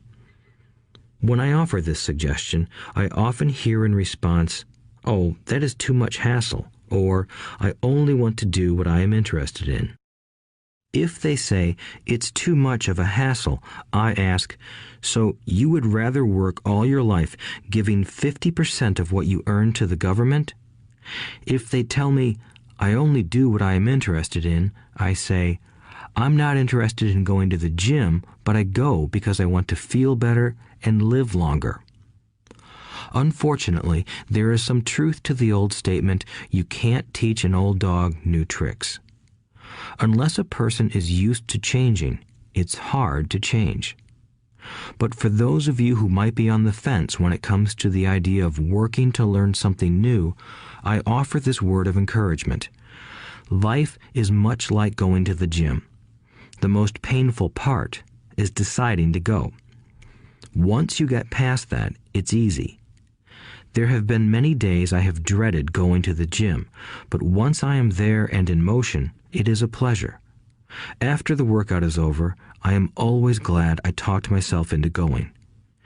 If you are unwilling to work to learn something new and instead insist on becoming highly specialized within your field, make sure the company you work for is unionized. Labor unions are designed to protect specialists. My educated dad, after falling from grace with the governor, became the head of the teachers' union in Hawaii. He told me that it was the hardest job he ever held. My rich dad, on the other hand, spent his life doing his best to keep his companies from becoming unionized. He was successful. Although the unions came close, rich dad was always able to fight them off. Personally, I take no sides because I can see the need for and the benefits of both sides. If you do as school recommends, become highly specialized, then seek union protection. For example, had I continued with my flying career, I would have sought a company that had a strong pilots union. Why? Because my life would be dedicated to learning a skill that was valuable in only one industry. If I were pushed out of that industry, my life's skills would not be as valuable to another industry. A displaced senior pilot with 100,000 hours of heavy airline transport time, earning $150,000 a year, would have a hard time finding an equivalent high-paying job teaching in school. Skills do not necessarily transfer from industry to industry. Skills the pilots are paid for in the airline industry are not as important in, say, the school system. The same is true even for doctors today. With all the changes in medicine, many medical specialists are needing to conform to medical organizations such as HMOs. School teachers definitely need to be union members. Today in America, the teachers' union is the largest and the richest labor union of all. The NEA, the National Education Association, has tremendous political clout. Teachers need the protection of their union because their skills are also of limited value to an industry outside of education. So the rule of thumb is highly specialized, then unionize. It's the smart thing to do. When I ask the classes I teach, how many of you can cook a better hamburger than McDonald's, almost all the students raise their hands. I then ask, so if most of you can cook a better hamburger, how come McDonald's makes more money than you? The answer is obvious. McDonald's is excellent at business systems. The reason so many talented people are poor is because they focus on building a better hamburger and know little to nothing about business systems. A friend of mine in Hawaii is a great artist. He makes a sizable amount of money. One day, his mother's attorney called to tell him that she had left him $35,000. That is what was left of her estate after the attorney and the government took their shares. Immediately, he saw an opportunity to increase his business by using some of this money to advertise. 2 months later, his first 4-color full-page ad appeared in an expensive magazine that targeted the very rich. The ad ran for 3 months. He received no replies from the ad, and all of his inheritance is now gone. He now wants to sue the magazine for misrepresentation. This is a common case of someone who can build a beautiful hamburger but knows little about business. When I asked him what he learned, his only reply was, "Advertising salespeople are crooks."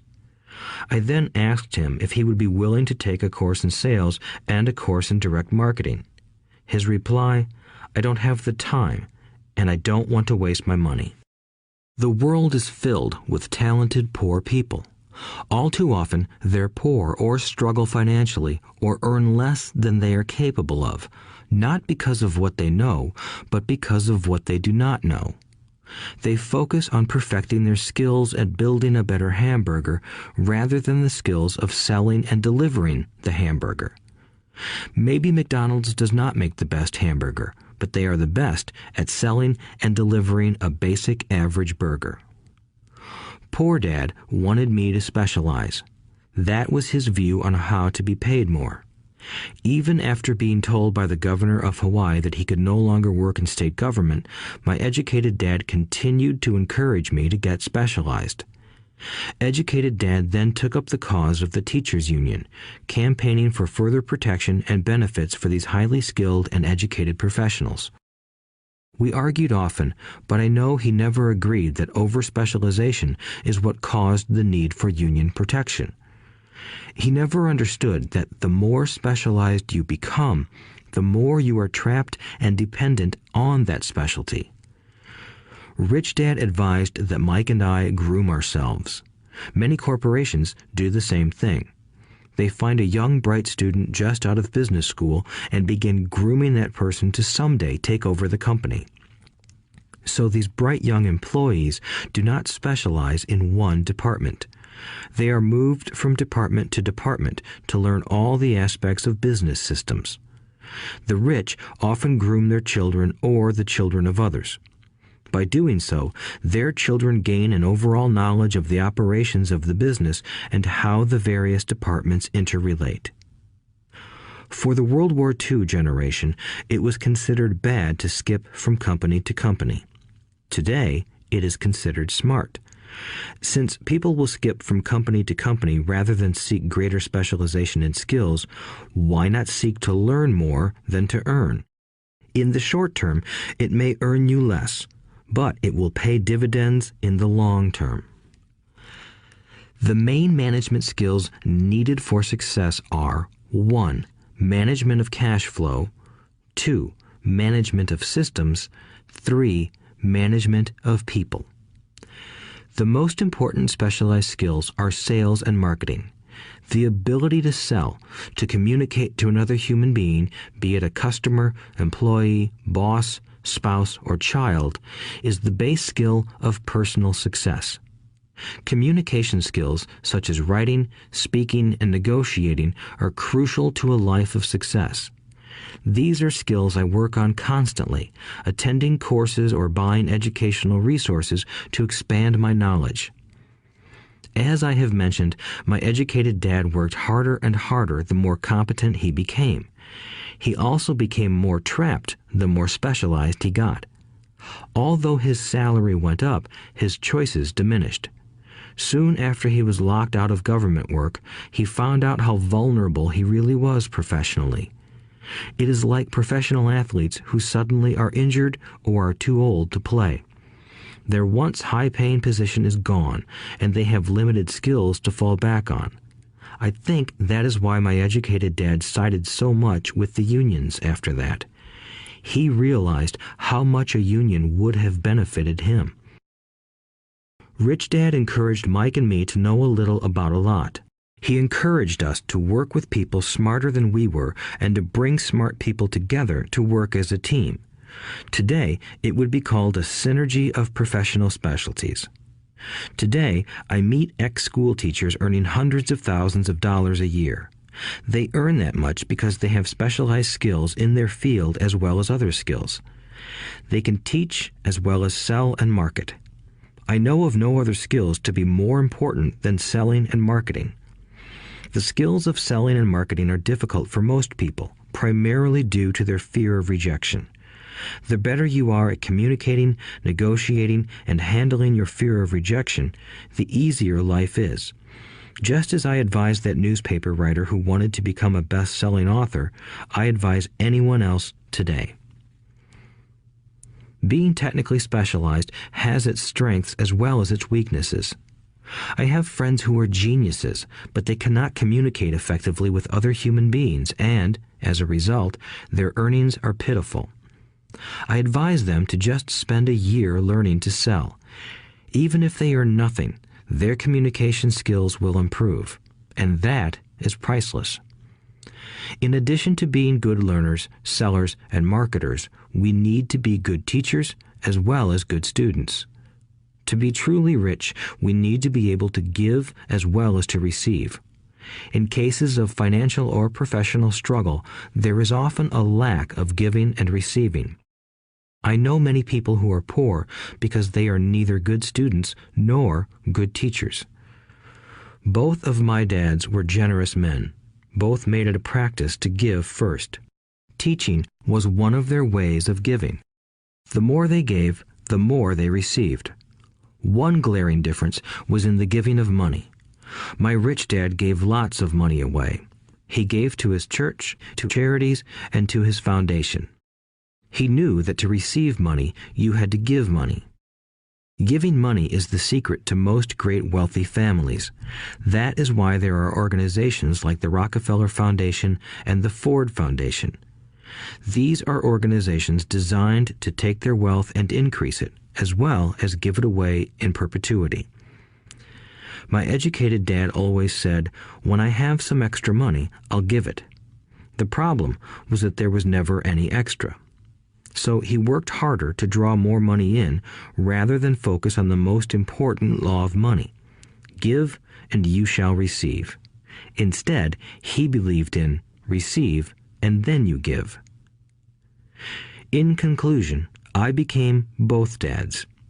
One part of me is a hardcore capitalist who loves the game of money making money. The other part is a socially responsible teacher who is deeply concerned with this ever-widening gap between the haves and have-nots. I personally hold the archaic educational system primarily responsible for this growing gap. Chapter 7. Overcoming Obstacles. The primary difference between a rich person and a poor person is how they manage fear. Once people have studied and become financially literate, they may still face roadblocks to becoming financially independent. There are 5 main reasons why financially literate people may still not develop abundant asset columns that could produce a large cash flow. The 5 reasons are: 1. Fear. 2. Cynicism. 3. Laziness. 4. Bad habits. 5. Arrogance. Overcoming fear. I have never met anyone who really likes losing money. And in all my years, I have never met a rich person who has never lost money. But I have met a lot of poor people who have never lost a dime. Investing, that is. The fear of losing money is real. Everyone has it, even the rich. But it's not having fear that is the problem. It's how you handle fear. It's how you handle losing. It's how you handle failure that makes the difference in one's life. The primary difference between a rich person and a poor person is how they manage that fear. It's okay to be fearful. It's okay to be a coward when it comes to money. You can still be rich. We're all heroes at something and cowards at something else.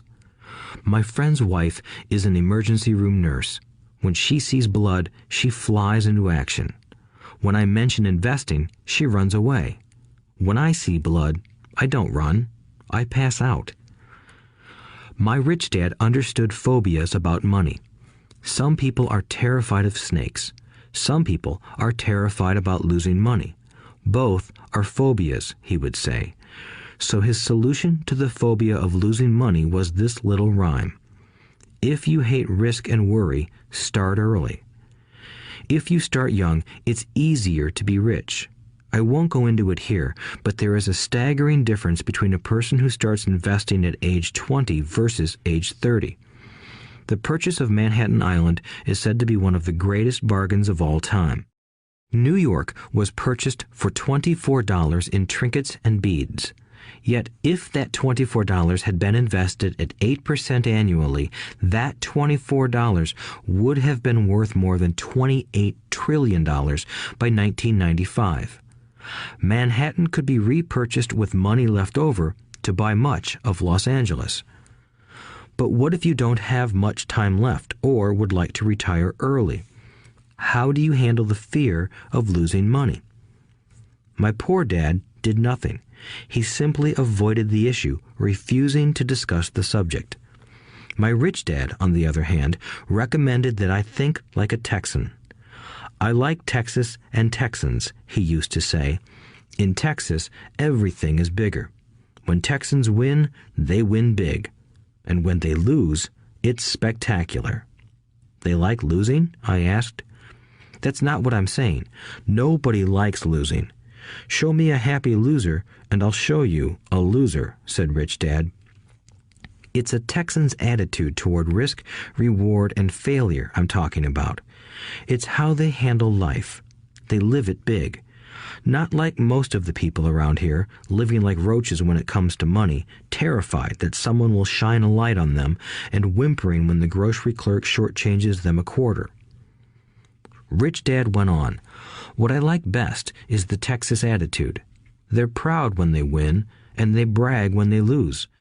Texans have a saying, if you're going to go broke, go big. You don't want to admit you went broke over a duplex." He constantly told Mike and me that the greatest reason for lack of financial success was because most people played it too safe. People are so afraid of losing that they lose, were his words. Fran Tarkenton, a one-time great NFL quarterback, says it still another way. Winning means being unafraid to lose. In my own life, I've noticed that winning usually follows losing. Before I finally learned to ride a bike, I first fell down many times. I've never met a golfer who has never lost a golf ball. I've never met people who have fallen in love who have never had their heart broken. And I've never met someone rich who has never lost money. So for most people, the reason they don't win financially is because the pain of losing money is far greater than the joy of being rich.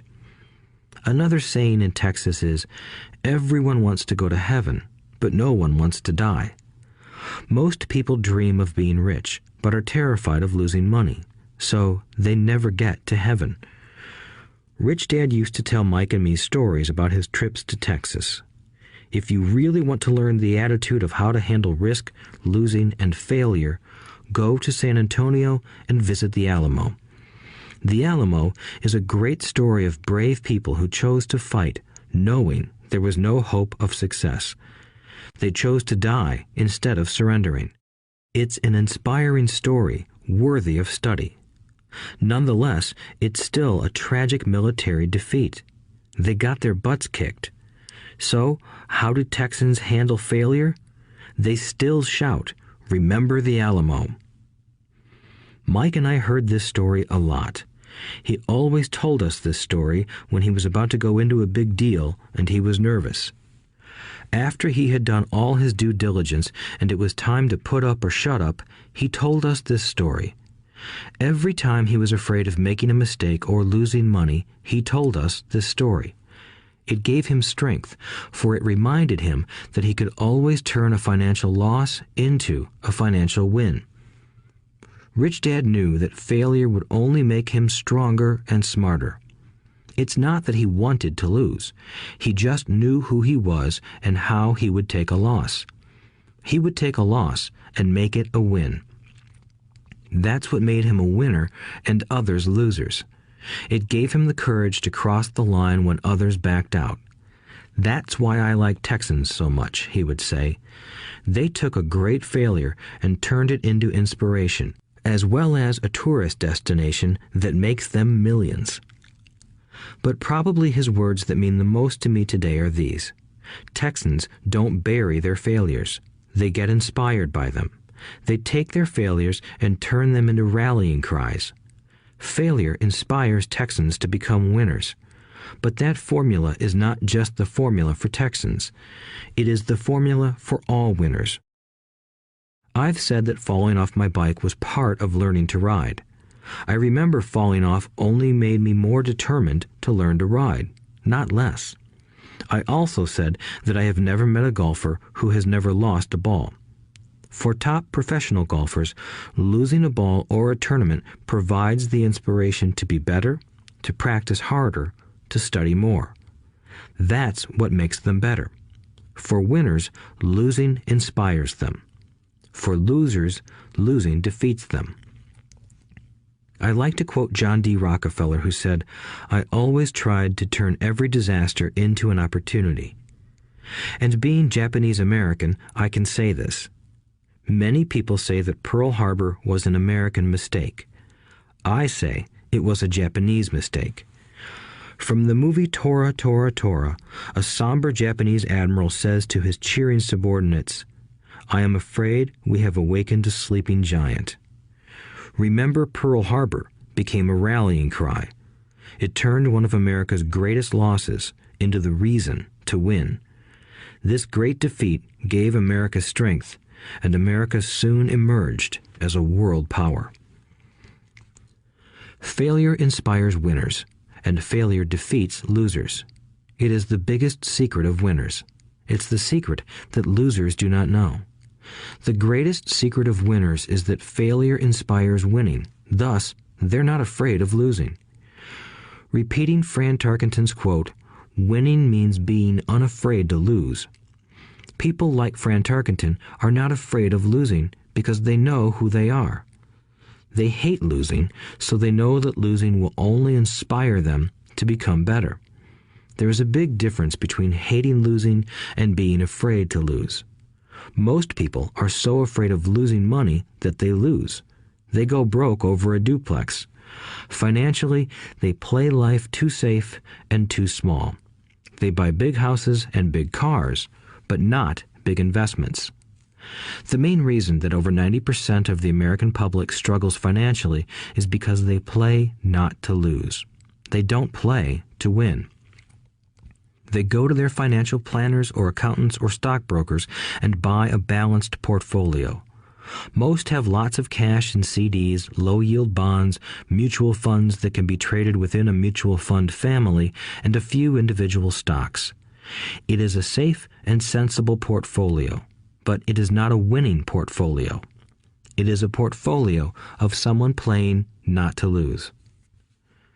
Don't get me wrong, it's probably a better portfolio than more than 70% of the population has, and that's frightening.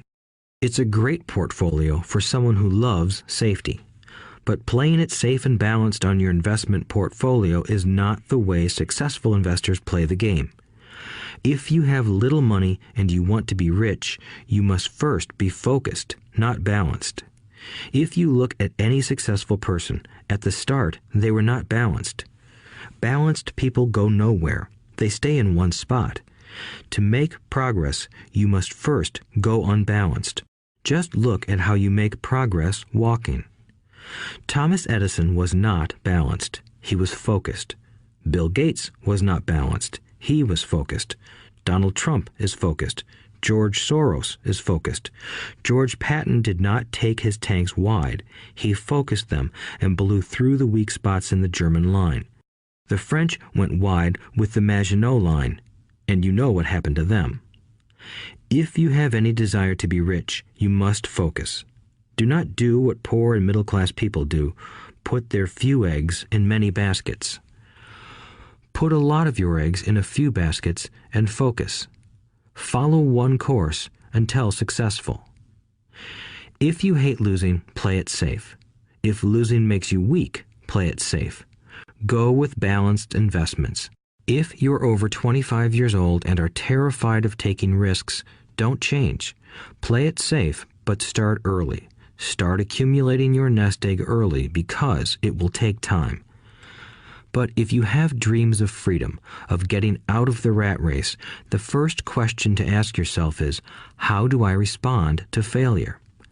If failure inspires you to win, maybe you should go for it, but only maybe.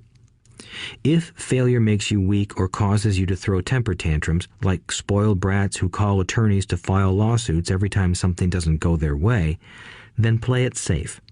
Keep your daytime job, or buy bonds or mutual funds. But remember, there is risk in those financial instruments also, even though they may appear safe. I say all this, mentioning Texas and Fran Tarkenton, because stacking the asset column is easy. It's really a low-aptitude game. It doesn't take much education. Fifth-grade math will do. But building your asset column is a game in which attitude plays a major role.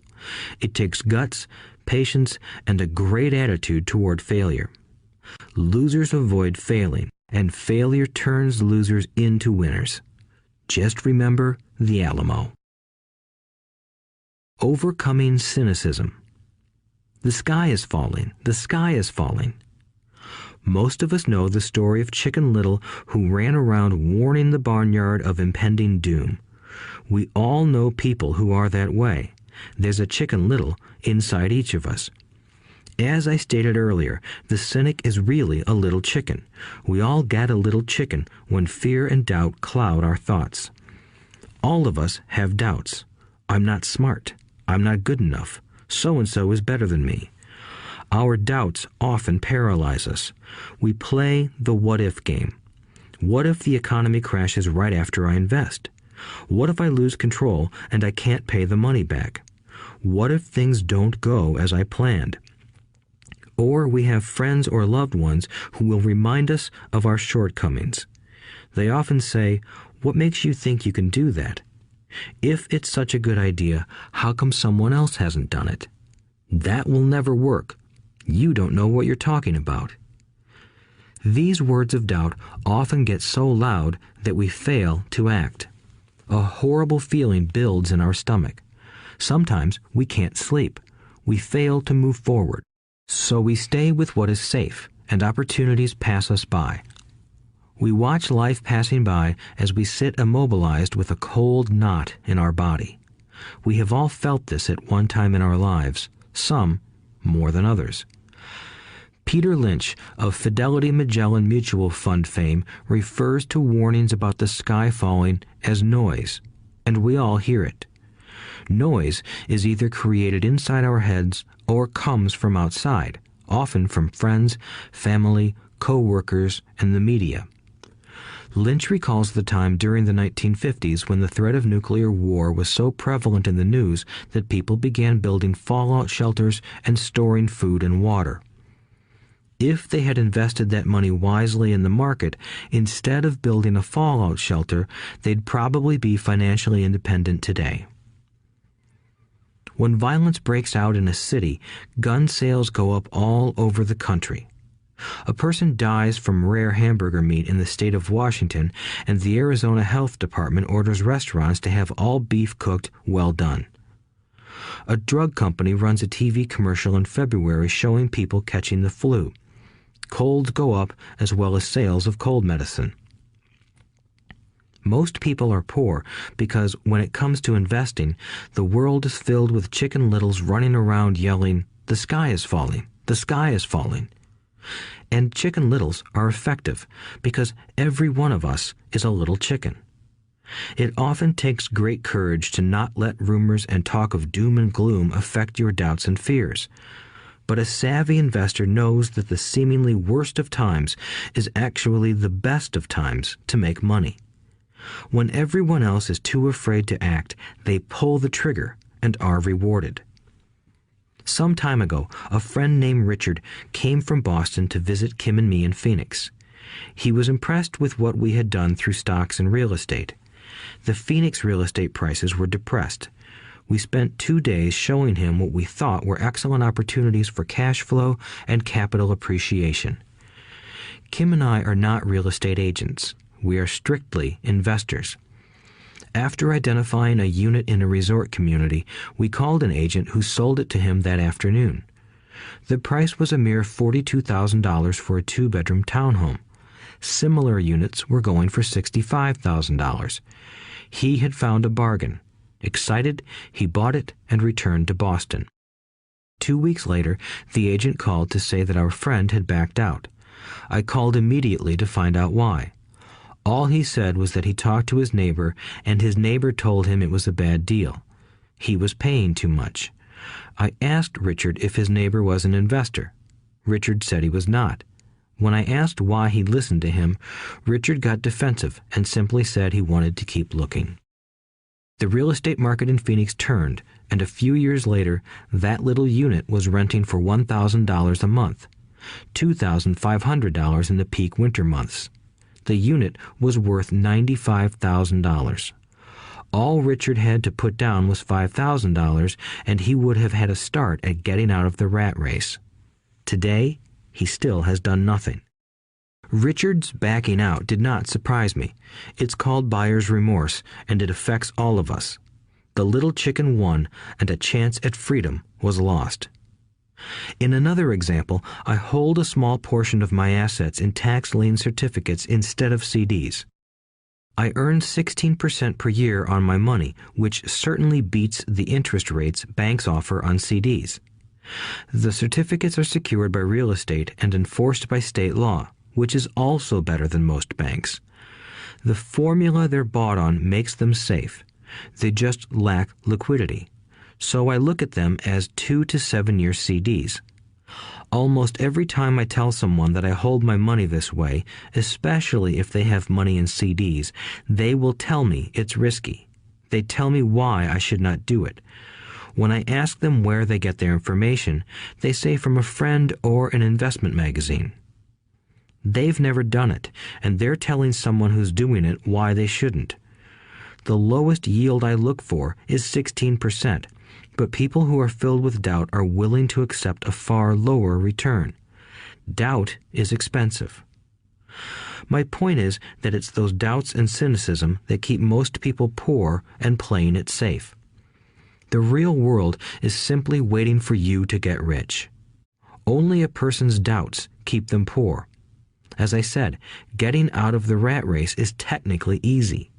It doesn't take much education, but those doubts are cripplers for most people. Cynics never win, said Rich Dad. Unchecked doubt and fear creates a cynic. Cynics criticize and winners analyze was another of his favorite sayings. Rich Dad explained that criticism blinded while analysis opened eyes.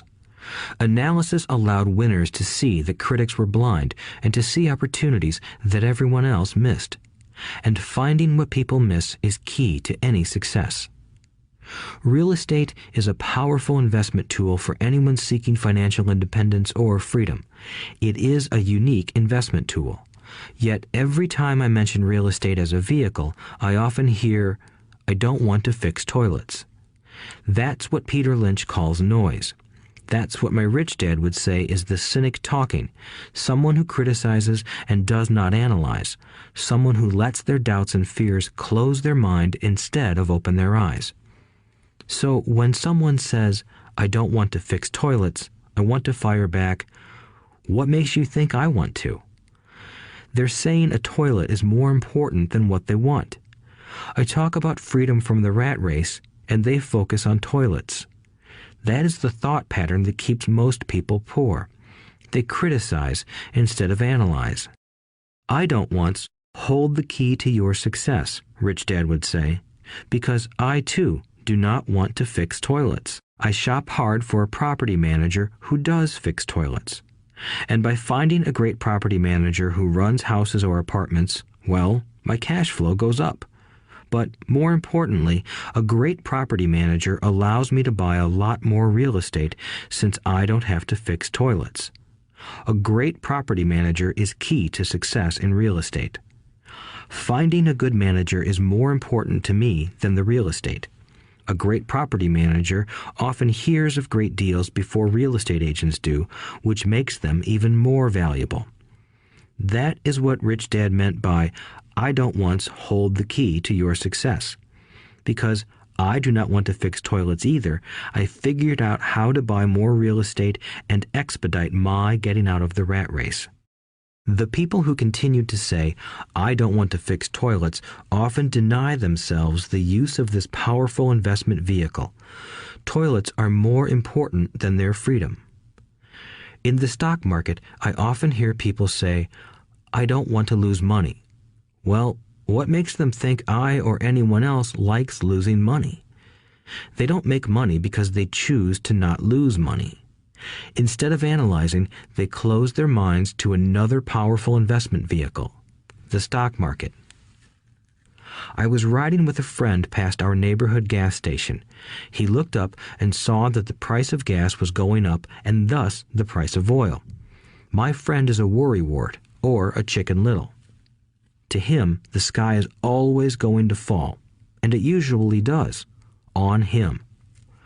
When we got home, he showed me all the stats as to why the price of oil was going to go up over the next few years, statistics I had never seen before, even though I already owned substantial shares of an existing oil company. With that information, I immediately began looking for and found a new undervalued oil company that was about to find some oil deposits. My broker was excited about this new company, and I bought 15,000 shares for 65 cents per share. 3 months later, this same friend and I drove by the same gas station, and sure enough, the price per gallon had gone up nearly 15%. Again, the Chicken Little worried and complained. I smiled, because a month earlier, that little oil company hit oil, and those 15,000 shares went up to more than $3 per share since he had first given me the tip. And the price of gas will continue to go up if what my friend says is true. If most people understood how a stop worked in stock market investing, there would be more people investing to win instead of investing not to lose. A stop is simply a computer command that sells your stock automatically if the price begins to drop, helping to minimize your losses and maximize some gains. It's a great tool for those who are terrified of losing. So whenever I hear people focusing on their I don't wants rather than what they do want, I know the noise in their head must be loud.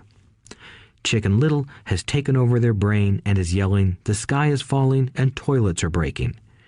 So they avoid their don't wants, but they pay a huge price. They may never get what they want in life. Instead of analyzing, their inner Chicken Little closes their mind. Rich Dad gave me a way of looking at Chicken Little. Just do what Colonel Sanders did. At the age of 66, he lost his business and began to live on his Social Security check. It wasn't enough. He went around the country selling his recipe for fried chicken. He was turned down 1,009 times before someone said yes, and he went on to become a multimillionaire at an age when most people are quitting. He was a brave and tenacious man, Rich Dad said of Harlan Sanders. So when you're in doubt and feeling a little afraid, just do what Colonel Sanders did to his little chicken. He fried it. Overcoming laziness. Busy people are often the most lazy. We have all heard stories of a businessman who works hard to earn money. He works hard to be a good provider for his wife and children. He spends long hours at the office and brings work home on weekends. One day he comes home to an empty house. His wife has left with the kids. He knew he and his wife had problems, but rather than work to make the relationship strong, he stayed busy at work. Dismayed, his performance at work slips and he loses his job. Today, I often meet people who are too busy to take care of their wealth, and there are people too busy to take care of their health. The cause is the same. They're busy, and they stay busy as a way of avoiding something they do not want to face. Nobody has to tell them. Deep down, they know. In fact, if you remind them, they often respond with anger or irritation. If they aren't busy at work or with the kids, they're often busy watching TV, fishing, playing golf, or shopping. Yet deep down, they know they are avoiding something important. That's the most common form of laziness. Laziness by staying busy. So, what is the cure for laziness? The answer is a little greed. For many of us, we were raised thinking of greed or desire as bad. Greedy people are bad people, my mom used to say, yet we all have inside of us this yearning to have nice, new, or exciting things. So, to keep that emotion of desire under control, often parents find ways of suppressing that desire with guilt. You only think about yourself. Don't you know you have brothers and sisters? Was one of my mom's favorites. You want me to buy you what? Was a favorite of my dad.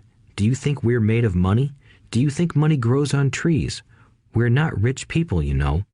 It wasn't so much the words, but the angry guilt trip that went with the words that got to me. Or the reverse guilt trip was the, I'm sacrificing my life to buy this for you. I'm buying this for you because I never had this advantage when I was a kid. I have a neighbor who is stone broke but can't park his car in his garage. The garage is filled with toys for his kids. Those spoiled brats get everything they ask for. I don't want them to know the feeling of want, are his everyday words. He has nothing set aside for their college or his retirement, but his kids have every toy ever made. He recently got a new credit card in the mail and took his kids to visit Las Vegas.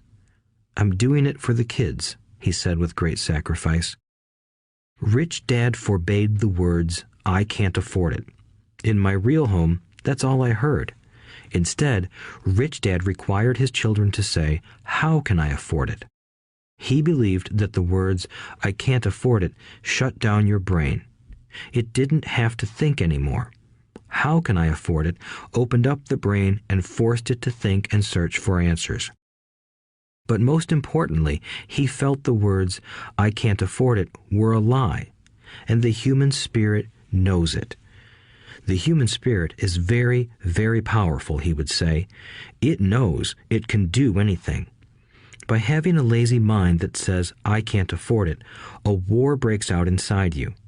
Your spirit is angry, and your lazy mind must defend its lie. The spirit is screaming, come on, let's go to the gym and work out. And the lazy mind says, but I'm tired. I worked really hard today. Or the human spirit says, I'm sick and tired of being poor. Let's get out there and get rich. To which the lazy mind says, rich people are greedy. Besides, it's too much bother. It's not safe. I might lose money. I'm working hard enough as it is. I've got too much to do at work anyway.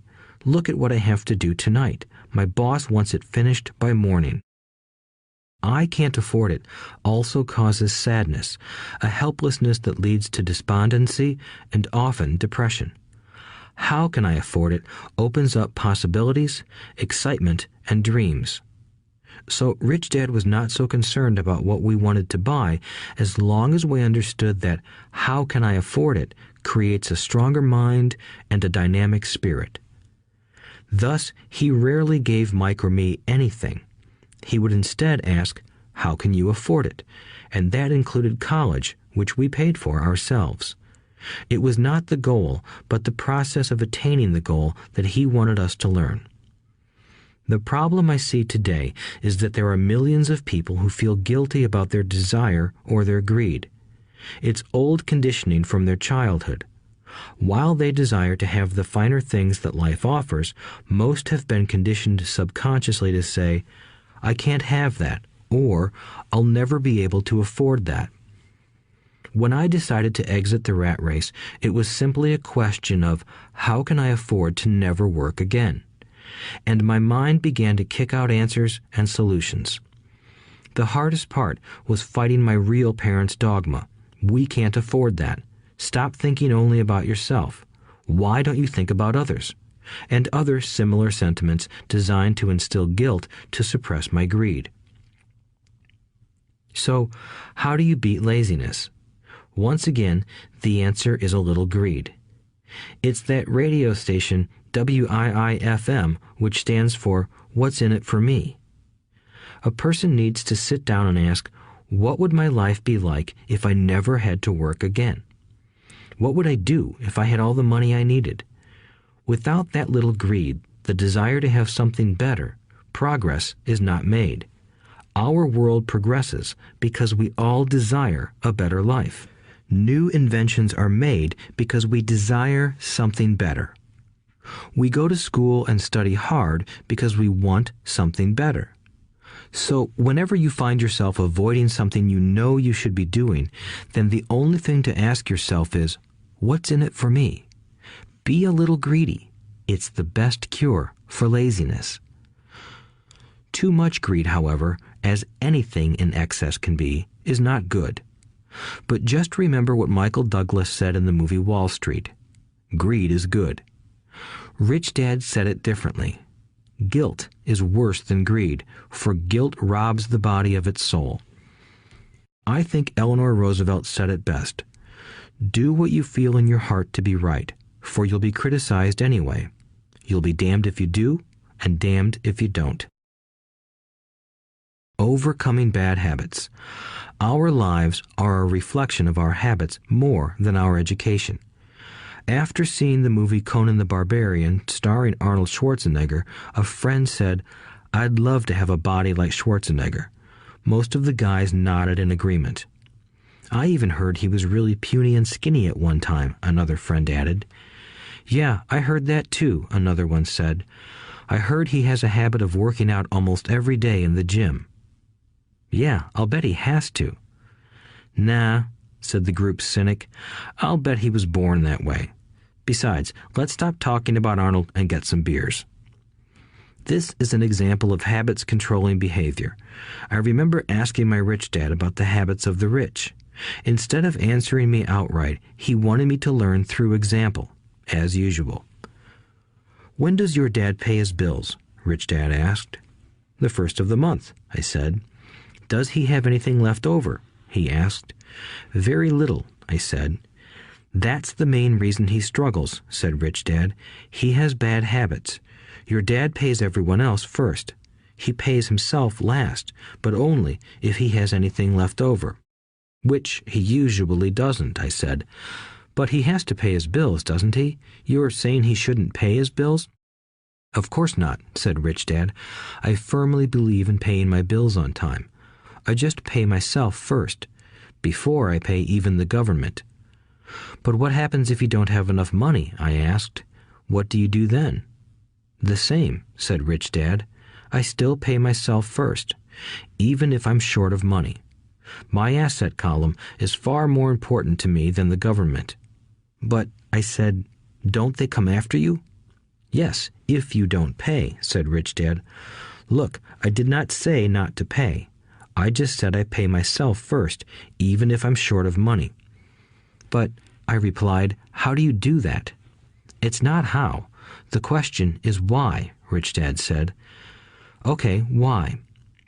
"Motivation," said Rich Dad. "Who do you think will complain louder if I don't pay them? Me or my creditors?"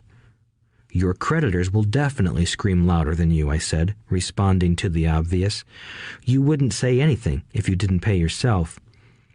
So you see, after paying myself, the pressure to pay my taxes and the other creditors is so great that it forces me to seek other forms of income. The pressure to pay becomes my motivation. I've worked extra jobs, started other companies, traded in the stock market, anything just to make sure those guys don't start yelling at me. That pressure made me work harder, forced me to think, and all in all, made me smarter and more active when it comes to money. If I had paid myself last, I would have felt no pressure, but I'd be broke. So it is the fear of the government or other people you owe money to that motivates you? That's right, said Rich Dad. You see, government bill collectors are big bullies. So are bill collectors in general. Most people give in to those bullies. They pay them and never pay themselves. You know the story of the 98-pound weakling who gets sand kicked in his face? I nodded. I see that ad for weightlifting and bodybuilding lessons in the comic books all the time. Well, most people let the bullies kick sand in their faces. I decided to use the fear of the bully to make me stronger. Others got weaker. Forcing myself to think about how to make extra money is like going to the gym and working out with weights. The more I work my mental money muscles out, the stronger I get. Now I'm not afraid of those bullies. I liked what Rich Dad was saying, so if I pay myself first, I get financially stronger mentally and fiscally. Rich Dad nodded. And if I pay myself last, or not at all, I get weaker. So people like bosses, managers, tax collectors, bill collectors, and landlords push me around all my life just because I don't have good money habits. Rich Dad nodded, just like the 98-pound weakling. Overcoming arrogance. What I know makes me money. What I don't know loses me money. Every time I have been arrogant, I have lost money. Because when I'm arrogant, I truly believe that what I don't know is not important, Rich Dad would often tell me. I have found that many people use arrogance to try to hide their own ignorance. It often happens when I am discussing financial statements with accountants or even other investors. They try to bluster their way through the discussion. It is clear to me that they don't know what they're talking about. They're not lying, but they are not telling the truth. There are many people in the world of money, finances, and investments who have absolutely no idea what they're talking about. Most people in the money industry are just spouting off sales pitches like used car salesmen. When you know you are ignorant in a subject, start educating yourself by finding an expert in the field or a book on the subject. Chapter 8. Getting Started. There is gold everywhere. Most people are not trained to see it. I wish I could say acquiring wealth was easy for me, but it wasn't. So in response to the question, how do I start, I offer the thought process I go through on a day-to-day basis. It really is easy to find great deals. I promise you that. It's just like riding a bike. After a little wobbling, it's a piece of cake. But when it comes to money, it takes determination to get through the wobbling. That's a personal thing. To find million-dollar deals of a lifetime requires us to call on our financial genius. I believe that each of us has a financial genius within us. The problem is that our financial genius lies asleep, waiting to be called upon. It lies asleep because our culture has educated us into believing that the love of money is the root of all evil. It has encouraged us to learn a profession so we can work for money, but failed to teach us how to have money work for us. It taught us not to worry about our financial future because our company or the government would take care of us when our working days are over. However, it is our children, educated in the same school system, who will end up paying for this absence of financial education. The message is still to work hard, earn money, and spend it. And when we run short, we can always borrow more. Unfortunately, 90% of the Western world subscribes to the above dogma, simply because it's easier to find a job and work for money. If you are not one of the masses, I offer you the following 10 steps to awaken your financial genius. I simply offer you the steps I have personally followed. If you want to follow some of them, great. If you don't, make up your own. Your financial genius is smart enough to develop its own list. While in Peru, I asked a gold miner of 45 years how he was so confident about finding a gold mine. He replied, "There is gold everywhere. Most people are not trained to see it." And I would say that is true. In real estate, I can go out and in a day come up with 4 or 5 great potential deals. while the average person will go out and find nothing, even looking in the same neighborhood. The reason is that they have not taken the time to develop their financial genius. I offer you the following 10 steps as a process to develop your God-given powers, powers over which only you have control. 1. Find a reason greater than reality, the power of spirit. If you ask most people if they would like to be rich or financially free, they would say yes. But then reality sets in. The road seems too long with too many hills to climb. It's easier to just work for money and hand the excess over to your broker. I once met a young woman who had dreams of swimming for the U.S. Olympic team. The reality was that she had to get up every morning at 4 o'clock to swim for 3 hours before going to school. She did not party with her friends on Saturday night. She had to study and keep her grades up, just like everyone else. When I asked her what fueled her superhuman ambition and sacrifice, she simply said, "I do it for myself and the people I love. It's love that gets me over the hurdles and sacrifices." A reason or a purpose is a combination of wants and don't wants. When people ask me what my reason for wanting to be rich is, I tell them that it is a combination of deep emotional wants and don't wants. I will list a few. First, the don't wants, for they create the wants. I don't want to work all my life. I don't want what my parents aspired for, which was job security and a house in the suburbs. I don't like being an employee. I hated that my dad always missed my football games because he was so busy working on his career. I hated it when my dad worked hard all his life and the government took most of what he worked for at his death. He could not even pass on what he worked so hard for when he died. The rich don't do that. They work hard and pass it on to their children. Now, the wants. I want to be free to travel the world and live in the lifestyle I love. I want to be young when I do this. I want to simply be free. I want control over my time and my life. I want money to work for me. Those are my deep-seated emotional reasons. What are yours? If they are not strong enough, then the reality of the road ahead may be greater than your reasons. I have lost money and been set back many times, but it was the deep emotional reasons that kept me standing up and going forward. I wanted to be free by age 40, but it took me until I was 47, with many learning experiences along the way.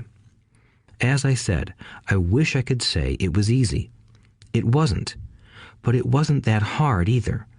I've learned that without a strong reason or purpose, anything in life is hard. If you do not have a strong reason, there is no sense listening further. It will sound like too much work. 2. Make daily choices. The power of choice. Choice is the main reason people want to live in a free country. We want the power to choose.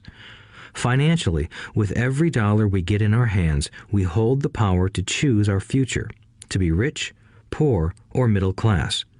Our spending habits reflect who we are. Poor people simply have poor spending habits. The benefit I had as a boy was that I loved playing Monopoly constantly. Nobody told me Monopoly was only for kids, so I just kept playing the game as an adult. I also had a rich dad who pointed out to me the difference between an asset and a liability. So a long time ago, as a little boy, I chose to be rich, and I knew that all I had to do was learn to acquire assets, real assets. My best friend, Mike, had an asset column handed to him, but he still had to choose to learn to keep it. Many rich families lose their assets in the next generation simply because there was no one trained to be a good steward over their assets. Most people choose not to be rich. For 90% of the population, being rich is too much of a hassle.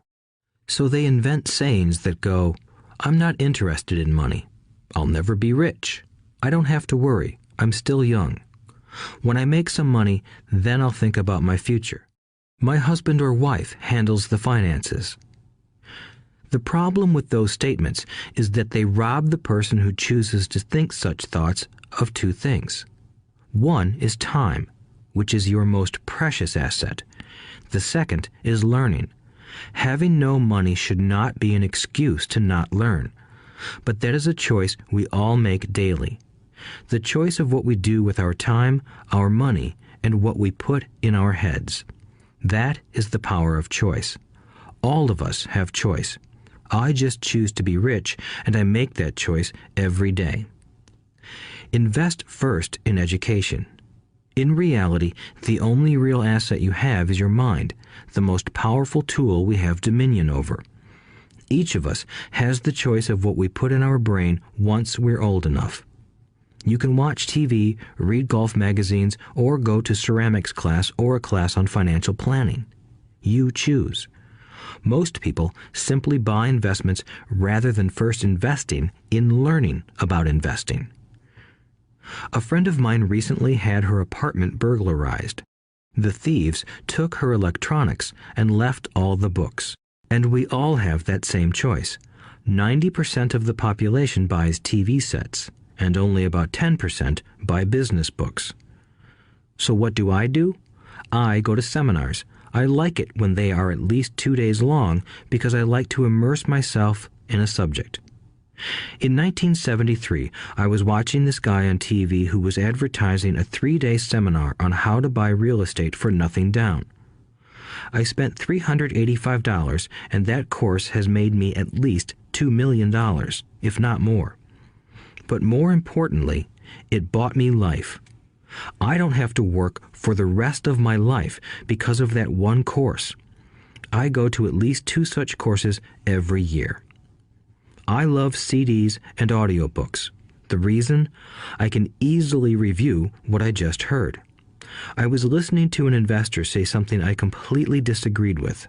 Instead of becoming arrogant and critical, I simply listened to that 5-minute stretch at least 20 times, maybe more.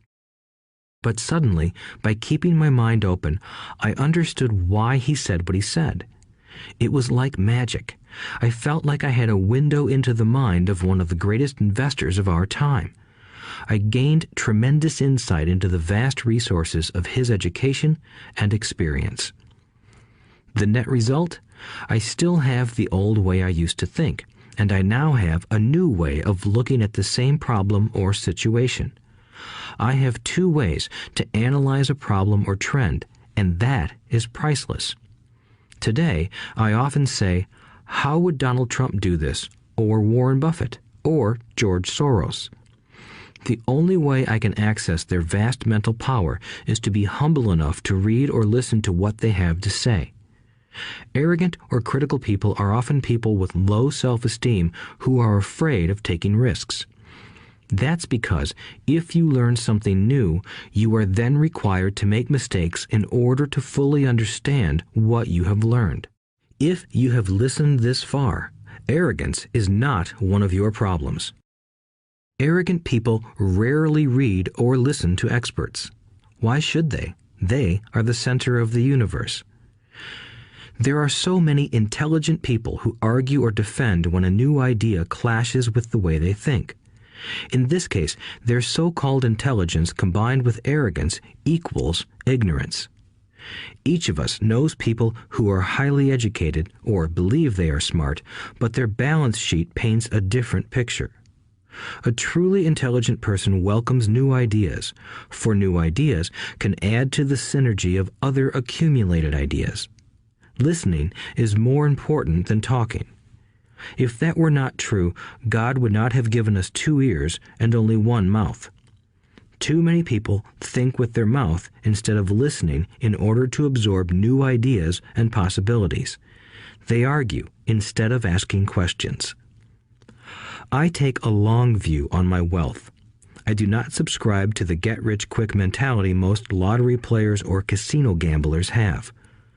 I may go in and out of stocks, but I am long on education. If you want to fly an airplane, I advise taking lessons first. I am always shocked at people who buy stocks or real estate but never invest in their greatest asset, their mind. Just because you bought a house or two does not make you an expert at real estate. 3. Choose friends carefully. The power of association. First of all, I do not choose my friends by their financial statements.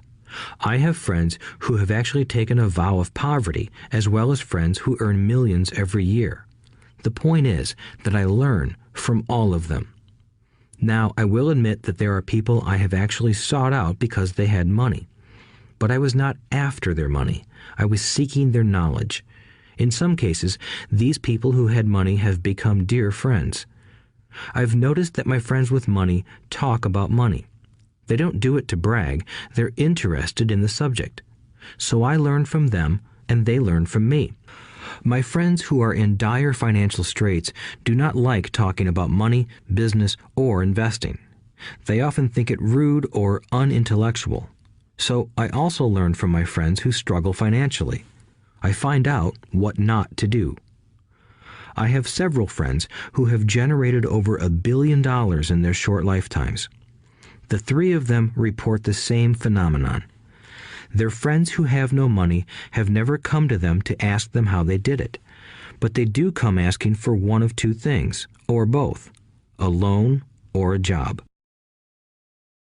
Warning: don't listen to poor or frightened people.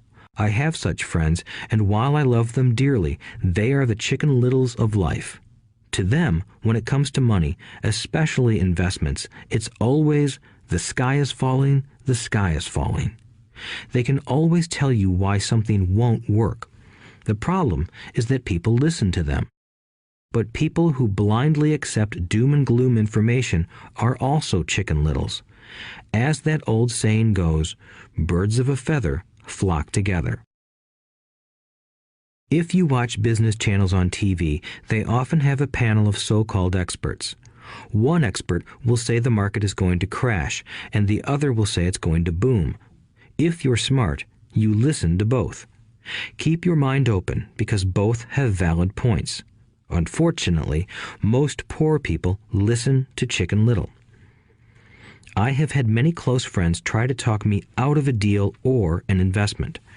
Not long ago, a friend told me he was excited because he found a 6% certificate of deposit. I told him I earned 16% from the state government. The next day, he sent me an article about why my investment was dangerous. I have received 16% for years now, and he still receives 6%. I would say that one of the hardest things about wealth building is to be true to yourself and to be willing to not go along with the crowd. This is because, in the market, it is usually the crowd that shows up late that is slaughtered. If a great deal is on the front page, it's too late in most instances. Look for a new deal. As we used to say as surfers, there is always another wave. People who hurry and catch a wave late usually are the ones who wipe out. Smart investors don't time the markets. If they miss a wave, they search for the next one and get themselves in position.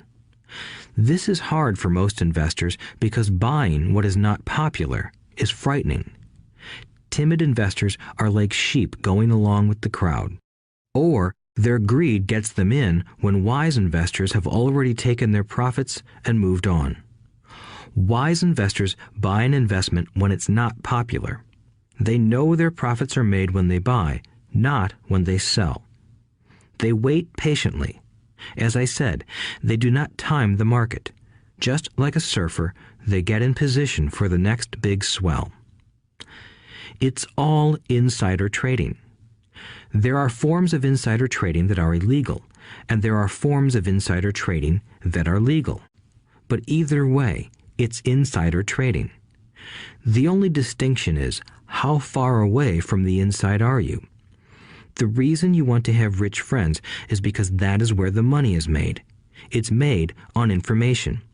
You want to hear about the next boom, get in and get out before the next bust. I'm not saying do it illegally, but the sooner you know, the better your chances are for profits with minimal risk. That is what friends are for, and that is financial intelligence. 4. Master a formula and then learn a new one. The power of learning quickly. In order to make bread, every baker follows a recipe, even if it's only held in their head. The same is true for making money. Most of us have heard the saying, "You are what you eat." I have a different slant. I say, "You become what you study." In other words, be careful what you learn, because your mind is so powerful that you become what you put in your head. For example, if you study cooking, you then tend to cook. If you don't want to be a cook anymore, then you need to study something else. When it comes to money, the masses generally have one basic formula they learned in school, and it's this: work for money. The predominant formula I see in the world is that every day millions of people get up, go to work, earn money, pay bills, balance checkbooks, buy some mutual funds, and go back to work. That is the basic formula, or recipe. If you're tired of what you're doing, or you're not making enough, it's simply a case of changing the formula via which you make money. Years ago, when I was 26, I took a weekend class called How to Buy Real Estate Foreclosures. I learned a formula. The next trick was to have the discipline to actually put into action what I had learned. That is where most people stop. For 3 years, while working for Xerox, I spent my spare time learning to master the art of buying foreclosures. I've made several $million using that formula. So, after I mastered that formula, I went in search of other formulas. For many of the classes, I did not directly use the information I learned, but I always learned something new. I have attended classes designed for derivative traders, commodity option traders, and chaologists. I was way out of my league, being in a room full of people with doctorates in nuclear physics and space science. Yet, I learned a lot that made my stock and real estate investing more meaningful and lucrative. Most junior colleges and community colleges have classes on financial planning and buying traditional investments. They are good places to start, but I always search for a faster formula. That is why, on a fairly regular basis, I make more in a day than many people will make in their lifetime. Another side note, in today's fast-changing world, it's not so much what you know anymore that counts, because often what you know is old. It is how fast you learn. That skill is priceless. It's priceless in finding faster formulas, recipes, if you will, for making dough. Working hard for money is an old formula born in the day of cavemen. 5. Pay yourself first. The power of self-discipline. If you cannot get control of yourself, do not try to get rich. It makes no sense to invest, make money, and blow it. It is the lack of self-discipline that causes most lottery winners to go broke soon after winning millions. It is the lack of self-discipline that causes people who get a raise to immediately go out and buy a new car or take a cruise. It is difficult to say which of the 10 steps is the most important, but of all the steps, this step is probably the most difficult to master if it is not already a part of your makeup. I would venture to say that personal self-discipline is the number one delineating factor between the rich, the poor, and the middle class. Simply put, people who have low self-esteem and low tolerance for financial pressure can never be rich. As I have said, a lesson learned from my rich dad was that the world will push you around. The world pushes people around, not because other people are bullies, but because the individual lacks internal control and discipline. People who lack internal fortitude often become victims of those who have self-discipline. In the entrepreneur classes I teach, I constantly remind people to not focus on their product, service, or widget, but to focus on developing management skills. The 3 most important management skills necessary to start your own business are management of 1. Cash flow, 2. People, 3. Personal time. I would say the skills to manage these three apply to anything, not just entrepreneurs. The three matter in the way you live your life as an individual or as part of a family, a business, a charitable organization, a city, or a nation. Each of these skills is enhanced by the mastery of self-discipline. I do not take the saying, "pay yourself first," lightly. The statement, "pay yourself first," comes from George Clayson's book, The Richest Man in Babylon. Millions of copies have been sold. But while millions of people freely repeat that powerful statement, few follow the advice. As I said, financial literacy allows one to read numbers, and numbers tell the story. By looking at a person's income statement and balance sheet, I can readily see if people who spout the words, "pay yourself first," actually practice what they preach. In reality, each month, many allocate money to their asset column before they pay their monthly expenses. Although millions of people have read Clayson's book and understand the words, "pay yourself first," in reality, they pay themselves last. Now, I can hear the howls from those of you who sincerely believe in paying your bills first, and I can hear all the responsible people who pay their bills on time. I am not saying be irresponsible and not pay your bills. All I am saying is do what the book says, which is pay yourself first. If you can truly begin to understand the power of cash flow, you will soon realize why 90% of people work hard all their lives and need government support like Social Security when they are no longer able to work. Kim and I have had many bookkeepers, accountants, and bankers who have had a major problem with this way of looking at pay yourself first. The reason is that these financial professionals actually do what the masses do. They pay themselves last. There have been times in my life when, for whatever reason, cash flow was far less than my bills. I still paid myself first. My accountant and bookkeeper screamed in panic. "They're going to come after you. The IRS is going to put you in jail. You're going to ruin your credit rating. They'll cut off the electricity." I still paid myself first. Why, you ask? Because that's what the story, The Richest Man in Babylon, was all about. The power of self-discipline and the power of internal fortitude. As my rich dad taught me the first month I worked for him, most people allow the world to push them around. A bill collector calls and you pay or else. A sales clerk says, "Oh, just put it on your charge card." Your real estate agent tells you, "Go ahead. The government allows you a tax deduction on your home." That is what the book is really about. Having the guts to go against the tide and get rich. You may not be weak, but when it comes to money, many people get wimpy. I am not saying be irresponsible. The reason I don't have high credit card debt and doodad debt is because I pay myself first. The reason I minimize my income is because I don't want to pay it to the government. That is why my income comes from my asset column through a Nevada corporation. If I work for money, the government takes it. Although I pay my bills last, I am financially astute enough to not get into a tough financial situation. I don't like consumer debt. I actually have liabilities that are higher than 99% of the population, but I don't pay for them.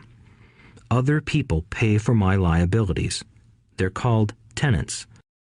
So rule number 1 in paying yourself first is don't get into debt in the first place. Although I pay my bills last, I set it up to have only small, unimportant bills that are due. When I occasionally come up short, I still pay myself first. I let the creditors and even the government scream. I like it when they get tough. Why? Because those guys do me a favor. They inspire me to go out and create more money. So I pay myself first, invest the money, and let the creditors yell. I generally pay them right away anyway. Kim and I have excellent credit. We just don't cave into pressure and spend our savings or liquidate stocks to pay for consumer debt. That is not too financially intelligent. To successfully pay yourself first, keep the following in mind. 1. Don't get into large debt positions that you have to pay for. Keep your expenses low. Build up assets first. Then buy the big house or nice car. Being stuck in the rat race is not intelligent. 2. When you come up short, let the pressure build and don't dip into your savings or investments. Use the pressure to inspire your financial genius to come up with new ways of making more money and then pay your bills. You will have increased your ability to make more money as well as your financial intelligence. So many times I have gotten into financial hot water and used my brain to create more income while staunchly defending the assets in my asset column. My bookkeeper has screamed and dived for cover, but I was like a good soldier defending the fort. Fort assets. Poor people have poor habits. A common bad habit is innocently called dipping into savings. The rich know that savings are only used to create more money, not to pay bills. I know that sounds tough, but as I said, if you're not tough inside, the world will always push you around anyway. If you do not like financial pressure, then find a formula that works for you. A good one is to cut expenses, put your money in the bank, pay more than your fair share of income tax, buy safe mutual funds, and take the vow of the average. But this violates the pay yourself first rule. This rule does not encourage self-sacrifice or financial abstinence. It doesn't mean pay yourself first and starve. Life was meant to be enjoyed. If you call on your financial genius, you can have all the goodies of life, get rich, and pay bills. And that is financial intelligence. 6. Pay your brokers well. The power of good advice. Sometimes I see people posting a sign in front of their house that says, "For sale by owner." Or I see people on TV claiming to be discount brokers. My rich dad taught me to take the opposite approach.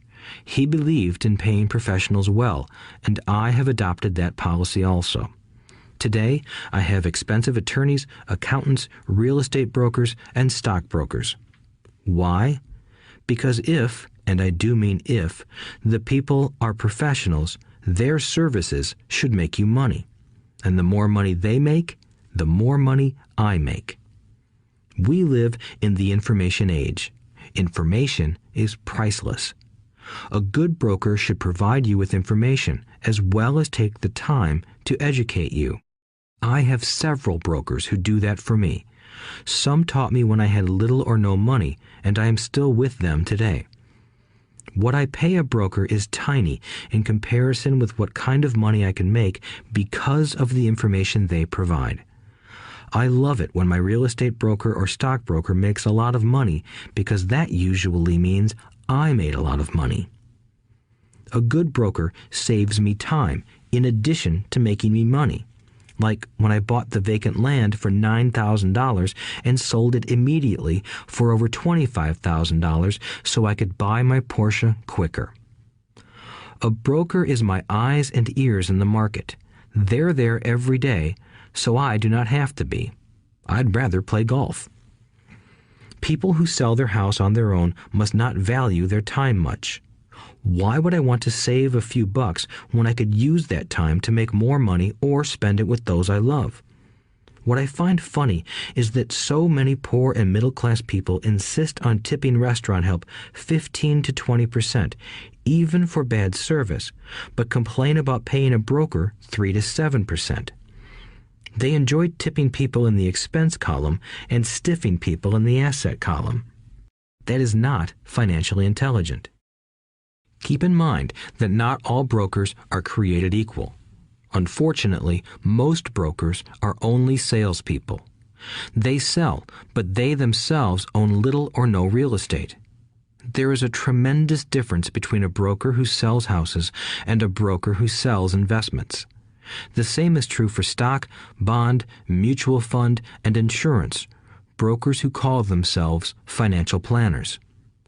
When I interview any paid professional, I first find out how much property or stocks they personally own and what percentage they pay in taxes. And that applies to my tax attorney as well as my accountant. I have an accountant who minds his own business. His profession is accounting, but his business is real estate. I used to have an accountant who was a small business accountant, but he had no real estate.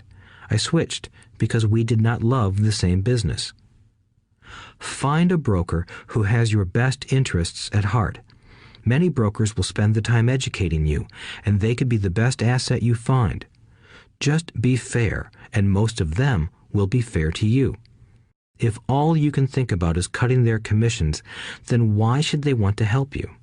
It's just simple logic. As I said earlier, one of the management skills is the management of people. Many people only manage people they feel smarter than and they have power over. Many middle managers remain middle managers, failing to get promoted because they know how to work with people below them, but not with people above them. The real skill is to manage and reward the people who are smarter than you in some technical area. That is why companies have a board of directors. You should have one too. That is financial intelligence. 7. Be an Indian giver. The power of getting something for nothing. When the first European settlers came to America, they were taken aback by a cultural practice some American Indians had. For example, if a settler was cold, the Indian would give the person a blanket. Mistaking it for a gift, the settler was often offended when the Indian asked for it back. The Indians also got upset when they realized that settlers did not want to give it back. That is where the term Indian giver came from, a simple cultural misunderstanding. In the world of the asset column, being an Indian giver is vital to wealth. The sophisticated investor's first question is, how fast do I get my money back? They also want to know what they get for free, also called a piece of the action. That is why the ROI, or return on investment, is so important. For example, I found a small condominium that was in foreclosure a few blocks from where I lived. The bank wanted $60,000 and I submitted a bid for $50,000, which they took simply because, along with my bid, was a cashier's check for $50,000. They realized I was serious. Most investors would say, "Aren't you tying up a lot of cash? Would it not be better to get a loan on it?" The answer is, not in this case. My investment company uses this condominium as a vacation rental in the winter months when the snowbirds come to Arizona. It rents for $2,500 a month for 4 months out of the year. For rental during the off-season, it rents for only $1,000 a month. I had my money back in about 3 years. Now I own this asset, which pumps money out for me, month in and month out. The same is done with stocks. Frequently, my broker calls and recommends I move a sizable amount of money into the stock of a company that he feels is just about to make a move that will add value to the stock, like announcing a new product. I will move my money in for a week to a month while the stock moves up. Then I pull my initial dollar amount out and stop worrying about the fluctuations of the market because my initial money is back and ready to work on another asset. So my money goes in, and then it comes out, and I own an asset that was technically free. True, I have lost money on many occasions, but I only play with money I can afford to lose. I would say, on an average 10 investments, I hit home runs on 2 or 3, while 5 or 6 do nothing, and I lose on 2 or 3. But I limit my losses to only the money I have in at that time.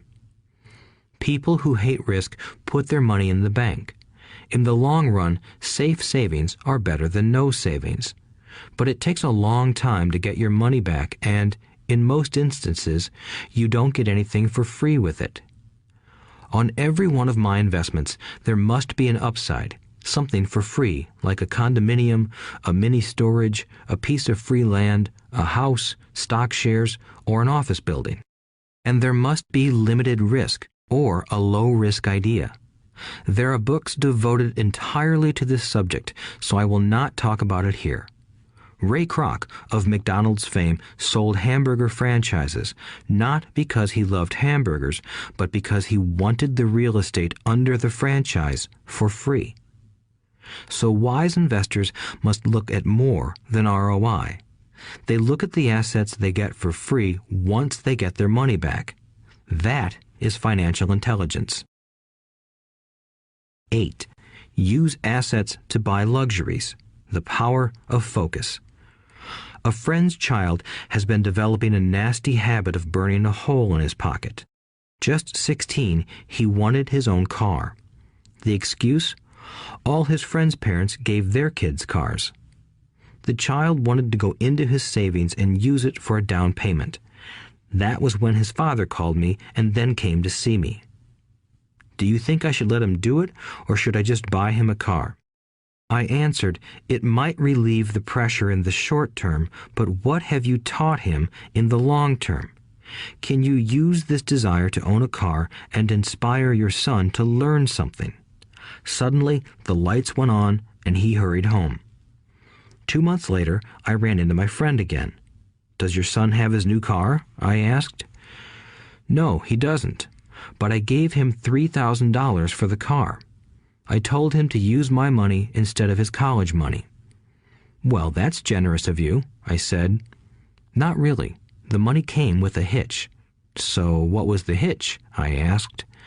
Well, first we played your cash flow game. We then had a long discussion about the wise use of money. After that, I gave him a subscription to the Wall Street Journal and a few books on the stock market. Then what? I asked. What was the catch? I told him that $3,000 was his, but he could not directly buy a car with it. He could use it to find a stockbroker and buy and sell stocks. Once he had made $6,000 with the $3,000, the money would be his for the car, and the $3,000 would go into his college fund. And what are the results? I asked. Well, he got lucky early in his trading, but lost everything a few days later. Then he really got interested. Today, I would say he is down $2,000, but his interest is up. He has read all the books I bought him, and he's gone to the library to get more. He reads the Wall Street Journal voraciously, watching for indicators. He's only got $1,000 left, but his interest and learning are sky high. He knows that if he loses that money, he walks for 2 more years. But he does not seem to care. He even seems uninterested in getting a car because he's found a game that is more fun. What happens if he loses all the money? I asked. We'll cross that bridge when we get to it. I'd rather have him lose everything now than wait till he's our age to risk losing everything. And besides, that is the best $3,000 I've ever spent on his education. What he is learning will serve him for life, and he seems to have gained a new respect for the power of money. As I said earlier, if a person cannot master the power of self-discipline, it is best not to try to get rich. I say this because although the process of developing cash flow from an asset column is easy in theory, what's hard is the mental fortitude to direct money to the correct use. Due to external temptations, it is much easier in today's consumer world to simply blow money out the expense column. With weak mental fortitude, that money flows into the paths of least resistance. That is the cause of poverty and financial struggle. The following example illustrates the financial intelligence needed to direct money to make more money. If we give 100 people $10,000 at the start of the year, I believe that at the end of the year, 80 would have nothing left. In fact, many would have created greater debt by making a down payment on a new car, refrigerator, electronics, or a holiday. 16 would have increased that $10,000 by 5 to 10%. 4 would have increased it to $20,000 or into the millions. We go to school to learn a profession so we can work for money. It is my opinion that it's just as important to learn how to have money work for you. I love my luxuries as much as anyone else. The difference is I don't buy them on credit. It's the keep up with the Joneses trap. When I wanted to buy a Porsche, the easy road would have been to call my banker and get a loan. Instead of choosing to focus in the liability column, I chose to focus in the asset column. As a habit, I use my desire to consume to inspire and motivate my financial genius to invest. Too often today, we focus on borrowing money to get the things we want instead of focusing on creating money. One is easier in the short term, but harder in the long term. It's a bad habit that we as individuals and as a nation have gotten into. Remember, the easy road often becomes hard, and the hard road often becomes easy. The earlier you can train yourself and those you love to be masters of money, the better. Money is a powerful force. Unfortunately, people use the power of money against themselves. If your financial intelligence is low, money will run all over you. It will be smarter than you. If money is smarter than you, you will work for it all your life. To be the master of money, you need to be smarter than it. Then money will do as it is told. It will obey you. Instead of being a slave to it, you will be the master of it. That is financial intelligence. 9. Choose heroes. The power of myth. When I was a kid, I greatly admired Willie Mays, Hank Aaron, and Yogi Berra. They were my heroes, and I wanted to be just like them. I treasured their baseball cards. I knew their stats, the RBIs, the ERAs, their batting averages, how much they got paid, and how they came up from the minor leagues.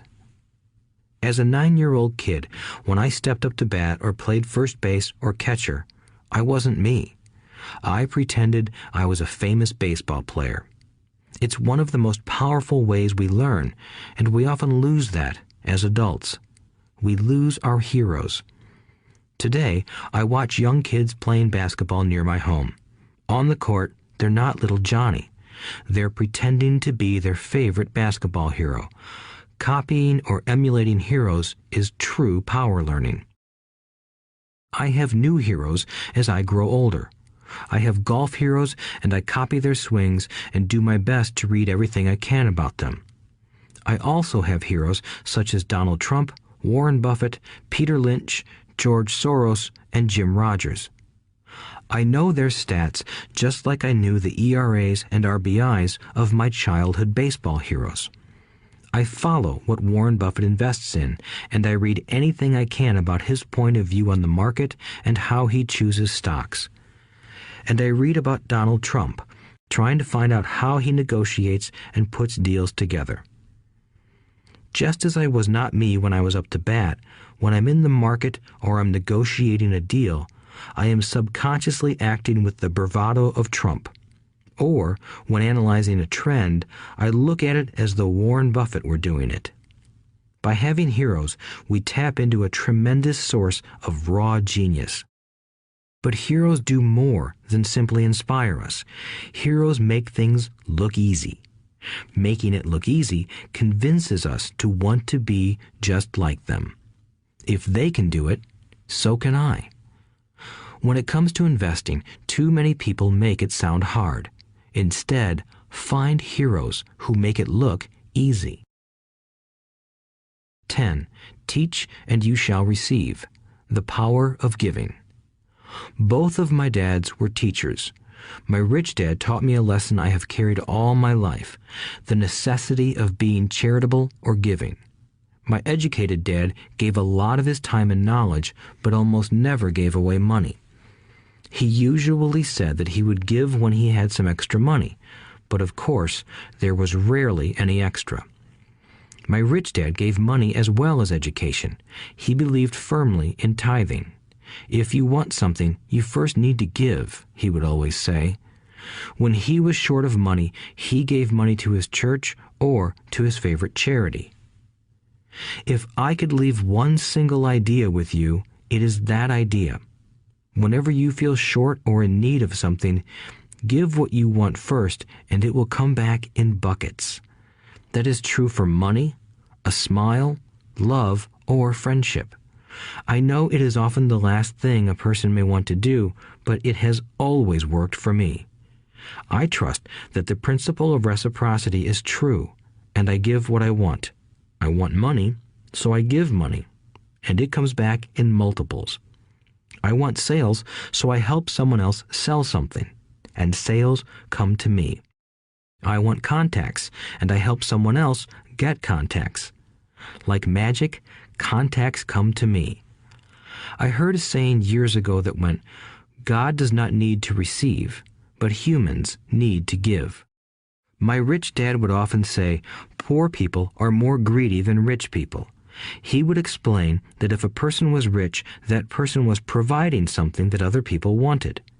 In my life, whenever I have felt needy or short of money or short of help, I simply went out or found in my heart what I wanted and decided to give it first.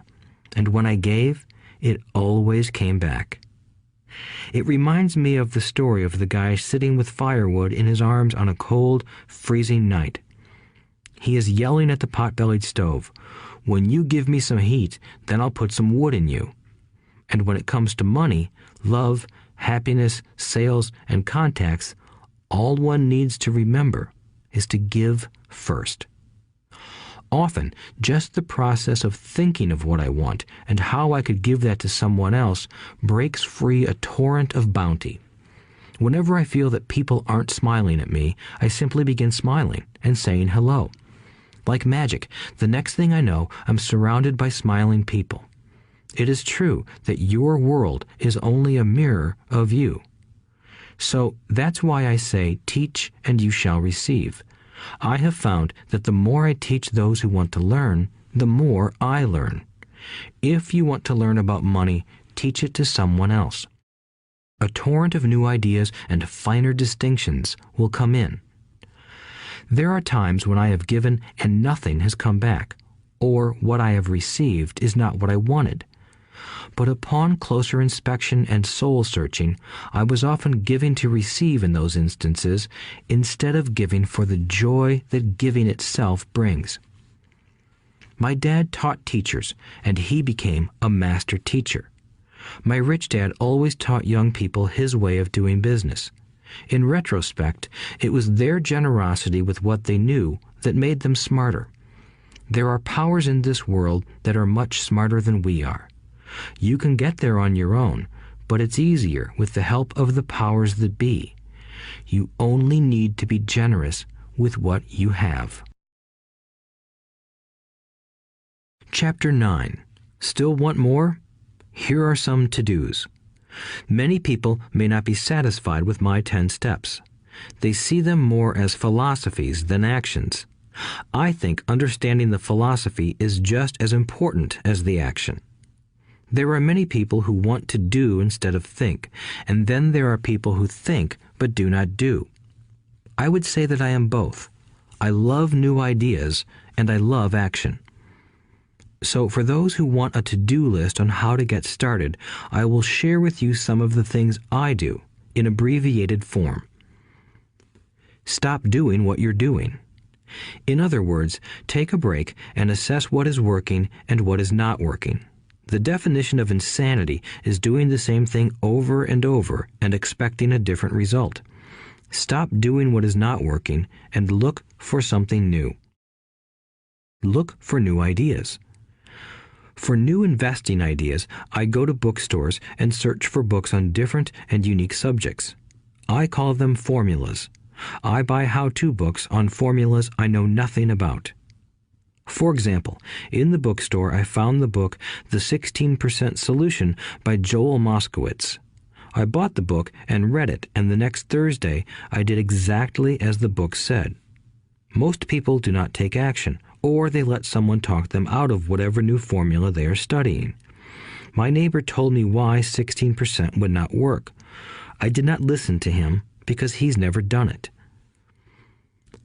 Find someone who has done what you want to do. take them to lunch, and ask them for tips and tricks of the trade. As for 16% tax lien certificates, I went to the county tax office and found the government employee who worked in that office. I found out that she, too, invested in the tax liens. Immediately, I invited her to lunch. She was thrilled to tell me everything she knew and how to do it. After lunch, she spent all afternoon showing me everything. By the next day, I found 2 great properties with her help that have been accruing interest at 16% ever since. It took a day to read the book, a day to take action, an hour for lunch, and a day to acquire 2 great deals. Take classes, read, and attend seminars. I search newspapers and the internet for new and interesting classes, many of which are free or inexpensive. I also attend and pay for expensive seminars on what I want to learn. I am wealthy and free from needing a job simply because of the courses I took. I have friends who did not take those classes who told me I was wasting my money, and yet they're still at the same job. Make lots of offers. When I want a piece of real estate, I look at many properties and generally write an offer. If you don't know what the right offer is, neither do I. That is the job of the real estate agent. They make the offers. I do as little work as possible. A friend wanted me to show her how to buy apartment houses. So one Saturday, she, her agent, and I went and looked at 6 apartment houses. 4 were dogs, but 2 were good. I said to write offers on all 6, offering half of what the owners asked for. She and the agent nearly had heart attacks. They thought it was rude and would offend the sellers, but I really don't think the agent wanted to work that hard. So they did nothing and went on looking for a better deal.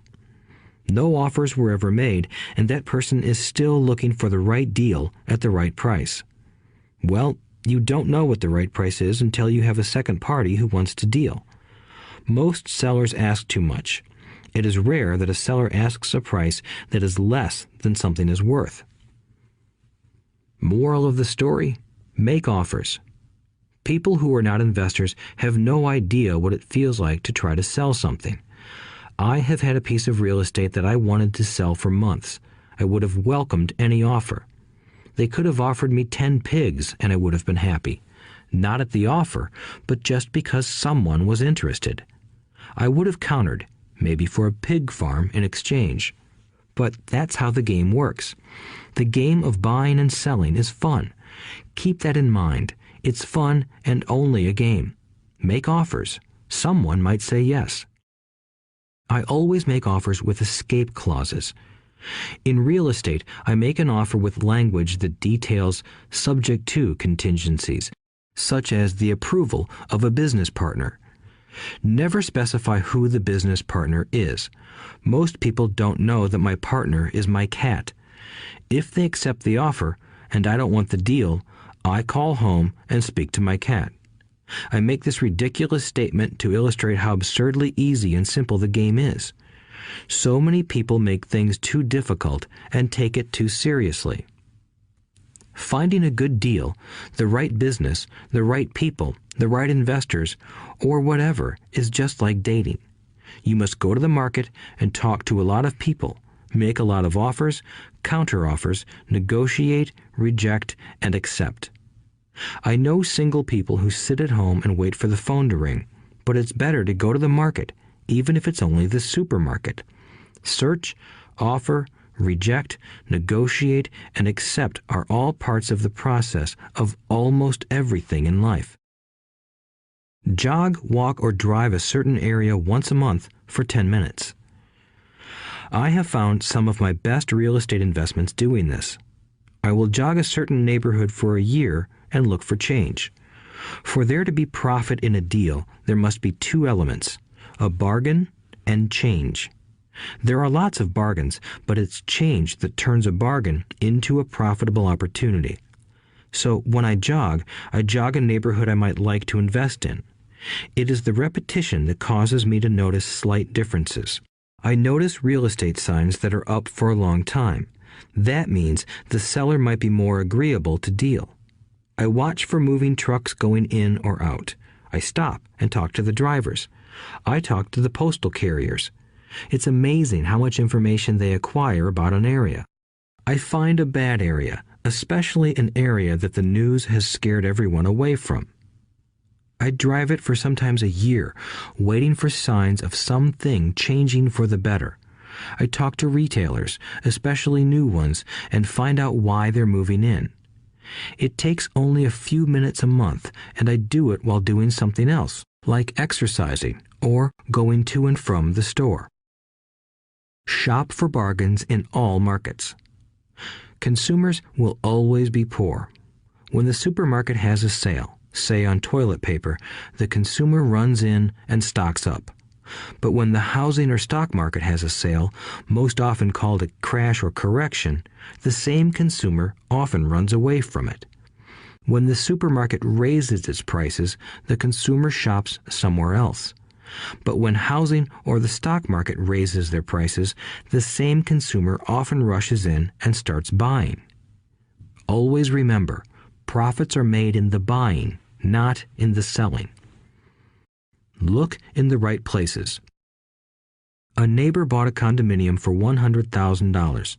I bought the identical condo next door for $50,000.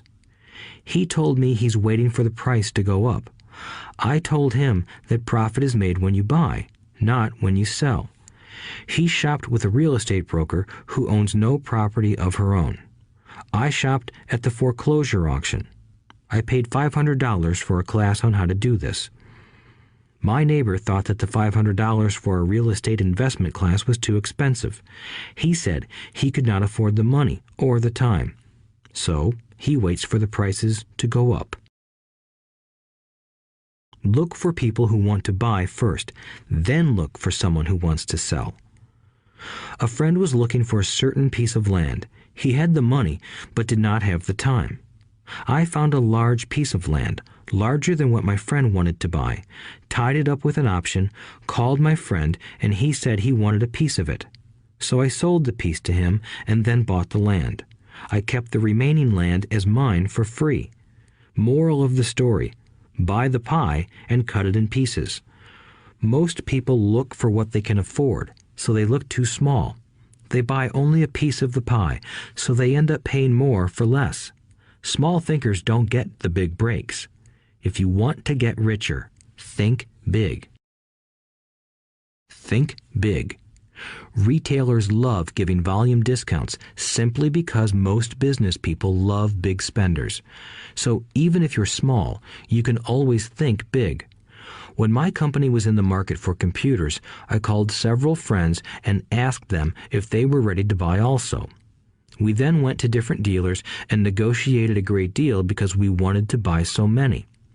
I have done the same with stocks. Small people remain small because they think small, act alone, or don't act at all. Learn from history. All the big companies on the stock exchange started out as small companies. Colonel Sanders did not get rich until after he lost everything in his 60s. Bill Gates was one of the richest men in the world before he was 30. Action always beats inaction. These are just a few of the things I have done and continue to do to recognize opportunities. The important words are have done and do. As repeated many times throughout this audiobook, you must take action before you can receive the financial rewards. Act now. Final thoughts. I would like to share some final thoughts with you. The main reason I wrote this book, and the reason it has remained a bestseller since 2000, was to share insights into how increased financial intelligence can be used to solve many of life's common problems. Without financial training, we all too often use the standard formulas to get through life. Work hard, save, borrow, and pay excessive taxes. Today, more than ever, we need better information. I use the following story as an example of a financial problem that confronts many young families today. How do you afford a good education for your children and provide for your own retirement? It requires using financial intelligence instead of hard work. A friend of mine was griping one day about how hard it was to save money for his 4 children's college educations. He was putting $300 away in a college fund each month and had so far accumulated only about $12,000. He had about 12 more years to save for college since his oldest child was then 6 years old. At the time, the real estate market in Phoenix was terrible. People were giving houses away. I suggested to my friend that he buy a house with some of the money in his college fund. The idea intrigued him, and we began to discuss the possibility. His primary concern was that he did not have credit with the bank to buy another house since he was so overextended. I assured him that there were other ways to finance a property rather than through the bank. We looked for a house for 2 weeks, a house that would fit all our criteria. There were plenty to choose from, so shopping was fun. Finally, we found a 3-bedroom, 2-bath home in a prime neighborhood. The owner had been downsized and needed to sell that day because he and his family were moving to California where another job waited. The owner wanted $102,000, but we offered only $79,000. He took it immediately and agreed to carry back the loan with a 10% down payment. All my friend had to come up with was $7,900. As soon as the owner moved, my friend put the house up for rent. After all expenses were paid, including the mortgage, he put $125 in his pocket each month. His plan was to keep the house for 12 years and let the mortgage get paid down faster by applying the extra $125 to the principal each month. We figured that in 12 years, a large portion of the mortgage would be paid off and he could possibly be clearing $800 a month by the time his first child went to college. He could also sell the house if it had appreciated in value. 3 years later, the real estate market greatly improved in Phoenix, and he was offered $156,000 for the same house by the tenant who lived in it. Again, he asked me what I thought. I advised that he sell it, using a 1031 tax-deferred exchange.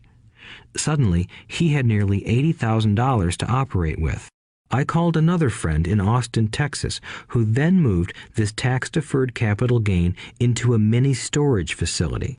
Within 3 months, he began receiving checks for a little less than $1,000 a month, which he then poured back into the college fund.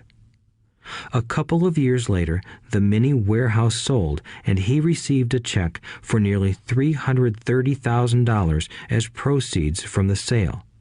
He rolled those funds into a new project that would now generate over $3,000 a month in income, again going into the college fund. He is now very confident that his goal will be met easily. It only took $7,900 to start and a little financial intelligence. His children will be able to afford the education they want, and he will then use the underlying asset, wrapped in his legal entity, to pay for his retirement. As a result of this successful investment strategy, he will be able to retire early. Thank you for listening to this audiobook. I hope it has provided some insights into utilizing the power of money to work for you. Today, we need greater financial intelligence to simply survive. The idea that it takes money to make money is the thinking of financially unsophisticated people. It does not mean that they're not intelligent. They have simply not learned the science of making money. Money is only an idea. If you want more money, simply change your thinking. Every self-made person started small with an idea and then turned it into something big. The same applies to investing. It takes only a few dollars to start and grow it into something big. I meet so many people who spend their lives chasing the big deal or trying to amass a lot of money to get into a big deal. But to me, that is foolish. Too often, I have seen unsophisticated investors put their large nest egg into one deal and lose most of it rapidly. They may have been good workers, but they were not good investors. Education and wisdom about money are important. Start early. Buy a book. Go to a seminar. Practice. Start small. I turned $5,000 cash into a $1 million asset, producing $5,000 a month cash flow in less than 6 years. But I started learning as a kid. I encourage you to learn because it's not that hard. In fact, it's pretty easy once you get the hang of it. I think I have made my message clear. It's what is in your head that determines what is in your hands. Money is only an idea. There is a great book called Think and Grow Rich. The title is not Work Hard and Grow Rich. Learn to have money work hard for you, and your life will be easier and happier. Today, don't play it safe. Play it smart. The 3 incomes. In the world of accounting, there are 3 different types of income. 1, ordinary earned. 2, portfolio. 3, passive. When my poor dad said to me, "Go to school, get good grades, and find a safe, secure job," he was recommending I work for earned income.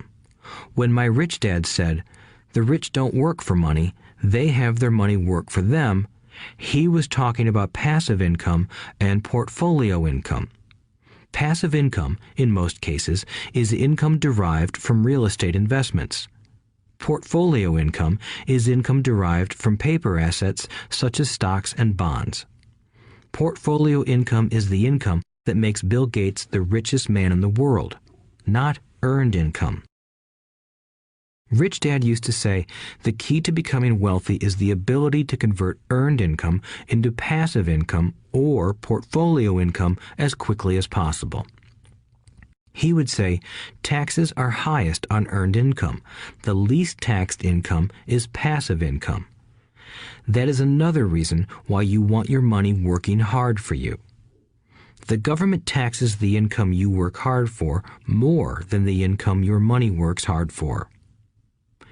In my second book, Rich Dad's Cash Flow Quadrant, I explain the 4 different types of people who make up the world of business.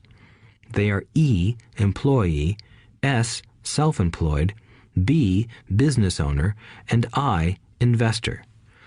Most people go to school to learn to be an E or an S. The cash flow quadrant is written about the core differences of these 4 types and how people can change their quadrant. In fact, most of our products are created for people in the B and I quadrants.